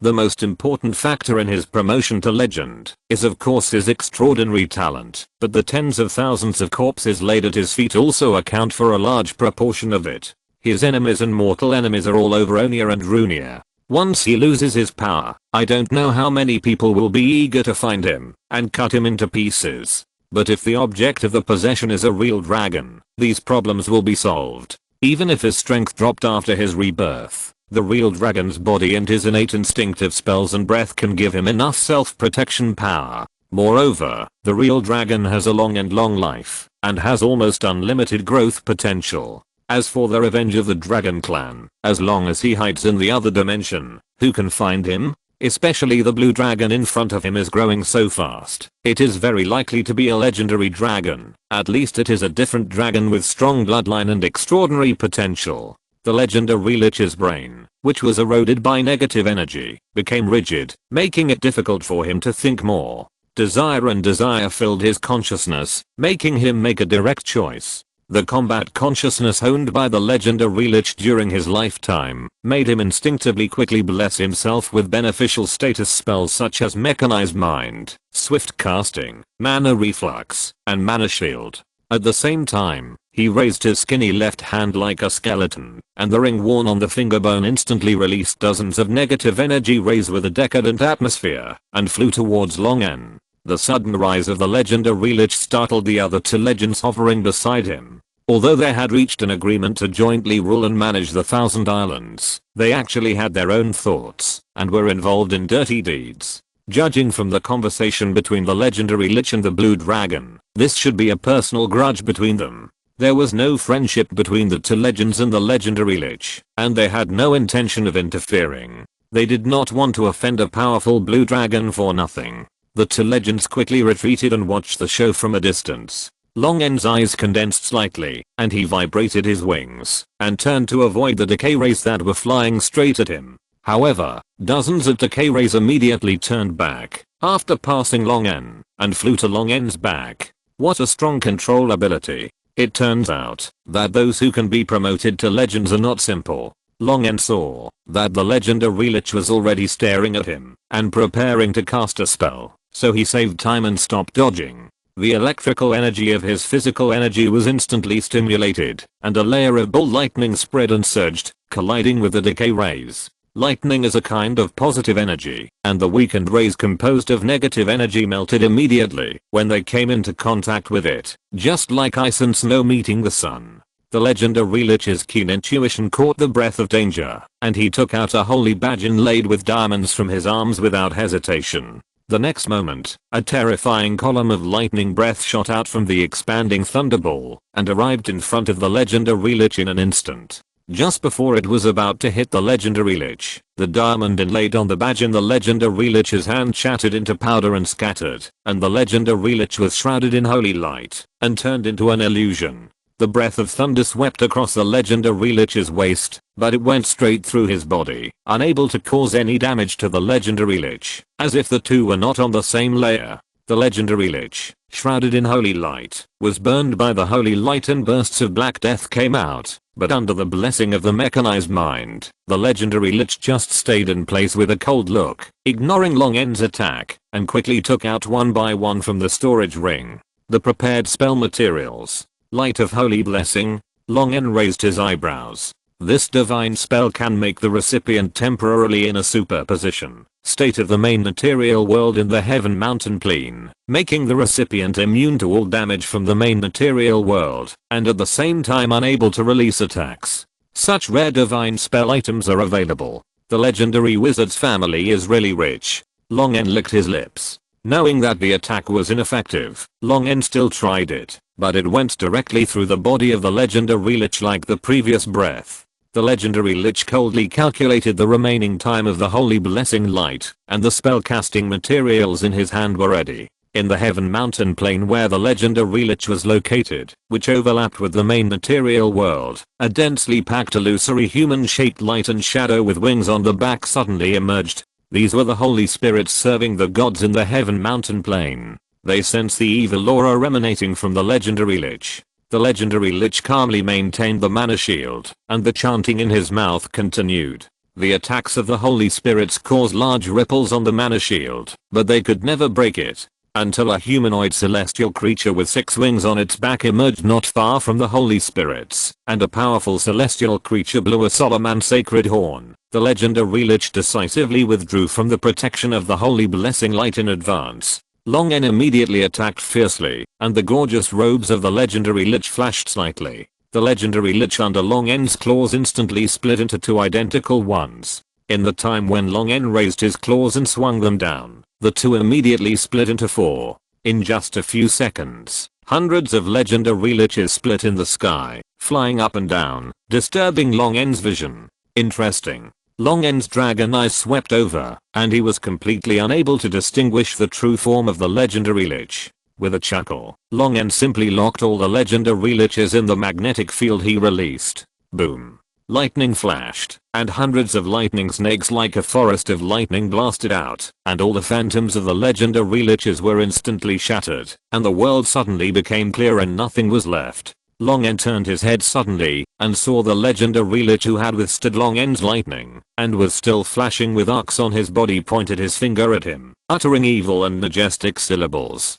Soul collapse singularity. An illusory hole appeared along with the words of the legendary lich, and a pure high pressure negative energy instantly shot out from it. The hole was quickly torn apart, and the negative energy pouring out surged.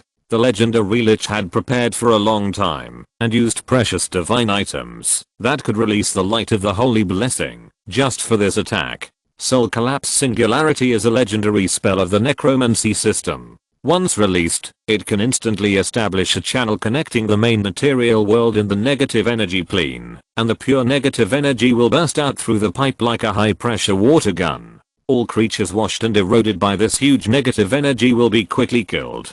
Although the bodies of creatures killed by this legendary spell will be full of negative energy, the legendary lich naturally has a way to remove those negative energies, making the body of this blue dragon suitable as a ritual material. The moment the negative energy gushed out from the hole in the main material world, Long N felt the extreme danger. This legendary spell was difficult for a real dragon like him to resist. The current in his body was running wildly and reached an overload state. The powerful magnetic field strengthened every cell on Long N's body surface. Negative energy gushed out and rushed to the magnetic field shield formed by Long N's manipulation of the magnetic field. The magnetic field shield unloaded the negative energy that rushed into the surroundings, but it was quickly saturated and reached its limit under the massive amount of negative energy. Part of the negative energy was blocked by the magnetic field shield, and more negative energy flowed towards Long N in the same direction. Seeing the blue dragon being washed away by the negative energy, the legendary lich with a mechanized mind did not show any joy, but continued to chant the spell to ensure victory. What a difficult guy. The legendary wizard is really disgusting. The voice coming from the negative energy torrent made the expressionless legendary lich's soul fire shake, but his skinny fingers pointed out repeatedly. Blasphemous words. Finger of death. Dissociation. Law of death. Several spells flew out one after another, and a huge figure flew out from the negative energy like lightning. A blue stream of light flashed before his eyes, and the legendary lich found that he could not capture and lock the opponent at all. What a fast speed. The mechanized mind did not feel surprised. The legendary lich did not hesitate to make the best solution. While releasing eagle eye and dynamic vision on himself, he released chaos teleport to avoid possible attacks. Suddenly, the legendary lich inexplicably felt that the flow of magic power in his body had a slight lag. The momentary lag made him pause for a moment, and he was not immediately teleported out by chaos teleport. Then, the legendary lich immediately felt that his spellcasting ability was suppressed, and he could only barely exert 40%. Whether it was casting spells or using magic items, there would be lag. Forbidden magic alloy. The legendary lich was knowledgeable and reacted instantly. He took out two crystal clear magic crystals from the storage ring. The legendary lich squeezed hard, and the magic crystal with a high-level spell structure model engraved inside exploded instantly, blowing the legendary lich away. The magic power and elemental power of magic crystals come from themselves. The magic forbidden alloy is very effective in restricting magic crystals. The power of the explosion of two magic crystals is not much worse than that of an teetering transmutation spell.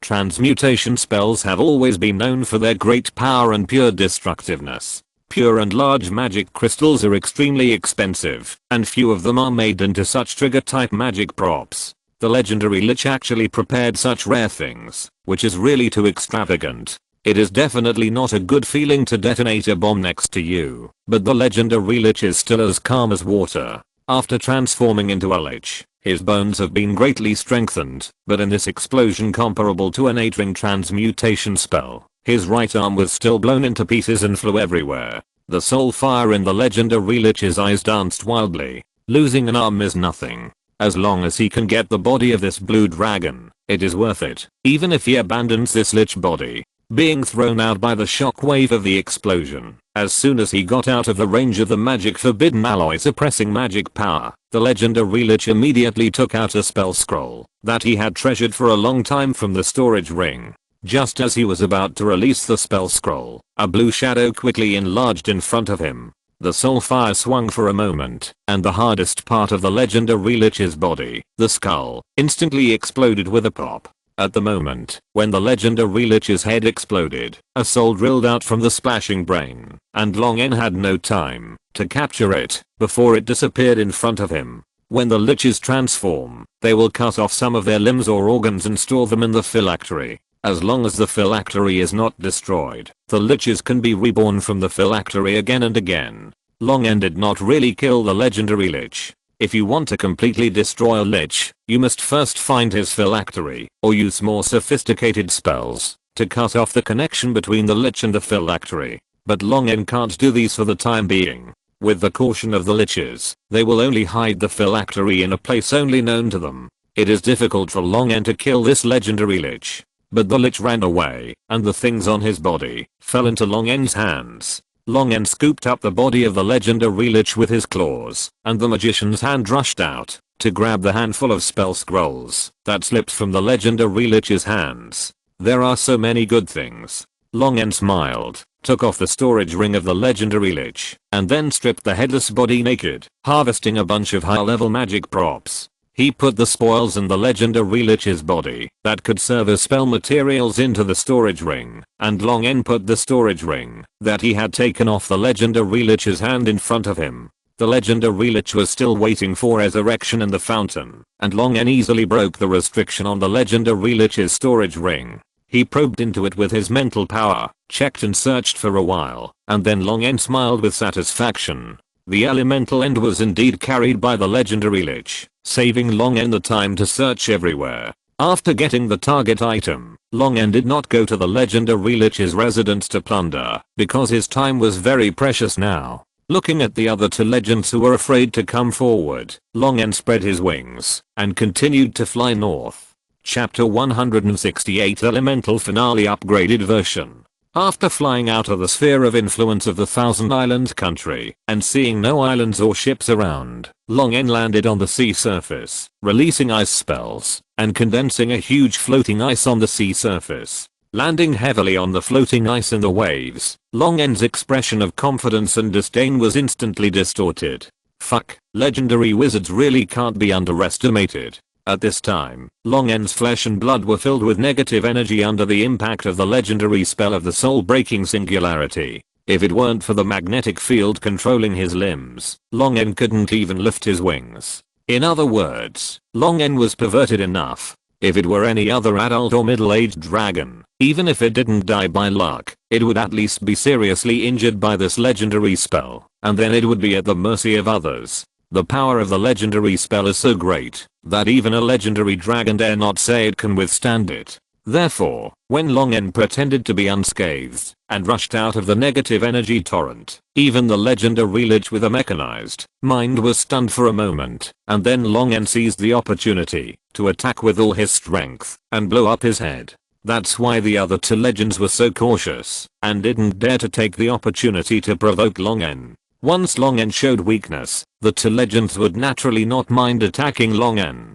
No matter dead or alive, a real dragon is a very considerable fortune for legends. The two legends who can control the chaotic Thousand Islands country can't be good people.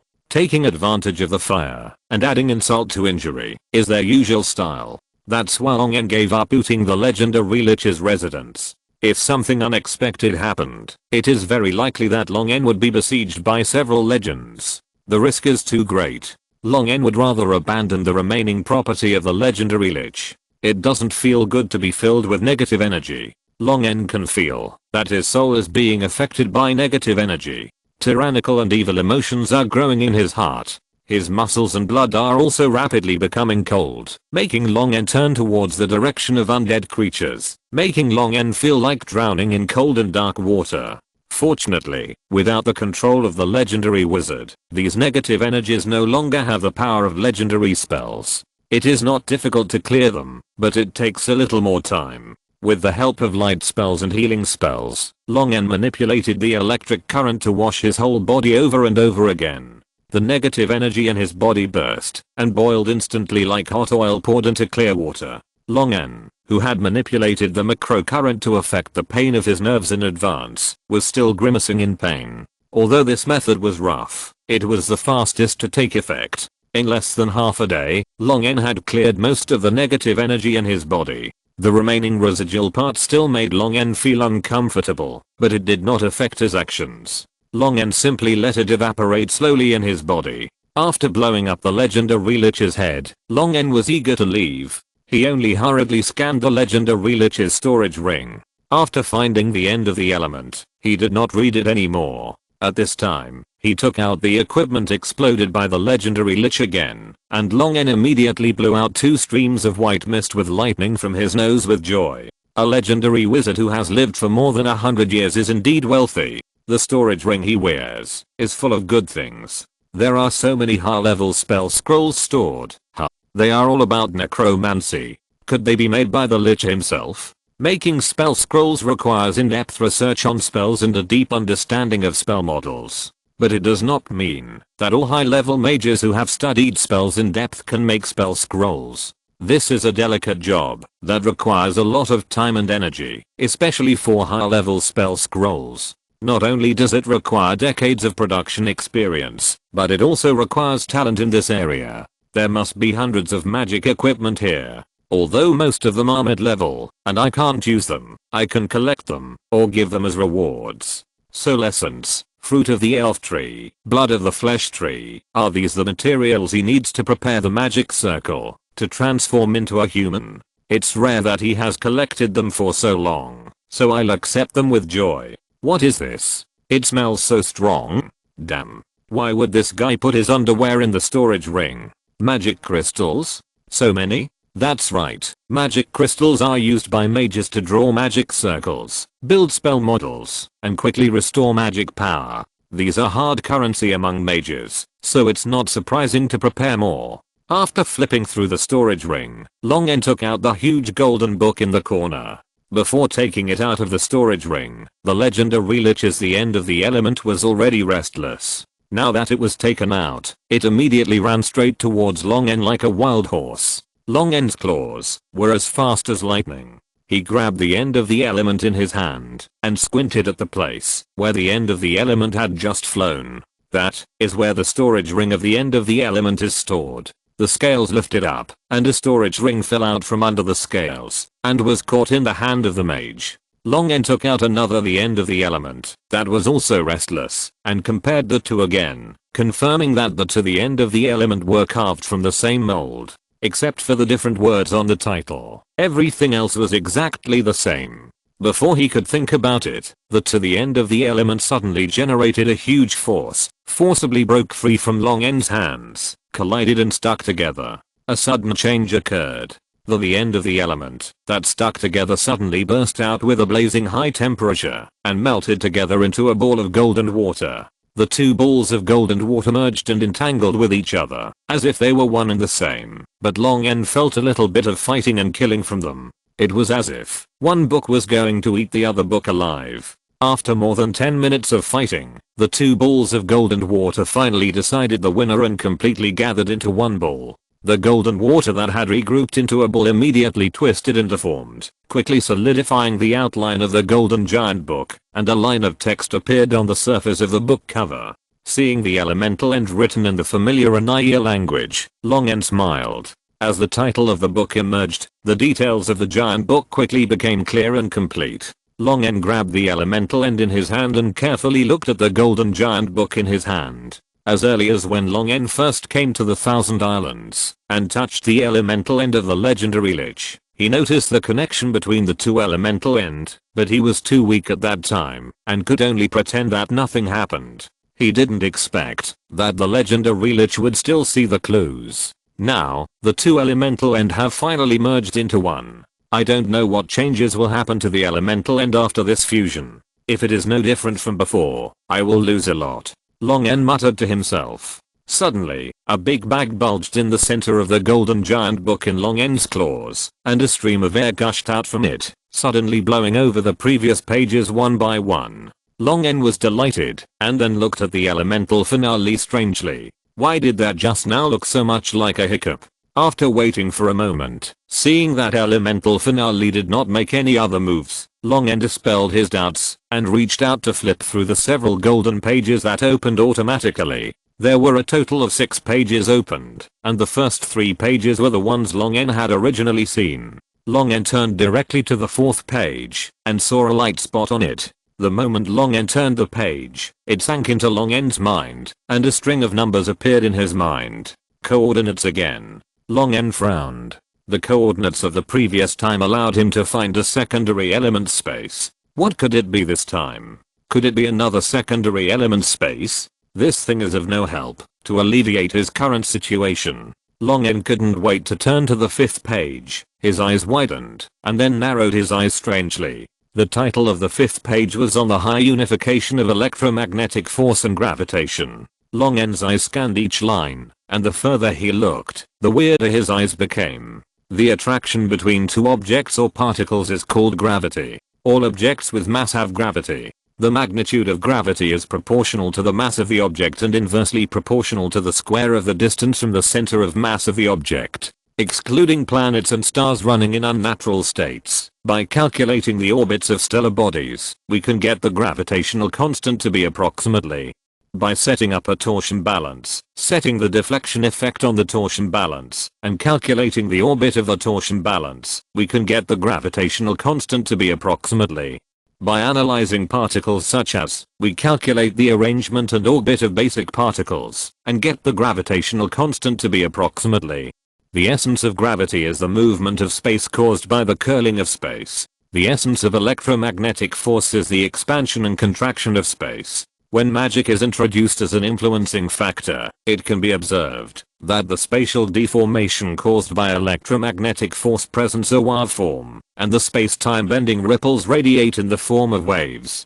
The electromagnetic force of gravitational wave-like spatial deformation shows the characteristics of gravity. From this, it can be inferred that the electromagnetic force and gravity are highly unified. Long N was silent for a moment, staring at element finale expressionlessly. The electromagnetic force and gravity, which had been unable to be unified in the previous life, were unified in front of Long N by a paper that came from nowhere. The process was extremely simple and crude. It directly used space magic to interfere with the spatial deformation formed by the electromagnetic force, forcing the electromagnetic force to present a gravitational state. Long N closed his eyes and calmed down to control the fluctuations of the electromagnetic force. After trying for a long time, a force completely different from the electromagnetic force was captured by Long N. Under the excitement of his mind, the fluctuations of the electromagnetic wave changed, and the force also disappeared. With his eyes wide open, Long N muttered to himself in a complicated way, "Was that gravity just now?" Following the feeling just now, Long N soon felt the emergence of that force again. This time he maintained the special fluctuations of the electromagnetic force, so that the strange force remained stable. Long N stood there indifferently. Although it was extremely weak, that force was indeed gravity, and it was not the gravity of himself, or any other object, but the gravity simulated by the distortion of space and time by his electromagnetic force fluctuations. When the magnetic force and gravity are unified, it can basically be declared that the 4 basic forces are completely unified. Long N was shocked and noticed a problem. In the previous demonstration of the electroweak unification theory, the element final chapter used speculation and inference to express the words, but in this page, all the data were obtained after experiments. Who knows where the experiment was done in this book? Question mark? Taking a deep breath, temporarily leaving the weirdness behind, Long N turned to the 6th page. The connection between the power of faith and divinity and the feasible way for the faith barrier to weaken and shield the will of the gods. Long N's pupils shrank to the size of a needle tip, and the dragon claws holding the element final chapter trembled slightly. Resisting the urge to throw the golden giant book in his hand directly into the sea, Long N continued to read down. After a long time, Long N closed the element final chapter again and put it into the storage ring. A complete set of nanny level teaching procedures for collecting the power of faith to ignite the divine fire and use the divine fire to suppress the will of the gods. It is really a timely help in connection with the knowledge recorded on the pages of the book that were opened before. Long N found that most of the knowledge was exactly what he needed. Although those things were also what Long N needed, they did not seem to be very abrupt, and Long N did not feel anything wrong for a while. The intention of these knowledge today is too obvious. Long N needs to improve his strength, and the final chapter of the element unified the electromagnetic force and gravity for him. After controlling gravity, Long N's strength will definitely be greatly improved. Long N is trying to deal with Shama's God's descent, and the final chapter of the element teaches him how to restrain and weaken the will and incarnation of the God's descent. It's like a loyal minister who regards protecting Long N's safety as his own responsibility, and loyally comes out to make plans. But the more this happens, the more Long N is afraid. Recalling what happened with the final chapter of the element, everything seems too coincidental. Ryan's ancestor coincidentally obtained the final chapter of the element, and he coincidentally met Ryan. This kind of thing, which is obviously some kind of artifact, can be seen by him coincidentally for the second time. It's such a coincidence that it seems to have been arranged. Taking out a handful of broken gems and stuffing them into his mouth, Long N decisively forgot all these speculations temporarily. If this was all arranged by some existence, then the existence that could do this was not something Long N could afford to offend, at least not now. All Long N had to do now was to make himself stronger and stronger, so that one day he could have an equal dialogue with the existence that arranged all this, or at least be strong enough to prevent this loyal minister from suddenly turning against him. After calming down, Long N spread his wings and flew to his next destination further north. After flying a short distance, Long N glanced at the coordinates in his mind, wanting to see how the coordinates changed, so as to infer the approximate location of the coordinates.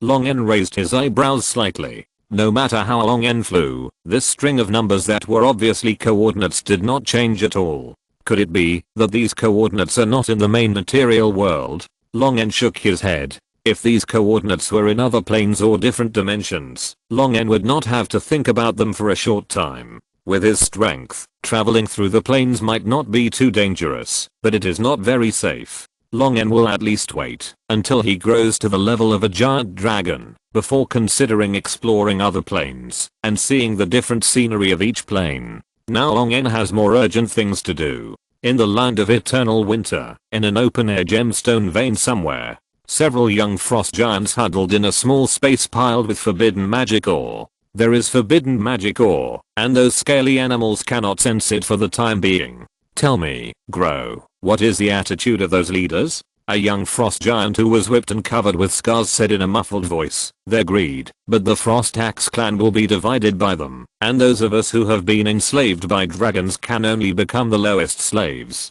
That's enough, Grow, that's enough. The frost giant who spoke earlier had the flame of revenge in his eyes and gritted his teeth and said, one day the Frost Axe clan will stand again in the blizzard of eternal winter. Chapter 169 Long N arrives. At the bottom of the dark mine, two young frost giants passed by each other carrying ore waste from mining. They gestured to each other in the blind spot blocked by the ice element supervisor. The young frost giant carrying the empty basket came to the deepest part of the mine and suddenly slipped and fell heavily to the ground. Ah, my bones. My bones are broken.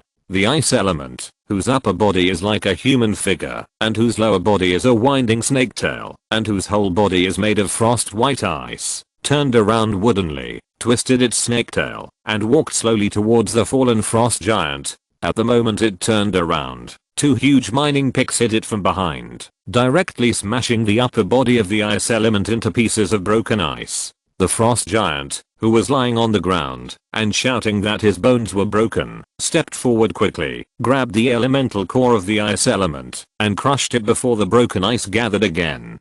Kicking away half of the snow element's head, the young frost giant said, send a signal, prepare to gather. A frost giant picked up the mattock that had been prepared in the mine and said, some of our tribesmen cannot be evacuated.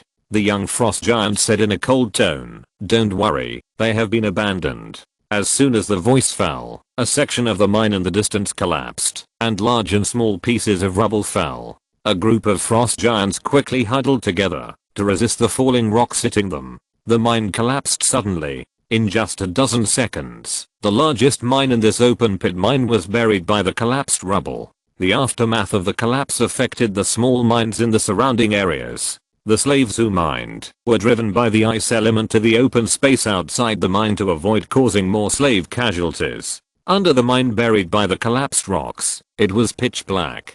In the darkness, pieces of luminous fluorite were taken out of the animal skins, illuminating the faces covered with dust. Carelessly wiping the blood flowing from his forehead, the young frost giant's eyes flashed with hatred and tyranny, and he looked towards the exit of the mine with heavy breathing. For revenge, to escape the fate of being enslaved, they were willing to risk death in a mine accident and act out such a play. Now they just waited for their prey to enter. What? The number 2 mine in the Zenai's mountains collapsed. Lisa Panna, who had been studying spells day and night and had 2 big dark circles under her eyes, was interrupted by the ice element elder she summoned with spells. Lisa Panna immediately put down the research she was doing and flew to the collapsed mine in a hurry. The number 2 mine in the Zenai's mountains has the highest gem content and output among all the open pit mines seized by Long N. If the mine stops production for one day, several gems may be lost, which is completely unbearable for Lisa Panna. Rushing to the mine, several elite ice element came forward to meet Lisa Panna and answered Lisa Panna's questions about the mine accident. A few dozen frost giants are missing. The ice elementals informed Lisa Panna of the count of the number of slaves. Lisa Panna was so heartbroken that she wanted to bang her head against the wall. There are no races in the land of eternal winter that are good at mining, and even creatures that can be driven to mine are rare. In this case, frost giants can be regarded as a rare and high quality labor force. The loss of dozens of frost giants at one time will greatly reduce the efficiency of this mine. With the idea of recovering a little loss, Lisa Panna decided to go down to the mine to see if there are any frost giants who survived the mine disaster. Spreading her almost transparent crystal dragon wings, Lisa Panna flew into the mine. Looking at the several cave entrances buried by falling rocks, Lisa Panna silently released her mental power and extended it into the mine. "They are still alive," Lisa Panna said happily. Lisa Panna was about to cast a spell to clear the buried mine, and a large metal net instantly fell from the sky. The large net completely blocked the exit to the ground. Lisa Panna was shocked and was about to use teleportation to leave. The magic power in her body flowed, pouring into the teleportation spell model that had been activated in her soul. Lisa Panna suddenly felt that the operation of her magic power seemed to be slightly delayed. Just this short delay caused Lisa Panna to be covered by the metal woven net before she could teleport away. Most of her magic power was suppressed, and Lisa Panna was secretly shocked. Forbidden magic alloy. This is a trap. The surface above the mine cave had already heard shouts of killing. Dozens of frost giants surrounded the mine cave entrance, took off the forbidden magic alloy spears on their backs, and threw them at Lisa Panna with violent laughter. "Miss Lisa Panna is not here? Did she go to the mine to deal with the mining accident?" Flying into the wind and snow of the north, going upstream along the Neverwinter River, and arriving at the source of the Neverwinter River, Long N came to the Ice Crystal Palace on the volcano to visit Lisa Panna, but was told by an ice element elder that Lisa Panna was not here. Long N, who had a bad feeling, did not choose to wait in Lisa Panna's ice palace, but turned around and flew towards the mine. Roar. Lisa Panna flapped her wings, trying to overturn the magic forbidden alloy net on her body.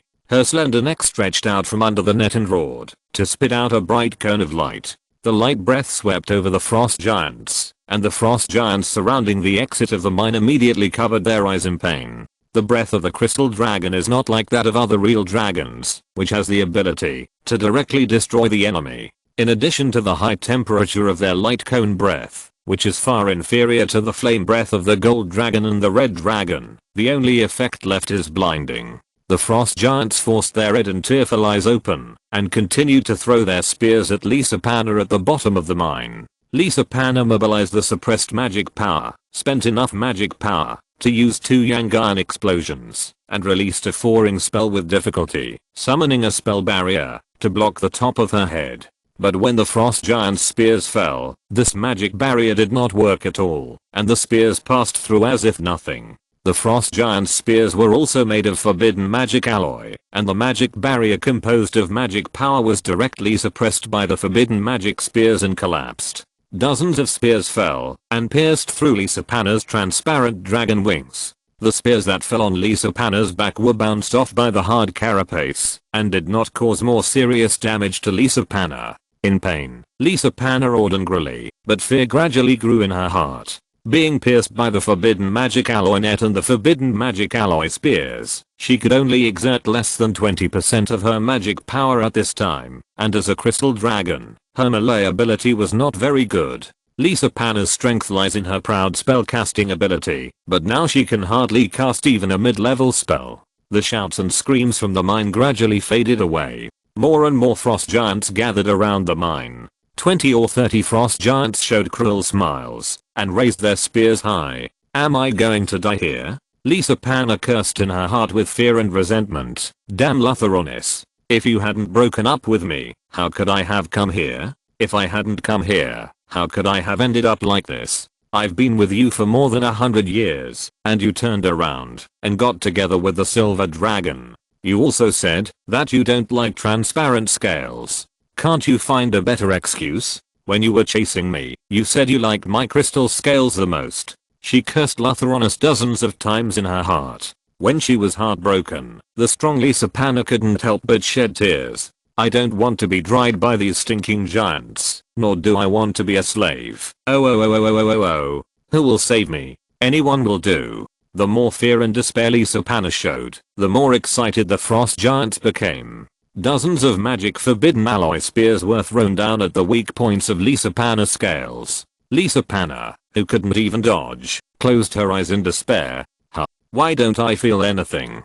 After waiting for a few seconds, Lisa Panna opened one eye and looked up, only to see that the magic forbidden alloy spears aimed at her were suspended in midair and no longer falling. Is this a miracle? If it wasn't a miracle, how could these spears made of magic forbidden alloy inexplicably hover in the air? In an instant, Lisa Panna thanked all the dragon gods in her mind, including the lord of the gem dragon Sadio, the platinum dragon god Bahamut, the 5-colored dragon queen Shiamat, the queen of the treasury Estelab, and the scale of justice Landis. She had never felt so pious. In the mine, a group of frost giants frowned and looked at the spears that were suspended in the air, showing a puzzled expression. Suddenly, a frost giant shouted in a voice that could not suppress fear, It's that blue devil. The blue devil is back. Blue devil? Lisa Panna heard the shouts in the mine and opened her ears under the scales uncertainly, trying to hear what happened in the mine.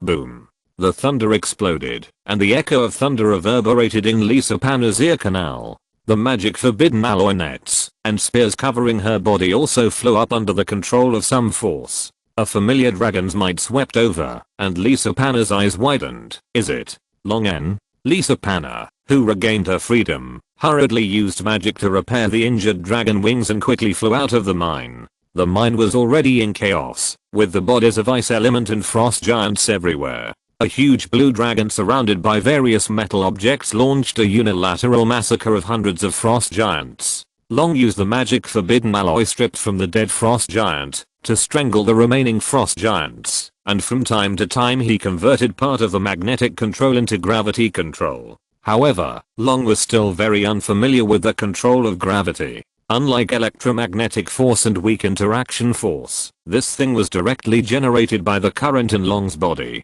Instead, Long first used the current to convert magnetic force, and then used the magnetic force to convert it into gravity.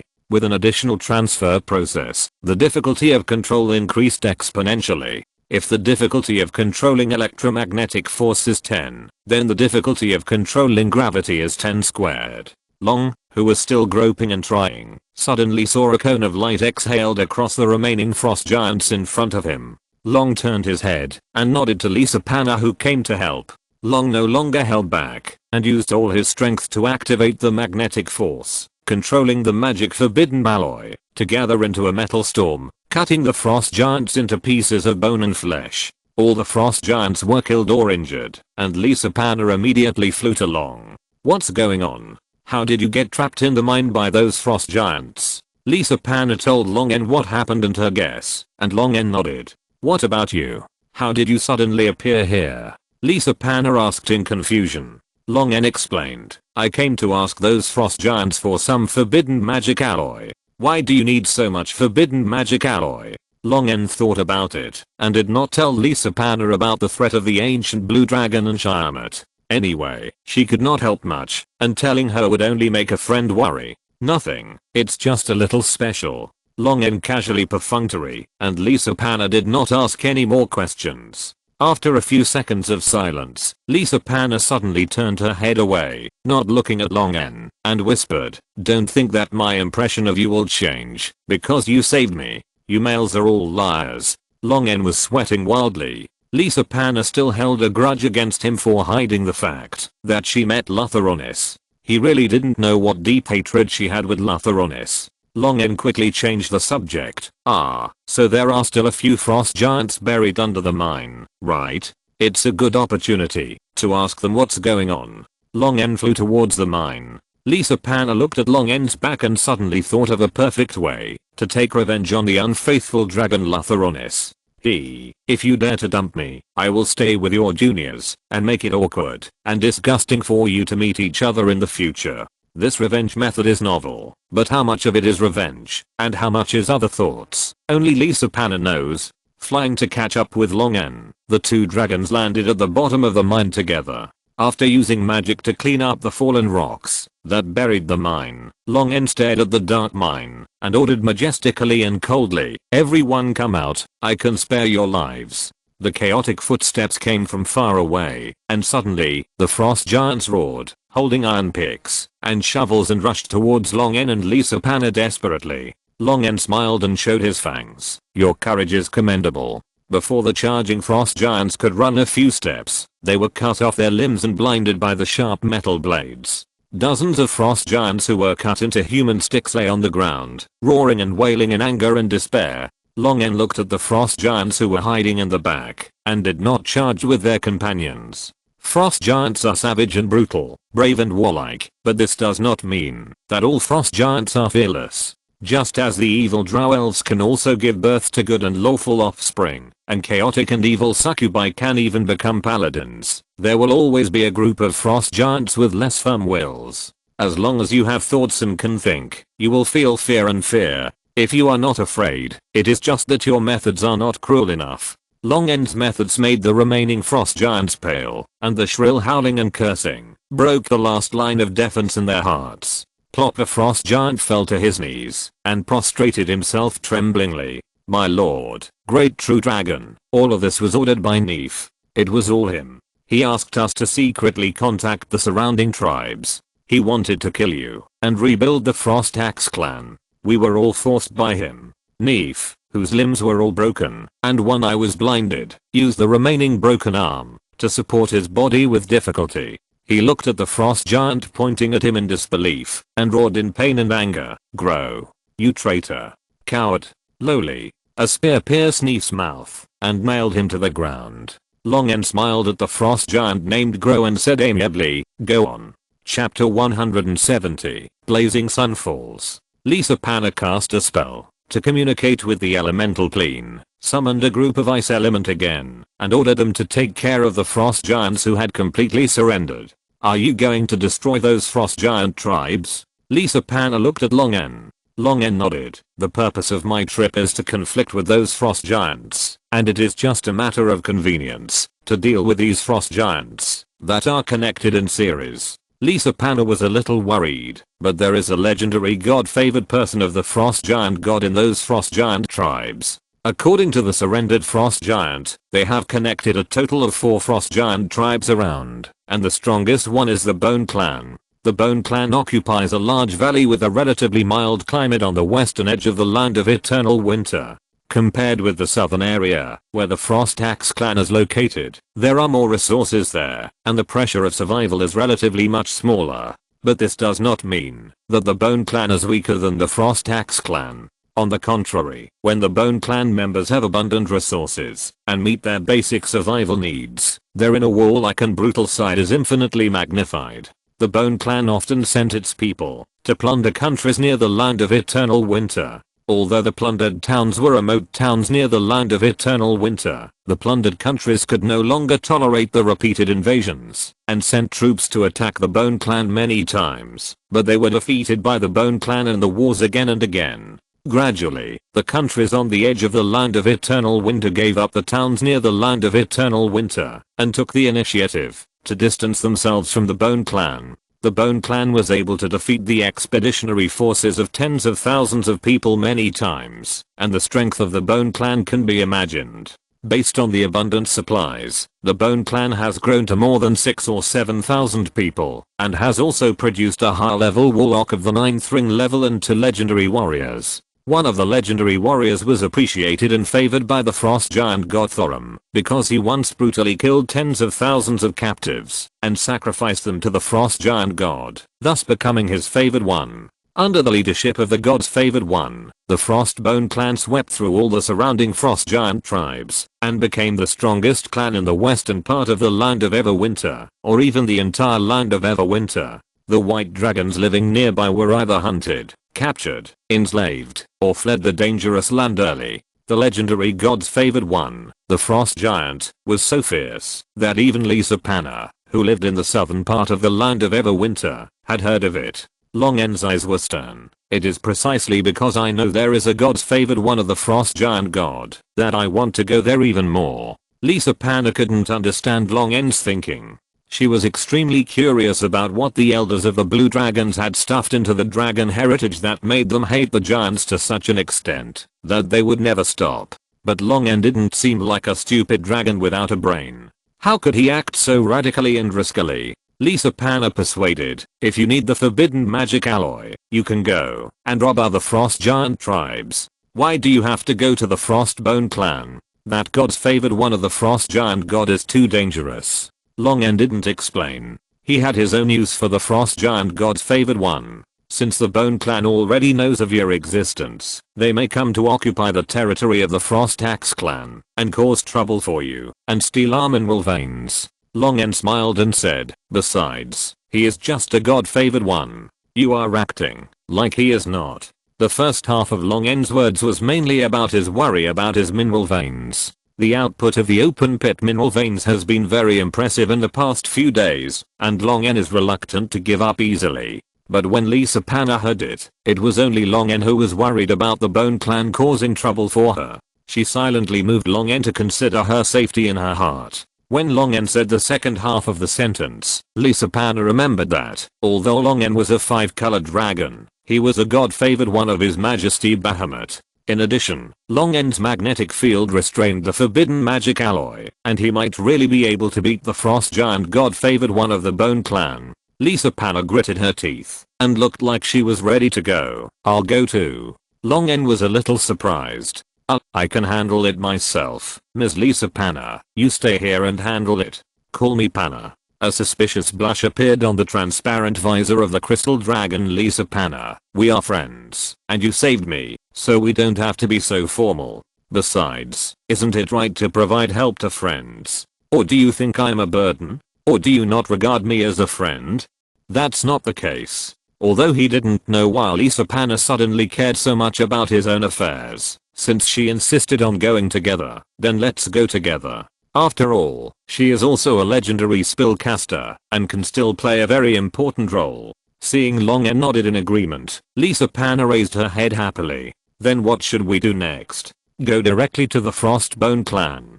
Longen said, no hurry. First deal with those unstable guys around. After letting Lisa Panna summon a large group of ice element to guard the slaves and several mines, Longen took Lisa Panna to fly to the nearest frost giant tribe. Usually, these spells that summon creatures from other planes require a certain price to be paid to the responder, such as gold coins, gems, blood, or souls. Generally, to summon an elemental life, the summoner needs to pay the summoned elemental life tens of thousands of gold coins, depending on the strength of the elemental life and the duration of the summoning.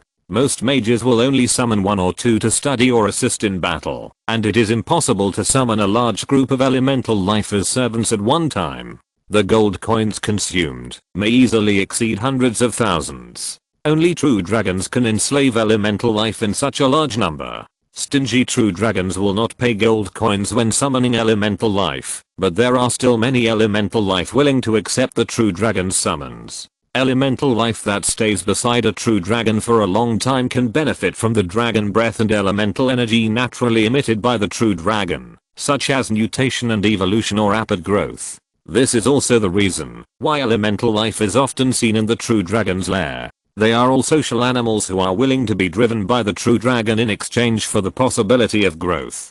Often, they will die in resisting invaders, or be crushed into scum by the true dragon, before they are summoned for a long time. In comparison, responding to the call of metal dragons or gem dragons would be a better choice for elemental life. However, it is also because of this that most of those who respond to the call will only be low and medium level elemental life. Only these poor people at the bottom of the elemental plane will take risks to fight for the future. The elemental lords with high strength naturally do not need these opportunities. With the weapons made of forbidden magic alloy that Longen used magnetic fields to restrain, the legendary spellcaster Lisa Panna can release spells unscrupulously when fighting against the frost giants, completely turning into a magic version of a bomber. None of the frost giant tribes targeted by Longen could resist the combination of Longen and Lisa Panna, and they were looted and slaughtered one after another. Speed was the key to this march, and Long did not intend to leave the captives behind.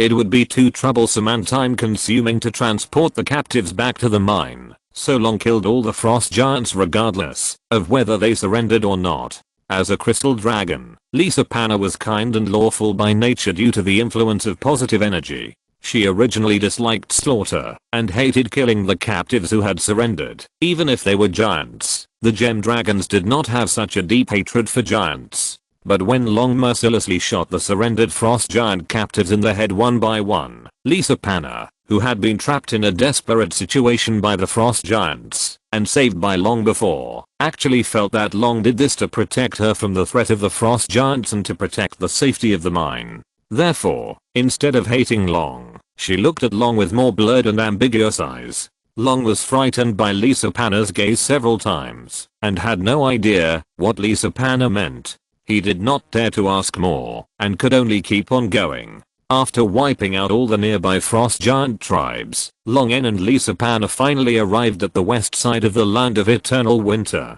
Landing outside the patrol range of the Frostbone clan, Longen used a mirage to conceal his and Lisa Panna's figures. Looking up and watching the white dragon ridden by the frost giant flying in the sky, Longen turned his head to look at Lisa Panna who had been staring at him. Panna, we will sneak in and approach later. You cast your best evocation spell at the Frostbone clan and leave directly. The rest is left to me. Lisa Panna squatted down with a well-behaved look and said, I'll do as you say. Suppressing the physical and mental discomfort caused by Lisa Panna's weird performance, Longen and Lisa Panna slowly approached together. Feeling that they were about to enter the perception range of the legendary strongman, the two sneaky dragons stopped immediately. Longen was on the alert to see if any frost giants of the Bone clan noticed this place, and he perfected the mirage illusion to make it more realistic and difficult to detect. Lisa Panna took out expensive spell materials one by one, and a low and majestic spell flew out of her mouth. As the syllables uttered from Lisa Panna's mouth rose and fell, an increasingly dangerous aura permeated from her body, and even Longen, who was standing by, couldn't help sweating. After chanting for more than 10 minutes, Lisa Panna closed her mouth, and all the spell materials in her claws turned into ashes and scattered. Lisa Panna's face was faintly excited, and she uttered the last few syllables of the spell. Septiplus's blazing sun falls. The tyrannical spell fluctuations could no longer be concealed, and the mirage illusion arranged by Longen was instantly torn apart. In the city of the Bone clan, the two legendary frost giants and the 9-ring warlock immediately felt the danger and ran out of the city at the same time. A light spot suddenly appeared in the sky above the Bone clan. As soon as the light spot appeared, the temperature of the air inexplicably rose by 10 degrees. The light spot quickly expanded to the size of a disc, and the temperature around it continued to rise, like a high-hanging sun constantly releasing light and heat. In a few seconds, the disc-sized light ball expanded to a diameter of 7 or 8 meters. The huge heat melted the surrounding snow in an instant, and the clouds that were about to bring down a blizzard were immediately dispersed by the high temperature, and the sky and the earth became clear. The Bone Clan, who were on the edge of the land of eternal winter, found for the first time that this world of ice and snow could be so hot that it was a bit too hot. The huge light ball fell down, and the temperature in the Bone Clan rose rapidly. A large amount of ice and snow turned into steam in the high temperature, and then dried and evaporated directly in the rising temperature. Amid the screams of pain from the burning bodies of the frost giants and the fear of watching the extremely hot light ball approach, the light ball landed, and the world seemed to be quiet for a moment. Then, a light ball with a diameter of 7 or 8 meters burst into dazzling brilliance, making the world white. The shock wave with terrifying high temperature spread from the center of the explosion, destroying everything along the way. The frost giants were turned into dust in the shock wave and strong light, before they could even shout. At this time, the sound of the explosion was heard, and the rumbling sound shook the earth. A mushroom-shaped dust column rose from the explosion of the light ball. The power of the explosion directly destroyed everything within a diameter of 100 meters, but with a light ball as the center, the diameter of 2 kilometers was shrouded in shock waves and blazing heat. Outside the city of the Frostbone Clan, rolling heat waves rushed in, and Long N was stunned. What kind of legendary spell? Is this really not a nuclear bomb? It is worthy of being a shaping spell known for its lethality. This move directly killed at least 1/3 of the Frostbone Clan. The violent spell fluctuations exposed the positions of Long N and Lisa Panna, making it impossible for them to hide. The legendary frost giants and the 9-ring frost giant warlocks who had sensed the danger and fled early in the distance immediately discovered the two uninvited guests. The frost giants instantly understood what was going on and stared at Long N and Lisa Panna with anger. The strong sense of threat made Long N's muscles unconsciously tense. Long N put away his astonishment when looking at the mushroom cloud, and his face gradually became serious. He said to Lisa Panna beside him, "Leave first, retreat far away, and look for an opportunity to attack." Lisa Panna nodded, opened the portal directly, and disappeared from the sight of the frost giants in the distance. Her strength is the ability to cast spells. If she wants to help Long N without becoming a burden, she must first keep a good distance from those legendary frost giants. Otherwise, once she is entangled by the legendary frost giants, it will distract Long N. Ordinary legendary frost giants were ignored by Long N. Long N looked at the legendary frost giant God-favored one in the distance, which was taller, had a deeper aura, and faintly exuded a certain high-level pressure. The frost giant God-favored looked cold, and made a gesture of wiping his neck at Long N. Long N sneered back at him without showing any weakness. The frost giant God-favored roared to the sky, and a blizzard appeared out of thin air. In the center of the blizzard, the frost giant God-favored raised his right hand, and dark blue ice and snow gathered in his hand. A huge ice blue hand axe quickly took shape, and a thick and ferocious layer of ice armor gradually solidified. Long N raised his eyebrows. He would not let the enemy transform in front of him. There was no setting in this world that could enter the transformation animation to be invincible. Long N flapped his wings and flew into the air. His chest surged, and bright blue plasma spewed out from between his ferocious fangs, turning into a huge lightning beam that swept towards the frost giant in the blizzard. Chapter 171 Faith Bomb. The bright blue plasma turned into thunder and rushed down like a waterfall, but the frost giant God-favored one stood in the center of the blizzard without dodging. In the wind, snow and lightning, the huge humanoid creature with flying hair looked up to the sky and howled, and clenched the dark blue ice axe in his right hand. The sharp axe blade split a wave of air and actually split Long N's thunder breath in half. The sound of breaking through the air sounded, and several spears flew over. It was the attack of another legendary frost giant. Long N didn't even look at the legendary frost giant twice, and directly controlled the magnetic field to stop the flying spears. The legendary frost giant felt greatly insulted when he saw that this blue dragon dared to ignore him. With murderous intent flashing in his eyes, he let out a low roar and ran towards Long N with a broadsword in his hand. Long N stared at the frost giant god favored one in the distance and released thunder in the air to fight against the opponent. Suddenly, an angry shout came from the side. Die. Long N subconsciously twitched his dragon tail, and a blue shadow that could not be seen by the naked eye swung past, and it seemed to hit something with a snap. Long N distracted himself and used his peripheral vision to look at the legendary frost giant who was beaten with a broken arm bone and a sunken chest, vomiting blood and flying backwards. With a thought, or thunderbolt locked the seriously injured legendary frost giant and immediately retracted his mind, no longer paying attention to the life and death of the legendary frost giant. With Long N's current strength, and after strengthening his body with a strong magnetic field, he can still fight against a legendary spellcaster, but as for a legendary warrior, forget it. Unless holding a legendary weapon, it is difficult for an ordinary legendary warrior to even break the scales that Long N strengthened with magnetic field cells. Unknowingly, Long N's body has become so strong that it can be regarded as terrifying. Long N swung his tail and slapped the legendary frost giant. The frost giant god favored one became more and more angry. As his anger surged, blood began to seep from his dark blue ice armor and the ice axe in his hand. The frost giant god favored one, emitting a faint red glow, took advantage of Long N's distraction and threw the ice axe in his hand, forcing Long N to dodge while he strode towards Long N. The divine aura from the ice axe made Long N dare not take it head on. He dodged the axe and was about to suppress the frost giant god favored one when his weapon slipped out of his hand, but he saw the spinning ice axe turn after missing the target and flew back into the hands of the frost giant god favored one. The ice armor and weapons on the opponent were obviously items or abilities from the gods, and their power must be extraordinary. Long N did not intend to fight him head on. His wings danced with the wind, and Long N rose to a higher altitude. Electricity surged on his body, bursting out at the maximum speed, and instantly turned into a blue lightning, leaving a large afterimage behind him.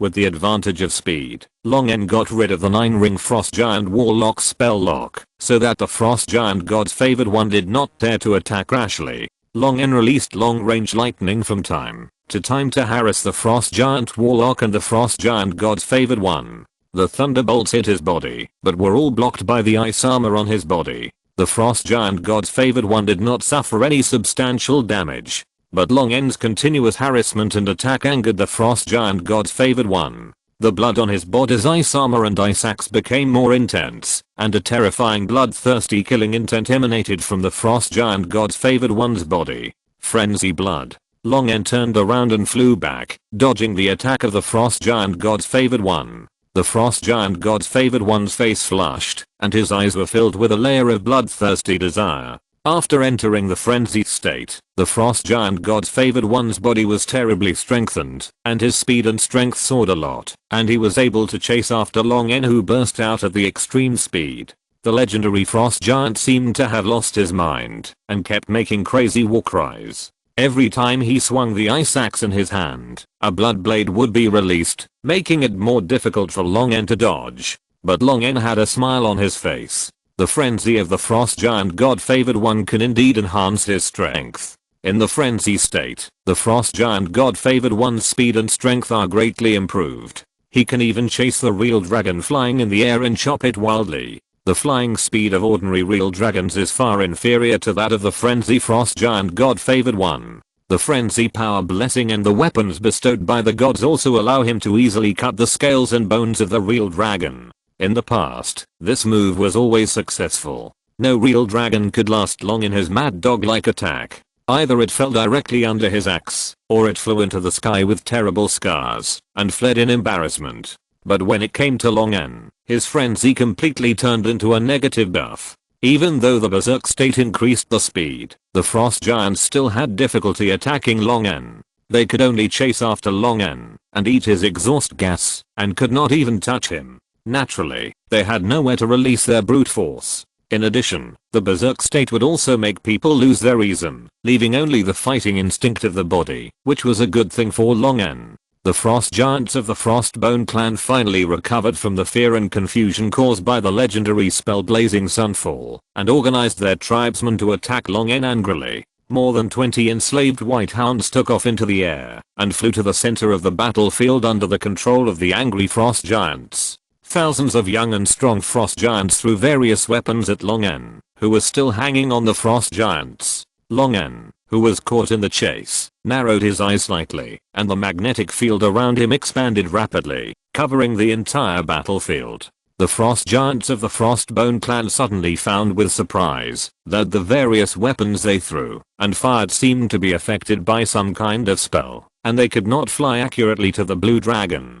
Soon, they went from being suspicious to being terrified. Those weapons actually turned around and flew back to them. A large number of frost giants who were caught off guard died under their own weapons. The remaining frost giants resisted the weapons that Long N controlled with magnetism to kill them, and they were very confused. Why are these weapons made of forbidden magic alloys affected by spells? The forbidden magic alloy weapons that can restrain real dragons were controlled by some unknown spells, and the ordinary members of the Frostbone clan could only pose a negligible threat to Long N. The frost giants who were fighting with their own weapons could only pin their hopes on those white hound knights. Long N was doing two things at the same time. While controlling the forbidden magic alloy weapons to kill the frost giants, he was also avoiding the attacks of the frost giant gods. The roars of a large group of white dragons suddenly appeared in the sky. Avoiding the attack of the frost giant gods, Long N took the time to look at the group of white dragons flying in the distance. There was no expression on his face. He just silently controlled the magnetic force to change the shape of some forbidden magic alloys into a shuttle shape with sharp ends and a slender middle. The shuttle-shaped magic forbidden alloy was wrapped in a layer of electric light. Under the influence of Long's electromagnetic force field, it repeatedly moved back and forth and accelerated, and its speed quickly increased to a level that was completely invisible. As Long waved his hand, the shuttle-shaped electromagnetic cannon shell instantly burst out at a speed that broke the sound barrier and pierced through the bodies of the frost giants and the white dragons they rode. Before they could react, more than 20 white dragons fell together with broken wings, falling one after another like dumplings, and smashed into the city of the Frostbone clan. The frost giants who had high hopes for the White Hound Knights were stunned. What kind of magic did that damn dragon use? All the White Hound Knights in the clan went out together, but they were all killed in an instant after just a face-to-face encounter. Long retracted his gaze from the enslaved white dragons. Long had already held back with these dozens of electromagnetic cannons, aiming at some non-lethal vital points, which were enough to make these white dragons lose their combat effectiveness, and not interfere with him in the next battle, and save their lives as much as possible. If it were another race, most of the wounds through the chest and abdomen would kill them on the spot, but with the powerful vitality of the real dragon, they could still jump around after a cut in their aorta, and bleed for half an hour. If it was longer, the cut might heal itself. If they were to have their blood vessels, heart, or brain shot out by Long N, they could only consider themselves unlucky. Long N didn't care much. Now he had more than 45 colored dragons under his command, more than a third of which were white dragons. Although Long N wanted to take these white dragons enslaved by the Frostbone clan under his command, he didn't really care if a few of them died. The frenzied frost giant god-favored one was not surprised by Long N's electromagnetic cannon, and still chased Long N with an axe, but the speed difference was there, so Long N could only fly him around. Long N led the frost giant god-favored to circle around the city of the Frostbone clan. Long N hadn't done anything yet, but the airwave generated by the frost giant god-favored swinging the bloody ice axe had almost destroyed the buildings in the city. The blood color in the eyes of the frost giant god-favored faded a little, and reason told him that he couldn't go on like this. This damn dragon was incredibly fast. If he continued like this, he would only be outrun by the opponent. Noticing that the pursuit behind him slowed down, Long N looked back at the frost giant god's favored, and found that he was getting out of the frenzy state. Long N easily avoided a bloody air blade, turned his head and spit out thunderous breath. This time, the frost giant god's favored did not make any defense. He jumped high against Long N's breath, holding the bloody ice axe tightly in both hands above his head, and roared through the sky. The frost giant's god-favored one had a ferocious and violent face. He wanted to take advantage of the pause in the breath of this damn blue dragon, to chop off its head and sacrifice it to the gods as a trophy, so that his soul would suffer eternal torture in the kingdom of the gods. But in his wide open eyes, he saw that the damn dragon was not panicked, but smiled hatefully. The next moment, Long N did not move at all, but his body flew back several meters out of thin air, and his speed was even faster than the maximum speed, after he used the strong magnetic field and magnetic force to strengthen the acceleration. The accumulated attack was easily dodged, and the frost giant's god-favored one's jump slash instantly became a joke. No matter how strong the power contained in this attack was, it would only cut on the frozen soil of the land of eternal winter, and he was now wide open and full of flaws. In his eyes, the balls of forbidden magic alloy quickly turned into the strange shuttle shape that had killed the White Hound Knights before, and the lightning flashed on the shuttle-shaped forbidden magic alloy. Although the frost giant was in a frenzy when Long N killed all the White Hound Knights in an instant, he also felt the horror of this attack. He was already wavering in his heart about whether the protective armor given by the gods could withstand these attacks. Electric light surged at Long N's fingertips, and dozens of electromagnetic cannon shells burst out. The frost giant tried his best to dodge, but was still hit one after another. The first shot, the second shot, the third shot. The ice armor was safe and sound, and the frost giant felt relieved. The 8th shot, the 9th shot. Cracks appeared where the ice armor was hit, and the frost giant's eyes widened.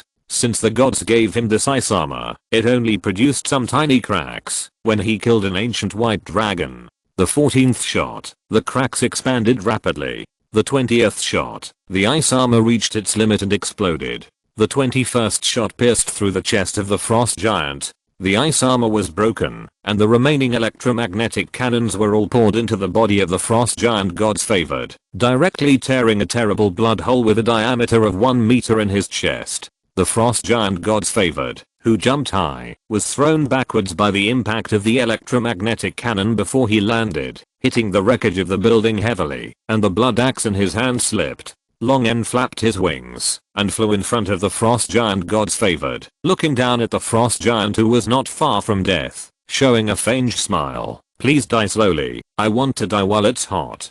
Take out your brain. The frost giant gods favored, who was already powerless to resist, watched the sharp dragon claws pierce his head, and then his eyes went black, and he immediately lost consciousness. After a while, Long N released several spells on a bloody brain to temporarily keep the brain active, and then stuffed it into a container filled with a solution full of life breath. Long N shook the transparent container and saw that the cerebral cortex of the frost giant god favored in it had resumed beating. He happily stuffed it into his mouth and swallowed it into the special stomach bag of the real dragon for storing items. Long N generally didn't like to put things into his stomach bag. He had a slight obsession with cleanliness. If he had a storage ring, it would definitely be more convenient to use it, but this brain couldn't be put into a storage ring. Living things couldn't be put into a storage ring. The page in the final chapter of the element about igniting the divine fire and using the power of faith to shield and weaken the will of the gods also described the results of igniting the divine fire. If different powers of faith were mixed, explosion and destruction. And the more and purer the power of faith, the greater the power of the explosion. Therefore, when Long N heard that there was a frost giant god favored in the Frostbone clan, he put it on the must-kill list. Excluding outliers like Long N, the degree of faith of the god favored is still guaranteed. Putting the brain away, Long N recalled the scene when he avoided the jump and slash of the frost giant god favored. At that time, Long's limbs showed no signs of moving, so he deceived the frost giant god loving one and lured him to jump into the air and chop at him. At the critical moment, Long used electromagnetic force to simulate gravity. The space behind Long contracted, and the space in front of him expanded, directly causing Long's position in space to be pushed back several meters by this ripple of time and space. Using gravity to change space to achieve the purpose of moving and accelerating oneself is still very simple, but it is already the limit of what Long can do at this time, and the effect of the first use also made Long very satisfied. Lisa Panna, who saw Long's great power, had rushed back, shocked by Long's strength and his ability of gravitational acceleration. That seemed to be the legendary power dragon just now. Lisa Panna unconsciously added a hint of respect in her tone. Long, what should we do next? Long, in a good mood, grinned and revealed his ferocious fangs. He glanced around the remaining frost giants and smiled. Kill them all, leaving no one alive. Chapter 172 Final Preparation. After razing the Bone Frost clan to the ground, in order to save time, Longen handed over the subsequent looting to Lisa Panna. After agreeing on the division of the spoils, he said goodbye to Lisa Panna and prepared to fly back to the south. The white dragons that were seriously injured by Longen recovered from their serious injuries after a simple spell treatment, but they inevitably fell into weakness. Longen couldn't take all these white dragons back in a short time, so he simply knocked them all out, packed them with forbidden magic alloy, and asked Lisa Panna to help take care of them. Longen had already notified Isis through the communication spell, asking him to bring a few white dragons that had been enslaved by the frost giants, to provide psychological trauma treatment for these white dragons enslaved by the Bone Frost clan. Taking his share of the gems produced by several mines during this period from Lisa Panna, Longen said, "I'll leave the rest to you, Ms. Lisa Panna." Longen had plundered a large amount of forbidden magic alloy from several frost giant tribes during this trip. His goal had been achieved, and he also got a brain of a frost giant's favored one, which was a surprise. "Just call me Panna." Lisa Panna didn't know the crisis Longen was facing at the moment, and her tone was unprecedentedly gentle and charming. She tried to persuade Longen to stay. "Why don't you come to my place? Maybe we can have dinner together." Lisa Panna's numb voice made Longen uncomfortable, and he shook his head to refuse. Longen hesitated for 2 seconds, but still explained, "The fact that I'm the favored one of His Majesty Bahamut was exposed by the Spider Queen Rose, and His Majesty Shahamut has set his sights on me." This news shocked Lisa Panna for a long time. She could fully imagine what kind of revenge the evil 5-colored dragon queen would launch against Longen. Lisa Panna asked tentatively, "If His Majesty Shahamut takes revenge on you, won't your elders make trouble for him?" "Elders? Make trouble for Shahamut?" Longen was stunned for a moment, then he understood that his strong magnetic field and the gravity acceleration released earlier had caused Lisa Panna to misunderstand that he was a power dragon, one of the legendary dragon species. Legendary dragons are rare, so they are extremely protective of their own shortcomings. The strength of old legendary dragons can even be compared to the most powerful gods. If there are legendary dragon elders to take care of them, Shahamut will definitely not dare to act rashly. Longen did not explain, but only said that he had never seen his parents since he was born. Lisa Panna looked at Longen sympathetically and imagined a bloody plot in her mind that a power dragon combined with a blue dragon, and then found that the offspring in the egg was not pure and directly abandoned Longen, who was still a dragon egg. With the control of magnetism and gravity, coupled with this terrifying growth rate, Lisa Panna almost confirmed Longen's identity as a legendary dragon species in her heart. Long said goodbye again, and Lisa Panna did not try to persuade him to stay. She watched Long's back quickly go away. After summoning Ice Element to clean up the battlefield, loot the property, and carry the white dragon packed by Long, Lisa Panna returned to the Ice Crystal Palace in the crater at the source of the Neverwinter River. After returning to her dragon nest, Lisa Panna was a little uneasy all day. Even playing with the newly excavated gems, or conducting her favorite spell research could not relieve the anxiety in her heart. When she thought of so many female dragons around Long, Lisa Panna inexplicably felt a sense of crisis in her heart. After thinking about it, Lisa Panna decided to go south. She wanted to settle in Long's territory. Since she had decided to pursue Long, Lisa Panna was determined to be more proactive and take the initiative.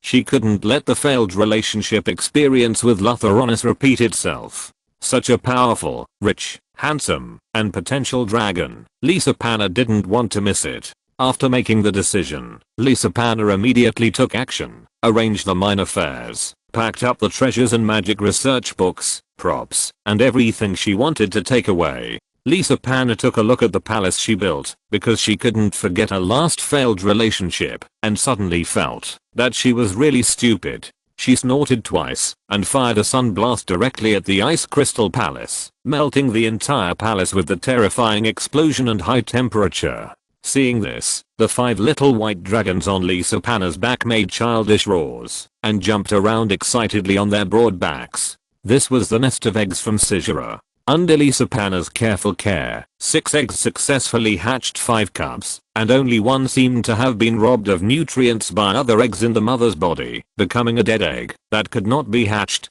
Ah. Mother is strong. Mother is destructive. Mother is fierce. Lisa Panna taught, don't keep the word destruction on your lips, and don't think about these evil things. You must be a kind and righteous child. The 5 little white dragons nodded in unison, not quite understanding. Suddenly, a little white dragon asked, but mother, if you destroy the dragon nest, where will we live in the future? We will go to the south and build a new dragon nest. Why go to the south? To find a father for you. At the same time, Long N, who was flying to the storm sea, suddenly received a message from Luthoronis. Long N touched the light spot, and Luthoronis' serious words appeared in his mind. One good news, and one bad news. The bad news is that the ancient blue dragon broke through the blockade of the silver dragon clan. No one knows how he escaped from the joint blockade of the 3 ancient silver dragons. If nothing unexpected happens, the ancient blue dragon is already on the way to your territory.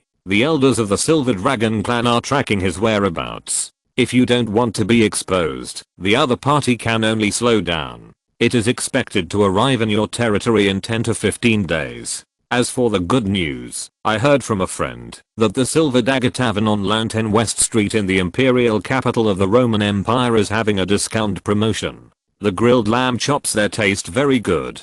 You can go and try it. Long N. It's already this time, and you still have the mood to joke. Long N didn't expect that the ancient blue dragon, a fanatic of Shiamat, would run out of the blockade of the Silver Dragon clan so quickly, and he hadn't made adequate preparations. Originally, Long N planned to go to several more places, but now it's too late. Long N stopped flying towards the direction of the storm sea, slightly adjusted his direction, and flew straight to the southernmost tip of Onia. Long N, who flew at full speed to the south of Onia, plunged into the underground entrance to the Underdark, and returned to the surface from the Underdark 2 days later. As for what he did in the Underdark, no one knew. Long N, who returned from the Underdark, had no time to say hello to anyone, and hurriedly went directly into the dragon's nest and stayed indoors. Long N only had less than a week left, and his preparations were not yet complete. The power of faith. Long N opened the final chapter of the element again, and carefully watched the page on how to use the power of faith. A little more to the right. Okay, slowly put it down. The huge real dragon statue fell on the pedestal prepared in advance in the central square of Blackstone City with a bang. 7 or 8 staff members of the City Lord's Hall immediately rushed up to check whether the statue was oriented in a wrong direction, or whether the statue was damaged during the placement process. During the inspection, the Minotaurs who were responsible for carrying and installing the statue carefully squatted down to rest. Carrying the statue was a strenuous job, and even the strong Minotaurs felt tired. A Minotaur suddenly felt something touching its shoulder. The Minotaur turned around and saw a human carrying a pottery jar of water and waving at it. The Minotaur grinned, took the pottery jar of water and drank it, and his dry mouth was immediately relieved. Handing the pot back, the Minotaur said in an off-tune common, "Thank you." The man who delivered the water took the pot and did not leave. Instead, he raised his chin towards the huge statue in the center of the square and asked, "Is this another urban greening and beautification project of the Lord's Hall?" Well, if you ask me, the fountain was pretty good before. My son always loves to come here to see the fountain. Why is it demolished? The Minotaur smiled honestly. The fountain is quite interesting, but it was the Lord who ordered the demolition this time, and this statue is also the Lord's statue. Lord? The middle-aged man who delivered the water stood in awe, squinting his eyes in the dazzling sunlight to look at the 4-meter-high statue. The statue is a complete replica of Long N's appearance in proportion, and the posture is a majestic squatting posture. Every scale has been carefully polished, and the folded wings seem to be able to flap and fly at any time. Strangely, the statue's eyes are half open and half closed, with his eyes drooping, as if examining all living beings. Is this what the Lord looks like? Although Long N often wandered around the territory, most of the hundreds of thousands of people in Blackstone City had never come into close contact with Long N. They had only seen Long N flying over Blackstone City from a distance. It was too far away to see clearly, and most people could not tell the difference between their lord and other real dragons. At this time, they finally had the opportunity to worship the lord up close. The middle-aged man who delivered water was very excited, and he forgot about the fountain. He was originally a serf of a baron in the northern part of Balan. Not only him, but also his father, his grandfather, and his grandfather's grandfather were all serfs of the noble lord. If nothing unexpected happened, his newborn child would inherit his position and become a serf who was not well fed and clothed, and was beaten and scolded by the supervisor for working all day. But an accident happened. The baron's manor was razed to the ground by the reinforcement of the kingdom of Facity, and even the distinguished baron was hung on the back of the horse by the general of the reinforcement and dragged, and finally died in the laughter of the reinforcement. He was smart and made the most courageous and correct decision in his life: escape. If he had not escaped from the back door of the farm with his wife and children in advance, he would have been captured by the soldiers of the kingdom of Facity and forced to transport food. That was not a job for humans. I heard from the newspaper that most of the serfs and civilians who were captured as laborers during the Balan Civil War died.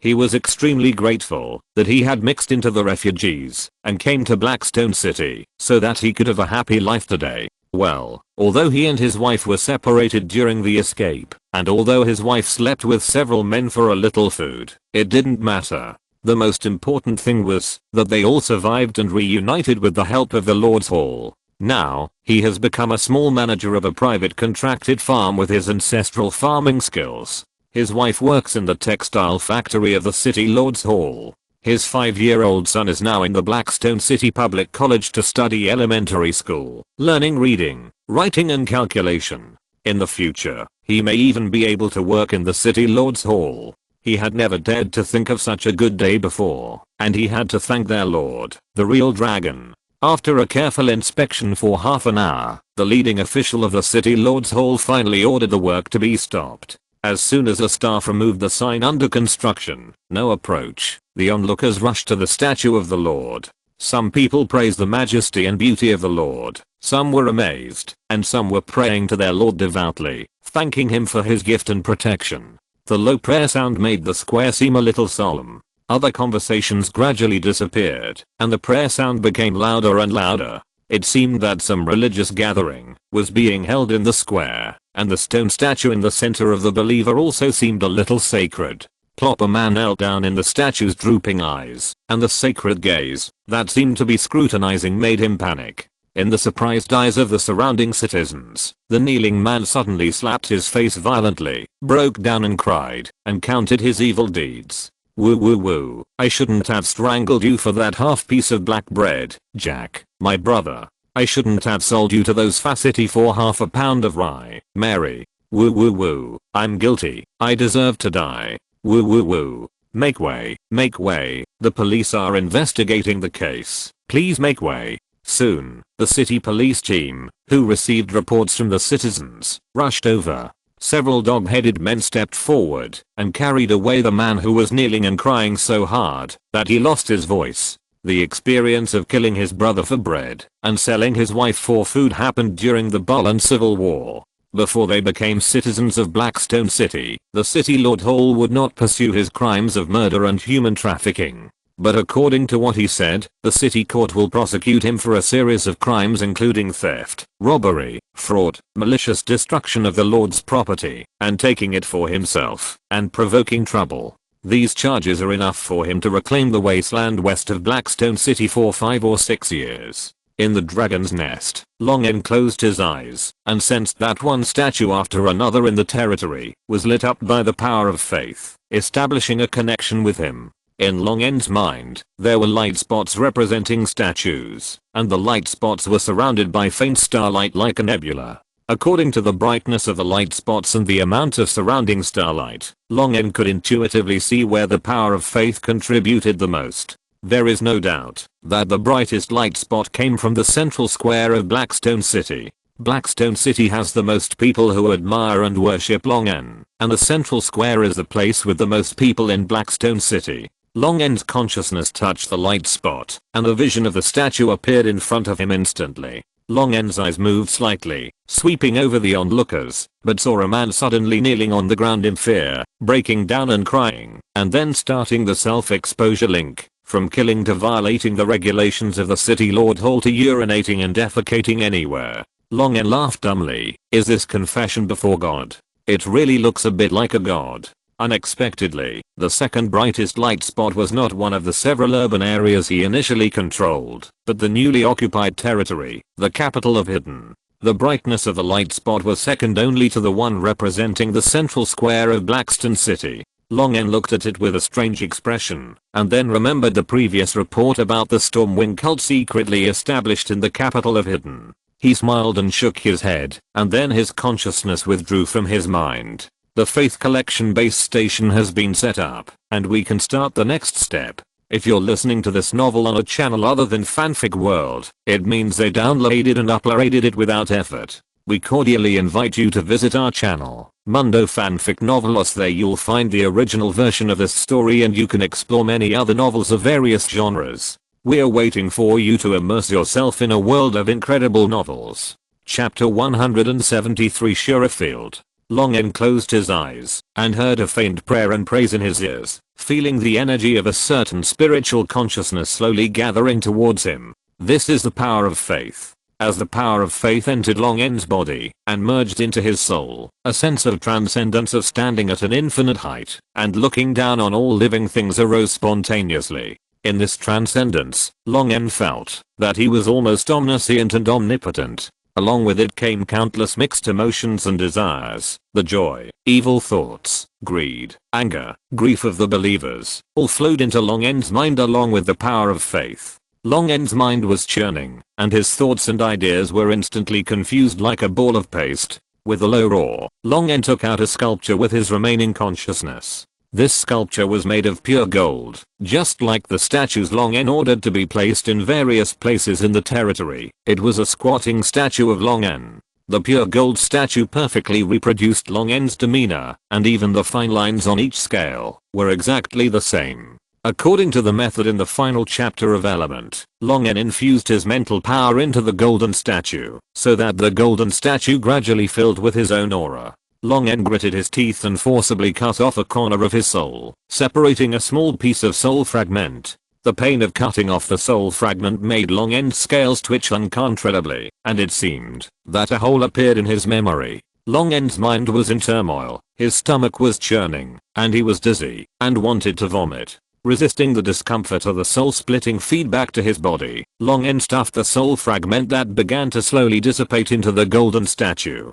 Controlling the mental power in the golden statue and the soul fragment to resonate at a special frequency, making them entangled and gradually merged, Long N mobilized the power of faith that had already entered his soul, and formed a layer of anti-faith power barrier on his body surface. There was very little faith power left in Long N's body, and the barrier constructed by the method in the final chapter of Element quickly disappeared, but this was enough. The anti-faith barrier cut off the connection between the faith and Long N's body. The faith power coming from all directions immediately rushed to the golden statue with Long N's soul and will, and instantly connected with the golden statue. Even if Long N's anti-faith barrier disappeared, the surging faith power would no longer gather in Long N's body.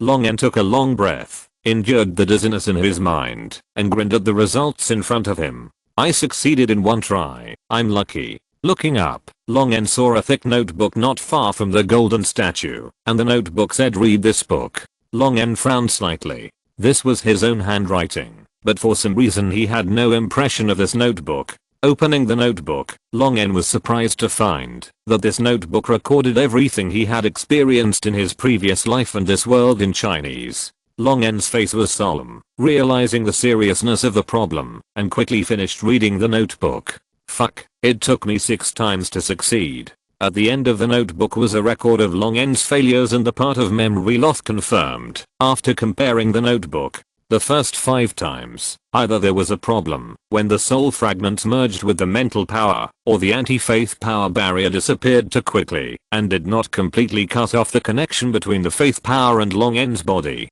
The 6th time was successful, but Long N just lost the memory of the first 5 times. Shaking his head, Long N sighed and said to himself, cutting soul fragments is really dangerous. If you are not careful, you may cut yourself into a mental illness. Fortunately, I prepared notes in advance. Just cutting 6 insignificant soul fragments, Long N felt that his memory became a little messy and jumpy, and some memories even appeared inconsistent. In other words, the soul of a real dragon is tough and strong. If it were another creature, it might have gone insane. After sorting out the memory twice, the memory was barely no longer chaotic. The remaining slight abnormalities were directly ignored by Long N. Now time is tight, and Long N has no extra time to repair his soul properly. As long as it does not cause any serious impact, let the small problems in the soul heal slowly. Lightning flashed from his fingertips, burning the notebook that recorded all his memories to ashes. Long N picked up the golden statue that was emitting an inexplicable glimmer, his face a little complicated. It must be said that the transcendent feeling of the power of faith and the illusion of omniscience and omnipotence made people unable to help but indulge in it. Long N even hesitated a little. Should I destroy this golden statue and let the power of faith return to myself?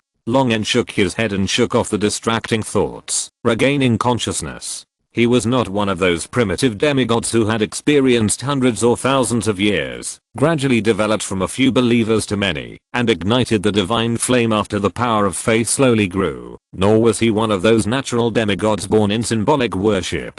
His power of faith came too suddenly, and the amount was too much, so he, a novice who had never been exposed to this, could not grasp it. Those primitive demigods and natural demigods all slowly adapted to the power of faith a little bit, and could gradually control more after mastering it. Although if Long N is willing to spend time, he can slowly explore and master the power of faith for hundreds of years. Maybe when Long N completely masters these powers of faith, the divine sparks symbolizing divinity will automatically ignite in his soul. But the danger is right in front of him, and Long N obviously does not have so much time. It is not feasible to spend hundreds of years to become a demigod, and then slowly improve the strength to the level of a god. Long N squeezed and pushed his stomach to take out the brain of the frost giant god's favor stored in it. Well, it's still very fresh, and there is no sign of the soul dissipating. As expected of a legendary frost giant, with only a brain left, the vitality is still so tenacious. The shelf life of the finished product must be very long. Long N was very satisfied.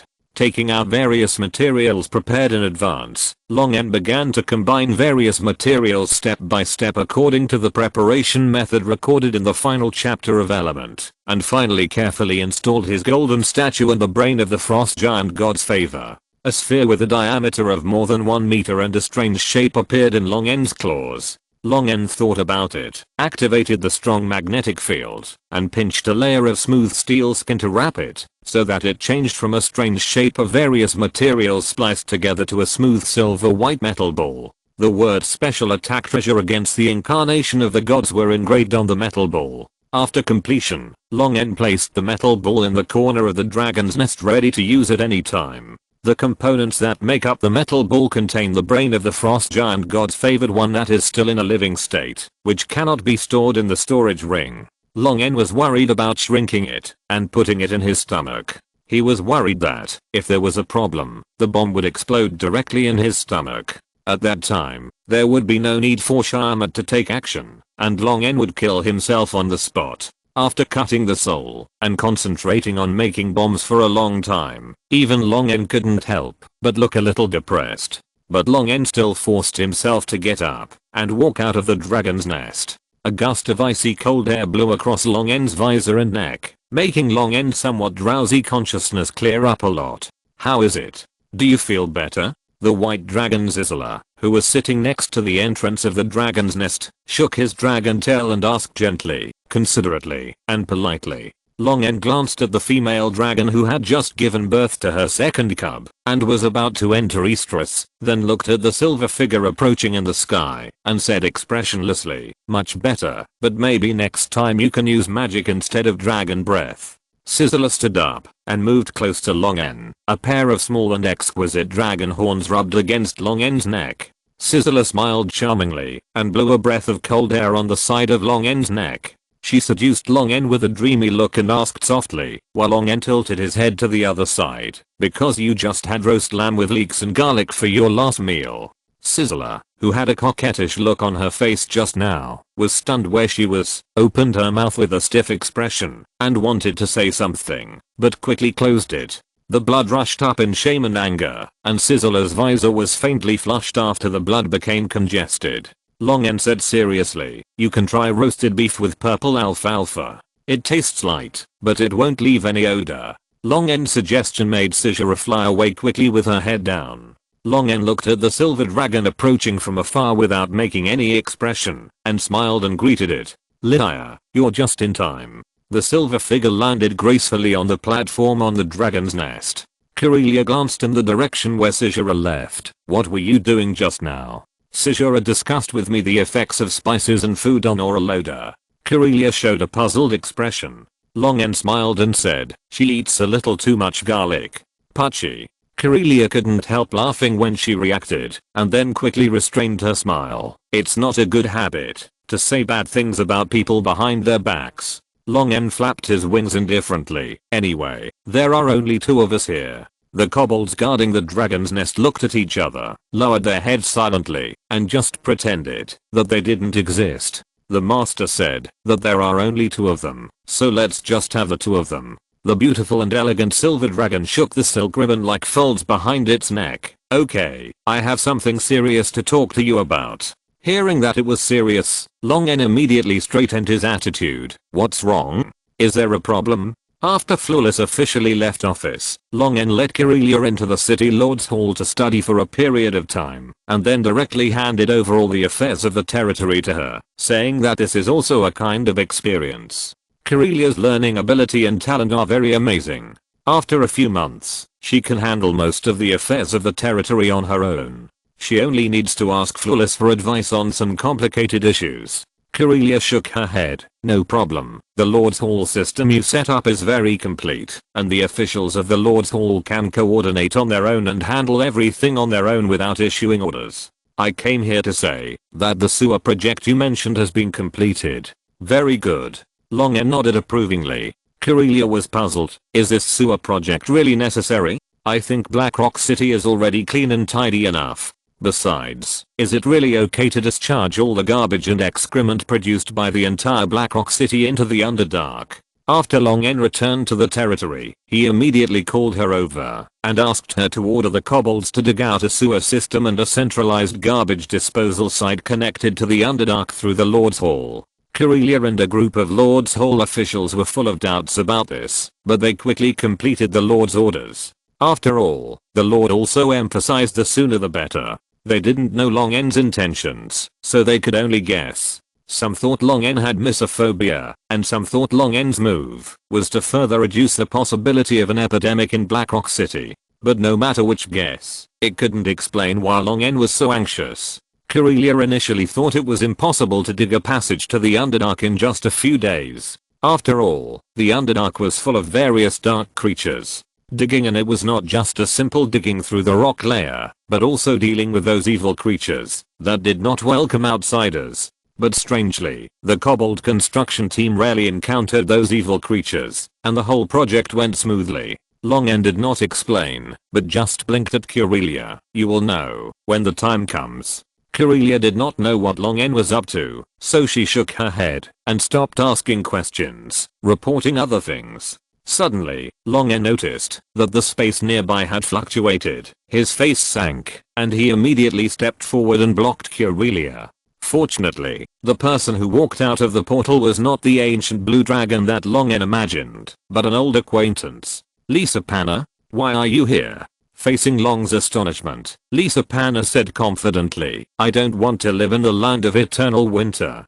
I want to build a nest here. Also, call me Panna." "Ms. Lisa Panna, hello." Corellia greeted politely. After all, Lisa Panna was her father's friend, although their relationship didn't seem to be very good. Lisa Panna also noticed Corellia next to Long. Seeing Long and Corellia standing so closely together, and remembering that Corellia had been waiting by Long's side when he was unconscious, Lisa Panna immediately developed a strong hostility. Corellia's mother took away her ex-boyfriend. Is this one going to be taken away by Corellia again? Lisa Panna shouted in her heart, "I will never let this happen twice." But with a mature and intellectual smile on her face, she said in the tone of an elder to a younger person. Hello, little liar. Isn't Silver Dragon intellectual and elegant? Then I'm more intellectual and elegant than her.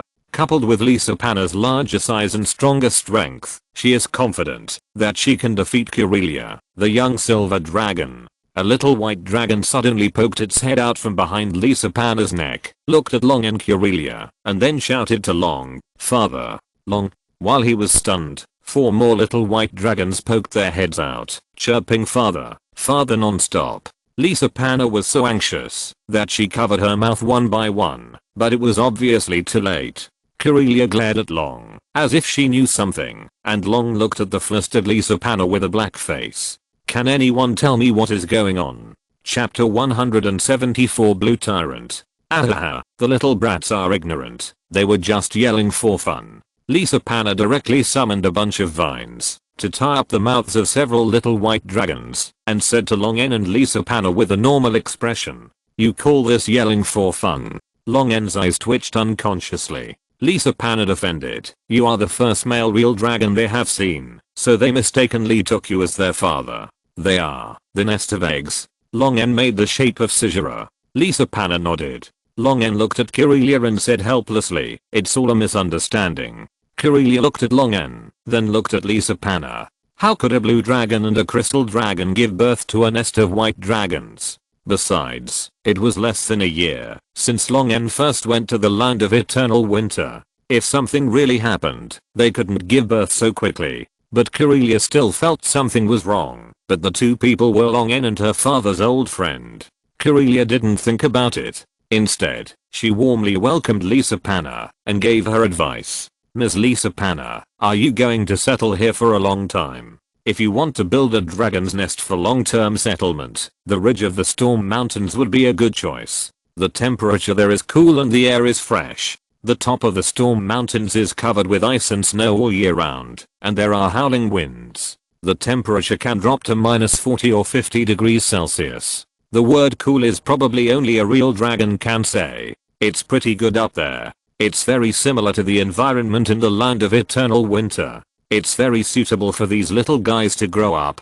I plan to build a palace on the Storm Mountains. When the palace is built, I will invite you to be my guests." Lisa Panna smiled gently. She wanted to be elegant and decent in front of Long N. She had to hold back and not show hostility to Curelia. Build a palace? It won't be built like the Silver Castle in Latheronis, right? Long glanced at Curelia calmly. The Silver Castle was Curelia's home, and she must be very familiar with it. When she was invited as a guest, she would be very surprised to find that the palace built by Lisa Panna was exactly the same as her home in terms of layout, decoration style, and home furnishings. In that case, even a straightforward dragon like Videlpin could see that Curelia's father and Lisa Panna were definitely more than just ordinary friends. There was a high probability that they had had an affair. Long suddenly asked, "By the way, what about the mine in the north after you leave?" "Before I left, I summoned a lot of ice element, including a level 9 ice element leader, which is enough to take care of the mine." Lisa Panna handed a storage ring to Long, the spoils from the Frostbone clan. Long took the storage ring, glanced inside, and stuffed the storage under a dragon scale. "You are still busy building a nest, so we won't bother you for now. See you later." Lisa Panna wanted to say that she was not busy and they could talk more, but Long N had made it so obvious that he was sending her away.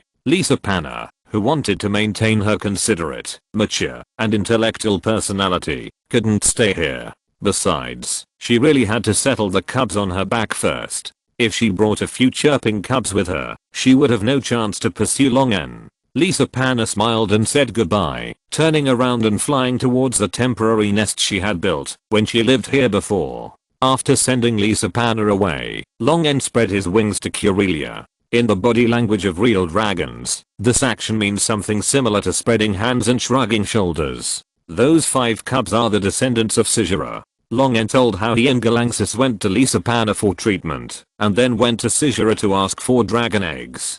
Curelia was somewhat amused to hear that when Galaxis was still a dragon egg, it was also stolen by Lisa Panna. The grudge between the crystal dragon and the white dragon about stealing eggs has always been a joke in the real dragon circle. Kirelia didn't expect that she would encounter such a thing in person one day, especially when Long and Galanxis asked Sizura for dragon eggs. Sizura actually gave them, and directly gave a whole nest. After knowing the whole story, Kirelia also felt funny about her previous reaction. She actually thought of Long in that way. She glanced at Long secretly, but found that Long was also looking at her. Kirelia pretended to be calm, but the wrinkles on her neck, that were as tight as silver ribbons, betrayed her inner thoughts. I'll leave first. There is still 1/3 of the documents in the Lord's Hall that have not been revised. I have to go back to check the documents first. Long smiled and glanced at the wrinkles on Kirelia's slender and beautiful neck. He didn't expose her, but nodded to signal Kirelia to go and get busy. Looking at the back of the silver dragon going away, Longen grinned. He and Kirelia were in a hot relationship now, and there was only a thin layer of window paper between the two sides, but no one took the initiative to break this layer of window paper. Longen enjoyed this ambiguous feeling, which reminded him of his first love in his previous life that was caught and separated by the Dean. Just now, when Kirelia left, she intentionally or unintentionally swept his tail with the tip of her tail. This awkward intimate contact made Longen smile knowingly. At this moment, a light spot of communication magic flew in front of Longen. The breath of Lutheronis on the light spot made Longen's forehead tighten, and he felt embarrassed, as if he had secretly kidnapped someone's sweet little cotton jacket, and was caught in the act.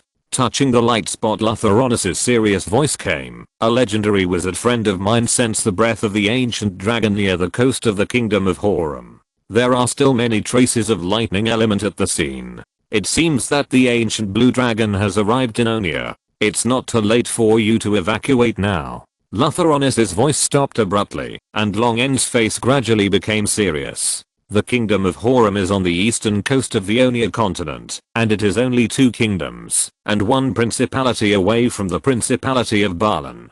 With the flying speed of the ancient dragon, I'm afraid that the ancient blue dragon will arrive soon. Longen took a deep breath. He had basically prepared everything he could do. Now all he could do was adjust his state and wait for the ancient blue dragon to arrive. Kirelia, who had flown away, flew back to Longen's sight with a little worry between her brows. It seemed that she had also received Lutheronis' communication. Long, my father sent me a message. I already know. Longen smiled. He advised me to choose to preserve my strength and avoid the limelight. What do you think? Longen's eyes flashed fiercely, and he bared his ferocious fangs and said, I will not give up my territory just like that. Even if the Dragon Queen descends, I have to fight first. Longen looked at Kirelia. Your father should ask you to go back to the tribe in the Silver Castle first, right? Kirelia nodded, but said seriously, I want to stay here. Longen wanted to persuade Kirelia to leave first, but seeing the seriousness and determination in her eyes, he smiled and said nothing.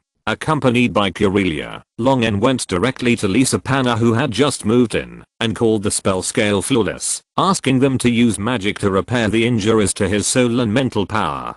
The damage caused by cutting the soul when making the faith bomb is difficult to heal quickly. Knowing the urgent situation, Lisa Panna and Frulis can only temporarily suppress the negative effects of the soul injury, so that it will not affect Longen's next battle. After solving the problem of the soul, Longen directly took the faith bomb and the dragon's nest, and waited in a deserted primitive forest outside the Blackstone city. The spell was released, and a stone pillar more than 10 meters high rose from the ground.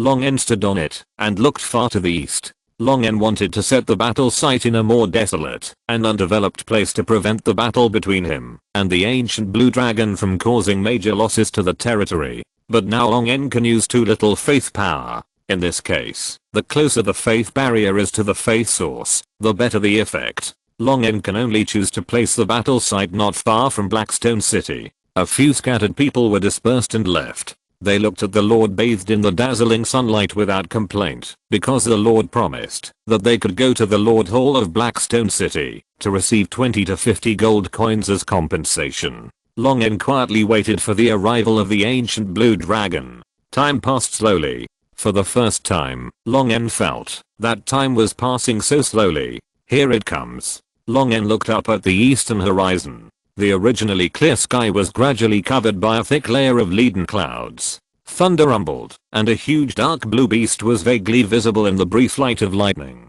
The dragon has not arrived yet, but the dragon's might has come first. A domineering and tyrannical dragon's might swept over, frightening the beasts and monsters within several kilometers to kneel down in fear. Some fragile small creatures died directly from a broken heart under the crushing of the dragon's might. The dragon's might swept over Long N, and Long N released all his might expressionlessly, colliding with the opponent's dragon's might. The strong hostility attracted the attention of the dark blue beast in the leaden cloud. The thick leaden cloud continued to spread, covering Long N's head. The domineering and tyrannical dragon's might instantly shrank, and locked onto Long N standing on the top of the stone pillar. The dragon might gathered together was like a real mountain, pressing down heavily on Long N, as if forcing him to surrender. However, Long N always stood up with his head and neck, looking straight at the pair of eyes exposed in the clouds with an expressionless face. The dragon pupils in the leaden clouds shrank like raging waves and narrowed slightly.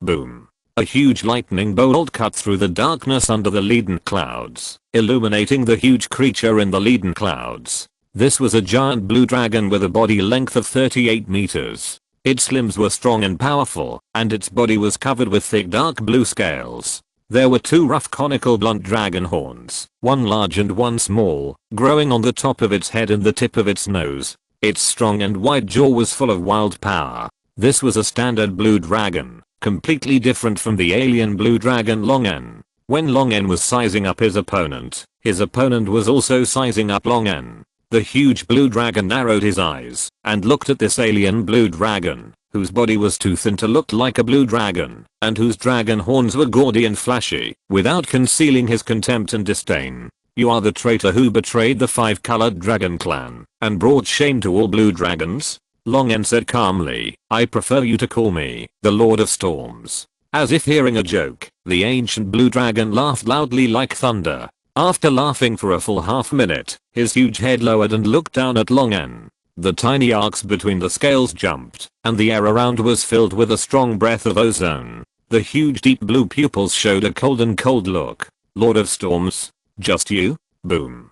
Hundreds of thunders fell from the sky, illuminating the entire world. In this forest of thunder and lightning, the huge ancient blue dragon spread its wings, and the surface of the body flashed with lightning. Humble reptile. The one standing in front of you now is the Lord of Thunder and Storms. The destroyer of mountains. The king of Whirlpool Sea. Listen to my name. The blue tyrant Kylkron. The huge dragon pupils shrank like needles in an instant, staring at Long N, and a strong pressure descended. How dare you call yourself the Lord of Storms in front of me? Long N's expression was much calmer than Kylkron had imagined, so calm that he faintly revealed a sense of superiority. Kylkron's anger instantly rose, and violent thunder exploded. Wow, there was an uproar in Black Rock City, which had entered a state of control again. The doomsday-like thunderclouds and violent thunder made the citizens of Black Rock City feel terrified. During this period of time, Black Rock City had been attacked by real dragons many times, and they had been ordered many times not to move around at will. Without exception, those real dragons that came were defeated by the Lord and his real dragon subordinates. But this time was different. The thunderclouds covering hundreds of miles seemed like a natural disaster, making them feel uncontrollably fearful. Corellia, in human form, stood in front of the French window on the top floor of the city Lord's Hall with a solemn expression, watching the officials of the Lord's Hall running around to comfort the citizens. The noise in the city gradually died down. Corellia looked up at the figure standing on a stone pillar in the distance outside Black Rock City, confronting a huge monster. You can do it. On the edge of the city wall somewhere in Black Rock City, a strong blonde woman and a cold-looking red-haired woman sat. Do you really want to wear this thing, Roland? The human-shaped ancient golden dragon Roland lowered his head, revealing his eyes under the sunglasses. Of course. Mitsuki, how can you watch a show without sunglasses? Roland's muscular arms reached into the paper bag in his arms, grabbed a handful of popcorn, and stuffed it into his mouth, and then grabbed another handful, and handed it to the ancient red dragon Mitsuki. Would you like some? No, thank you. After a moment's silence, Mitsuki couldn't help but ask, are you really not going to help? His Majesty Bahamut won't punish you? Roland wiped his hands on his clothes carelessly. Don't worry, that guy and I can fight back and forth. There will be no problem beating this guy. But, before Mitsuki finished speaking, Roland suddenly said excitedly, fight. Fight. Kelkron's huge body was wrapped in a layer of lightning. Amidst the lightning and thunder, the huge and thick dragon claws grabbed towards Longen. He could already see the neck of this thin and weak guy broken in his claws. After swinging his claws down, Kelkron found that his claws hit nothing. A plain voice sounded behind him. Too slow. Chapter 175 Death Battle with Kelkron. Too slow? Nameless anger surged in his heart, and Kelkron's thick dragon tail burst out with a terrifying speed that did not match his body size, and swept towards the position of the traitor he sensed. An inexplicable fluctuation appeared before his dragon tail swept past, and Kelkron only felt that his dragon tail swept through a piece of air. Kelkron's eyes narrowed slightly on his huge head.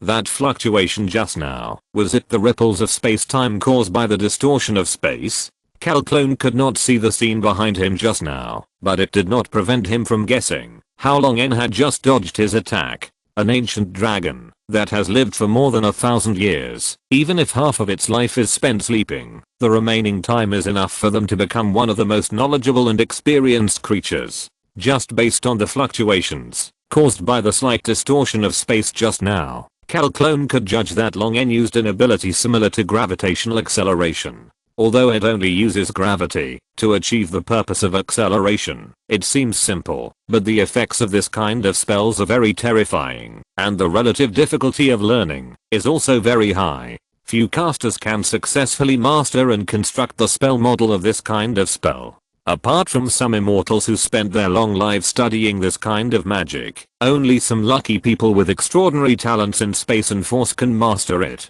The traitor in front of him probably belongs to the latter. Kelkron is as arrogant and unruly as a red dragon, but he is much smarter than those brainless and reckless people who only know how to destroy. Kelkron looked disdainful and angry, but in his heart he was silently more cautious towards Longen. But that's all. The gap in size, age, and strength is there, which cannot be made up by some cleverness or talent. He doesn't think Longen can make any waves. The violent thunder was stimulated from Kelkron's body and instantly expanded into an electric ball with a diameter of 200 meters, including Longen who used gravity displacement. The lightning power contained in Kelkron's body is far greater than Longen. The two are not at the same level at all. If Longen's electricity is a bucket, then Kelkron is at least a pool. But as a blue dragon, Longen had the strongest resistance to lightning element, and his elemental resistance far exceeded that of the real dragons of the same level. Although the thunder released by Kelkron was strong, it was still within Longen's tolerance range. The violent lightning element that did not belong to him penetrated Longen's scales, skin, and flesh, and poured into Longen's body to wreak havoc. However, Longen had already used a strong magnetic field to strengthen his body, and the electric current could only bring Longen intense pain, but could not cause substantial damage to his flesh and blood. On the contrary, Longen could quickly absorb these lightning element to replenish the electrical energy consumed violently in his overload state. Kelkron did not know that he was being used as a power bank by Longen. The huge electric field could not cause any harm to Longen, but it also caused a momentary lag in his actions. The tyrannical mental power immediately locked him, weakening elemental resistance, slowing spells, weakening rays, fatigue touch and other low-level spells that could be cast instantly covered Longen. Longen stared at the various rays flying towards him without dodging, allowing these spells to fly towards him, and chanted the spell quickly in coordination with a casting action. Anti-magic force field. An invisible illusory force field was stretched out with Longen as the center, and all kinds of spells flying in the air dissipated instantly. The anti-magic force field is only a 6-ring spell, but this spell is very famous. Its effect is to create a forbidden magic field centered on the caster, making the caster trapped in it lose the ability to cast spells, and magic items or enchanted equipment will also lose their effects. For those relatively fragile spellcasters, this spell that can force melee is simply their nemesis. This ancient blue dragon named Blue Tyrant Kelkron has lived for at least 1,000 years. Even if he didn't spend much time on spell research, he could have become a high-level spellcaster who can cast 9-ring spells. However, Long N could only cast the 5th or 6th level mid-level spells. After all, he had only been in this world for a few years, and being able to learn the 5th or 6th level mid-level spells was the limit of what he could do with his dragon body and his own talent. Therefore, Long N specially prepared this spell for his opponent, to eliminate the gap between him and his opponent. Long N was at a disadvantage in spellcasting ability, but it was hard to say about hand-to-hand combat. Anti-magic force field. Kelkron sneered. Is this little blue dragon crazy? He might be able to deal with him for a while with his gravity acceleration ability, but he couldn't cast spells with the anti-magic force field turned on. Isn't this just throwing away his biggest reliance? Kelkron suddenly felt ridiculous and angry. He actually thought that this little thing could pose a threat to him. Just because he was so stupid, it was an insult to himself. Ridiculous reptile, you want to fight the great blue tyrant? Come on, let me crush your bones. With heavy wings flapping, Kelklone's speed soared, rushing into the anti-magic force field, and heading straight for Long. In his eyes, Long, who had activated the anti-magic force field, lost the terrible speed of gravity acceleration, and could never avoid his collision. And once Long's thin and fragile body was hit by the dragon horn on the tip of his nose, at least a large part of his bones would be broken. But something strange happened. In the anti-magic force field, the space in front of Long suddenly shrank, and the violent fluctuations of space distortion made Kelklone's eyes widen. How is this possible? Between the contraction and expansion of space, Long's figure instantly disappeared in front of Kelklone's eyes. The shocked Kelklone could not react in time. A dragon claw with blood and flesh scales full of electricity and releasing bright blue light clenched its fist and hit him from under him. The punch full of explosive power hit his jaw, stopping his forward momentum instantly, raising his head high and leaning back. Is this the power he can have? With his weak torso and limbs? Kelkron was a little confused by the punch, and his brain was down for several seconds. He woke up, after being torn off large pieces of scales by Long N's claws. Roar. The furious Kelkron roared angrily, and his huge and thick dragon claws collided with Long N's fist. In the strong wind pressure and impact, the two blue dragons of different sizes flew back, and their huge dragon wings danced wildly, stopping their retreat. Rage surged into his brain, and Kelkron stared at Long N with a cruel and cold gaze. As one of the leaders of a large group of blue dragon clans, there is a reason why Kelkron can get the title of tyrant among the clan. His emotions are very easy to fall into mania, and when he is angry, he can exert more terrible power. Anger filled Kelklone's brain. Although he had not lost his mind, Long N's repeated, unexpected actions and the results of these actions made him feel that he was being played by Long N. Kelklone could no longer bear it, completely ignoring the pain on his dragon claws, and pounced on Long N again. Long N fearlessly fought with Kelklone with a claw, and the current in his body surged more wildly. The flesh and scales filled with electricity emitted a more dazzling blue light. The strong magnetic field ran at a high speed in the surging current, making the flesh strengthened and consolidated by the magnetic force even harder and stronger. Bang! The scales on Long N's dragon claws were shattered by a fierce blow, but they remained intact under the magnetic restraint, and there was no sign of injury. However, Kelklone's thick scales exploded and flew, revealing the torn flesh under the scales. Kelklone roared even more angrily, and his body's attack did not stop for a moment. The dragon claws, dragon tail, wings, and head all became his weapons of attack. The two blue dragons of different sizes fought fiercely, and every punch and claw hit the other side firmly. The static electricity released during the fierce fight between Long N and Kelkron stirred the thunderclouds, and violent thunders continued to explode. In the silver lightning, countless broken scales and splattered blood fell from the sky. The severe pain all over his body made Long N's eyes flash with ferocity, and he was really angry. Relying on his magnetically strengthened body, he was not afraid of being injured and attacked frantically without holding back. Judging from the injuries of both sides, Long N seemed to have a great advantage. Most of the scales on his opponent's body were broken, and he was covered in blood, looking miserable. But Long N knew that the damage he could cause to Kelkron by hand-to-hand combat alone was limited to this. Although Kelkron looked horrible, they were just some flesh wounds, which were nothing for a 38-meter tall behemoth. The powerful vitality of the ancient dragon was constantly repairing his flesh and blood, and the damage that Longen actually caused to him was minimal. But Kelkran fell into extreme rage. Why does this damn reptile have such strong power? Why can he release gravity acceleration in the anti-magic force field? Why is his body stronger than adamantium? Why the hell is this? The fire of anger burned in Kelkran's mind, but his eyes became colder and colder. He twisted his body and swung his tail, and Longen swung his claws together to block it, but was directly pulled hundreds of meters away by this tail that contained crazy anger. The arm bones of Longen's front paws were broken into pieces by the blow. The piercing pain tortured Longen's spirit, making him more awake. He always maintained a strong magnetic field, so that his broken flesh, scales, and bones remained intact.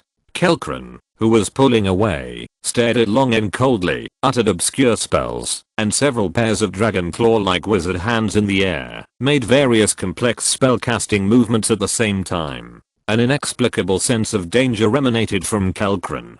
Longen flew back with a cold face, even using gravity acceleration, just to stay away from Kelkran. Although the anti-magic force field has abnormal effects, it also has its upper limit. In any case, it is still only a 6-ring spell. Even if its power can be increased as the caster becomes stronger, when the opponent is also a powerful caster, the flaws of the anti-magic force field will be exposed. Some more powerful spells can be forcibly released in the anti-magic force field. And all it takes is more casting time and more mental energy. The spell that Kelkran cast was obviously some kind of extremely powerful spell. As Long moved away, Kelkran, who was freed from the suppression of the anti-magic force field, cast spells faster. Long's figure had already retreated more than 2,000 meters, and the spell in Kelkran's mouth finally stopped, and the last few syllables came out of his gritting teeth. Time, stop, stop. In Kelkran's eyes, the whole world turned grey in an instant, and the movement of everything slowed down rapidly, until it came to a standstill, and he was the only creature that could move normally in this slowed and still world. Kelkran looked coldly at Long, who was waving his wings in the distance, and the cautious expression on his face was clearly visible in Kelkran's eyes. Due to Long's retreat, Kelkran completely broke away from the anti-magic force field around Long. Kelkran chanted the spell, while taking out magic items from the storage ring hidden somewhere in his body. HMPH, the anti-magic force field can eliminate supernatural power, but the material and entity transformed by supernatural power are irresistible. Kelkran's sea blue violet pupils, which had already set off a raging wave, revealed a cold murderous intent. Do you think that you are invincible just because you have mastered the anti-magic force field, the ability to accelerate gravity in the anti-magic force field, and the powerful power? Die, idiot. Longen's eyes did not move away from Kelkran as he flew back, but in just a moment, several powerful spells and various magic items suddenly appeared in front of Longen. Longen's cold eyes could not help but reveal a look of astonishment, and he instantly understood what spell Kelkran had just released. Time Stop, which is known as the most difficult spell among the 9 rings. Thoughts flashed through his mind, but it was too late to dodge, and Longen did not even have time to release gravity acceleration. Several spells hit Longen instantly, and the anti-magic force field directly reached its carrying limit, and shattered under these spell attacks, and the violently flashing spell aura directly submerged Longen. Kelkran showed a ferocious smile, staring at the center of the magic aura, and prayed to his majesty Shamut in his heart that Longen would not die so easily. The magic aura gradually calmed down and dissipated. As Kelkran wished, Longen's figure was still flying tenaciously in the air, but his appearance was extremely tragic. The superposition of so many powerful spells and magic props instantly tore Longen's scales and flesh that had been strengthened by magnetic force. A large amount of broken flesh and blood fell, revealing a forest of white bones. The wing membranes of both wings were broken like rags, and there was no intact good place on his body. Kelkran's thunderous laughter sounded, and the previous frustration and depression were instantly released. Kelkran's face gradually turned cold, and a ferocious smile appeared on his ugly and rough face. Looking at Longen, who looked tragic, Kelkran felt a sense of comfort that he had never felt in 1,000 years. Kelkran slowly flew close to Longen, looking down at this damn reptile from a high position. weakened humble insect, kneel down at the feet of me, the blue tyrant Kyle, and pray devoutly for my forgiveness, and perhaps you still have a chance to survive. Half of the flesh on the head was peeled off, revealing a blood-stained skull. Longen opened his still-calm eyes and looked at Kyle with a slightly disdainful smile. Do you think you won? The broken flesh that fell into the soil suddenly trembled. Who doesn't have the strength to fly bricks? Look, this is how the power of thunder and lightning is used. End of this chapter. Thank you very much for reaching the end. Don't forget to like. Looking for more exclusive content and immediate access? Subscribe to our Patreon. Remember, every like, subscription, or donation encourages us to continue. Thanks to everyone. See you in the next video.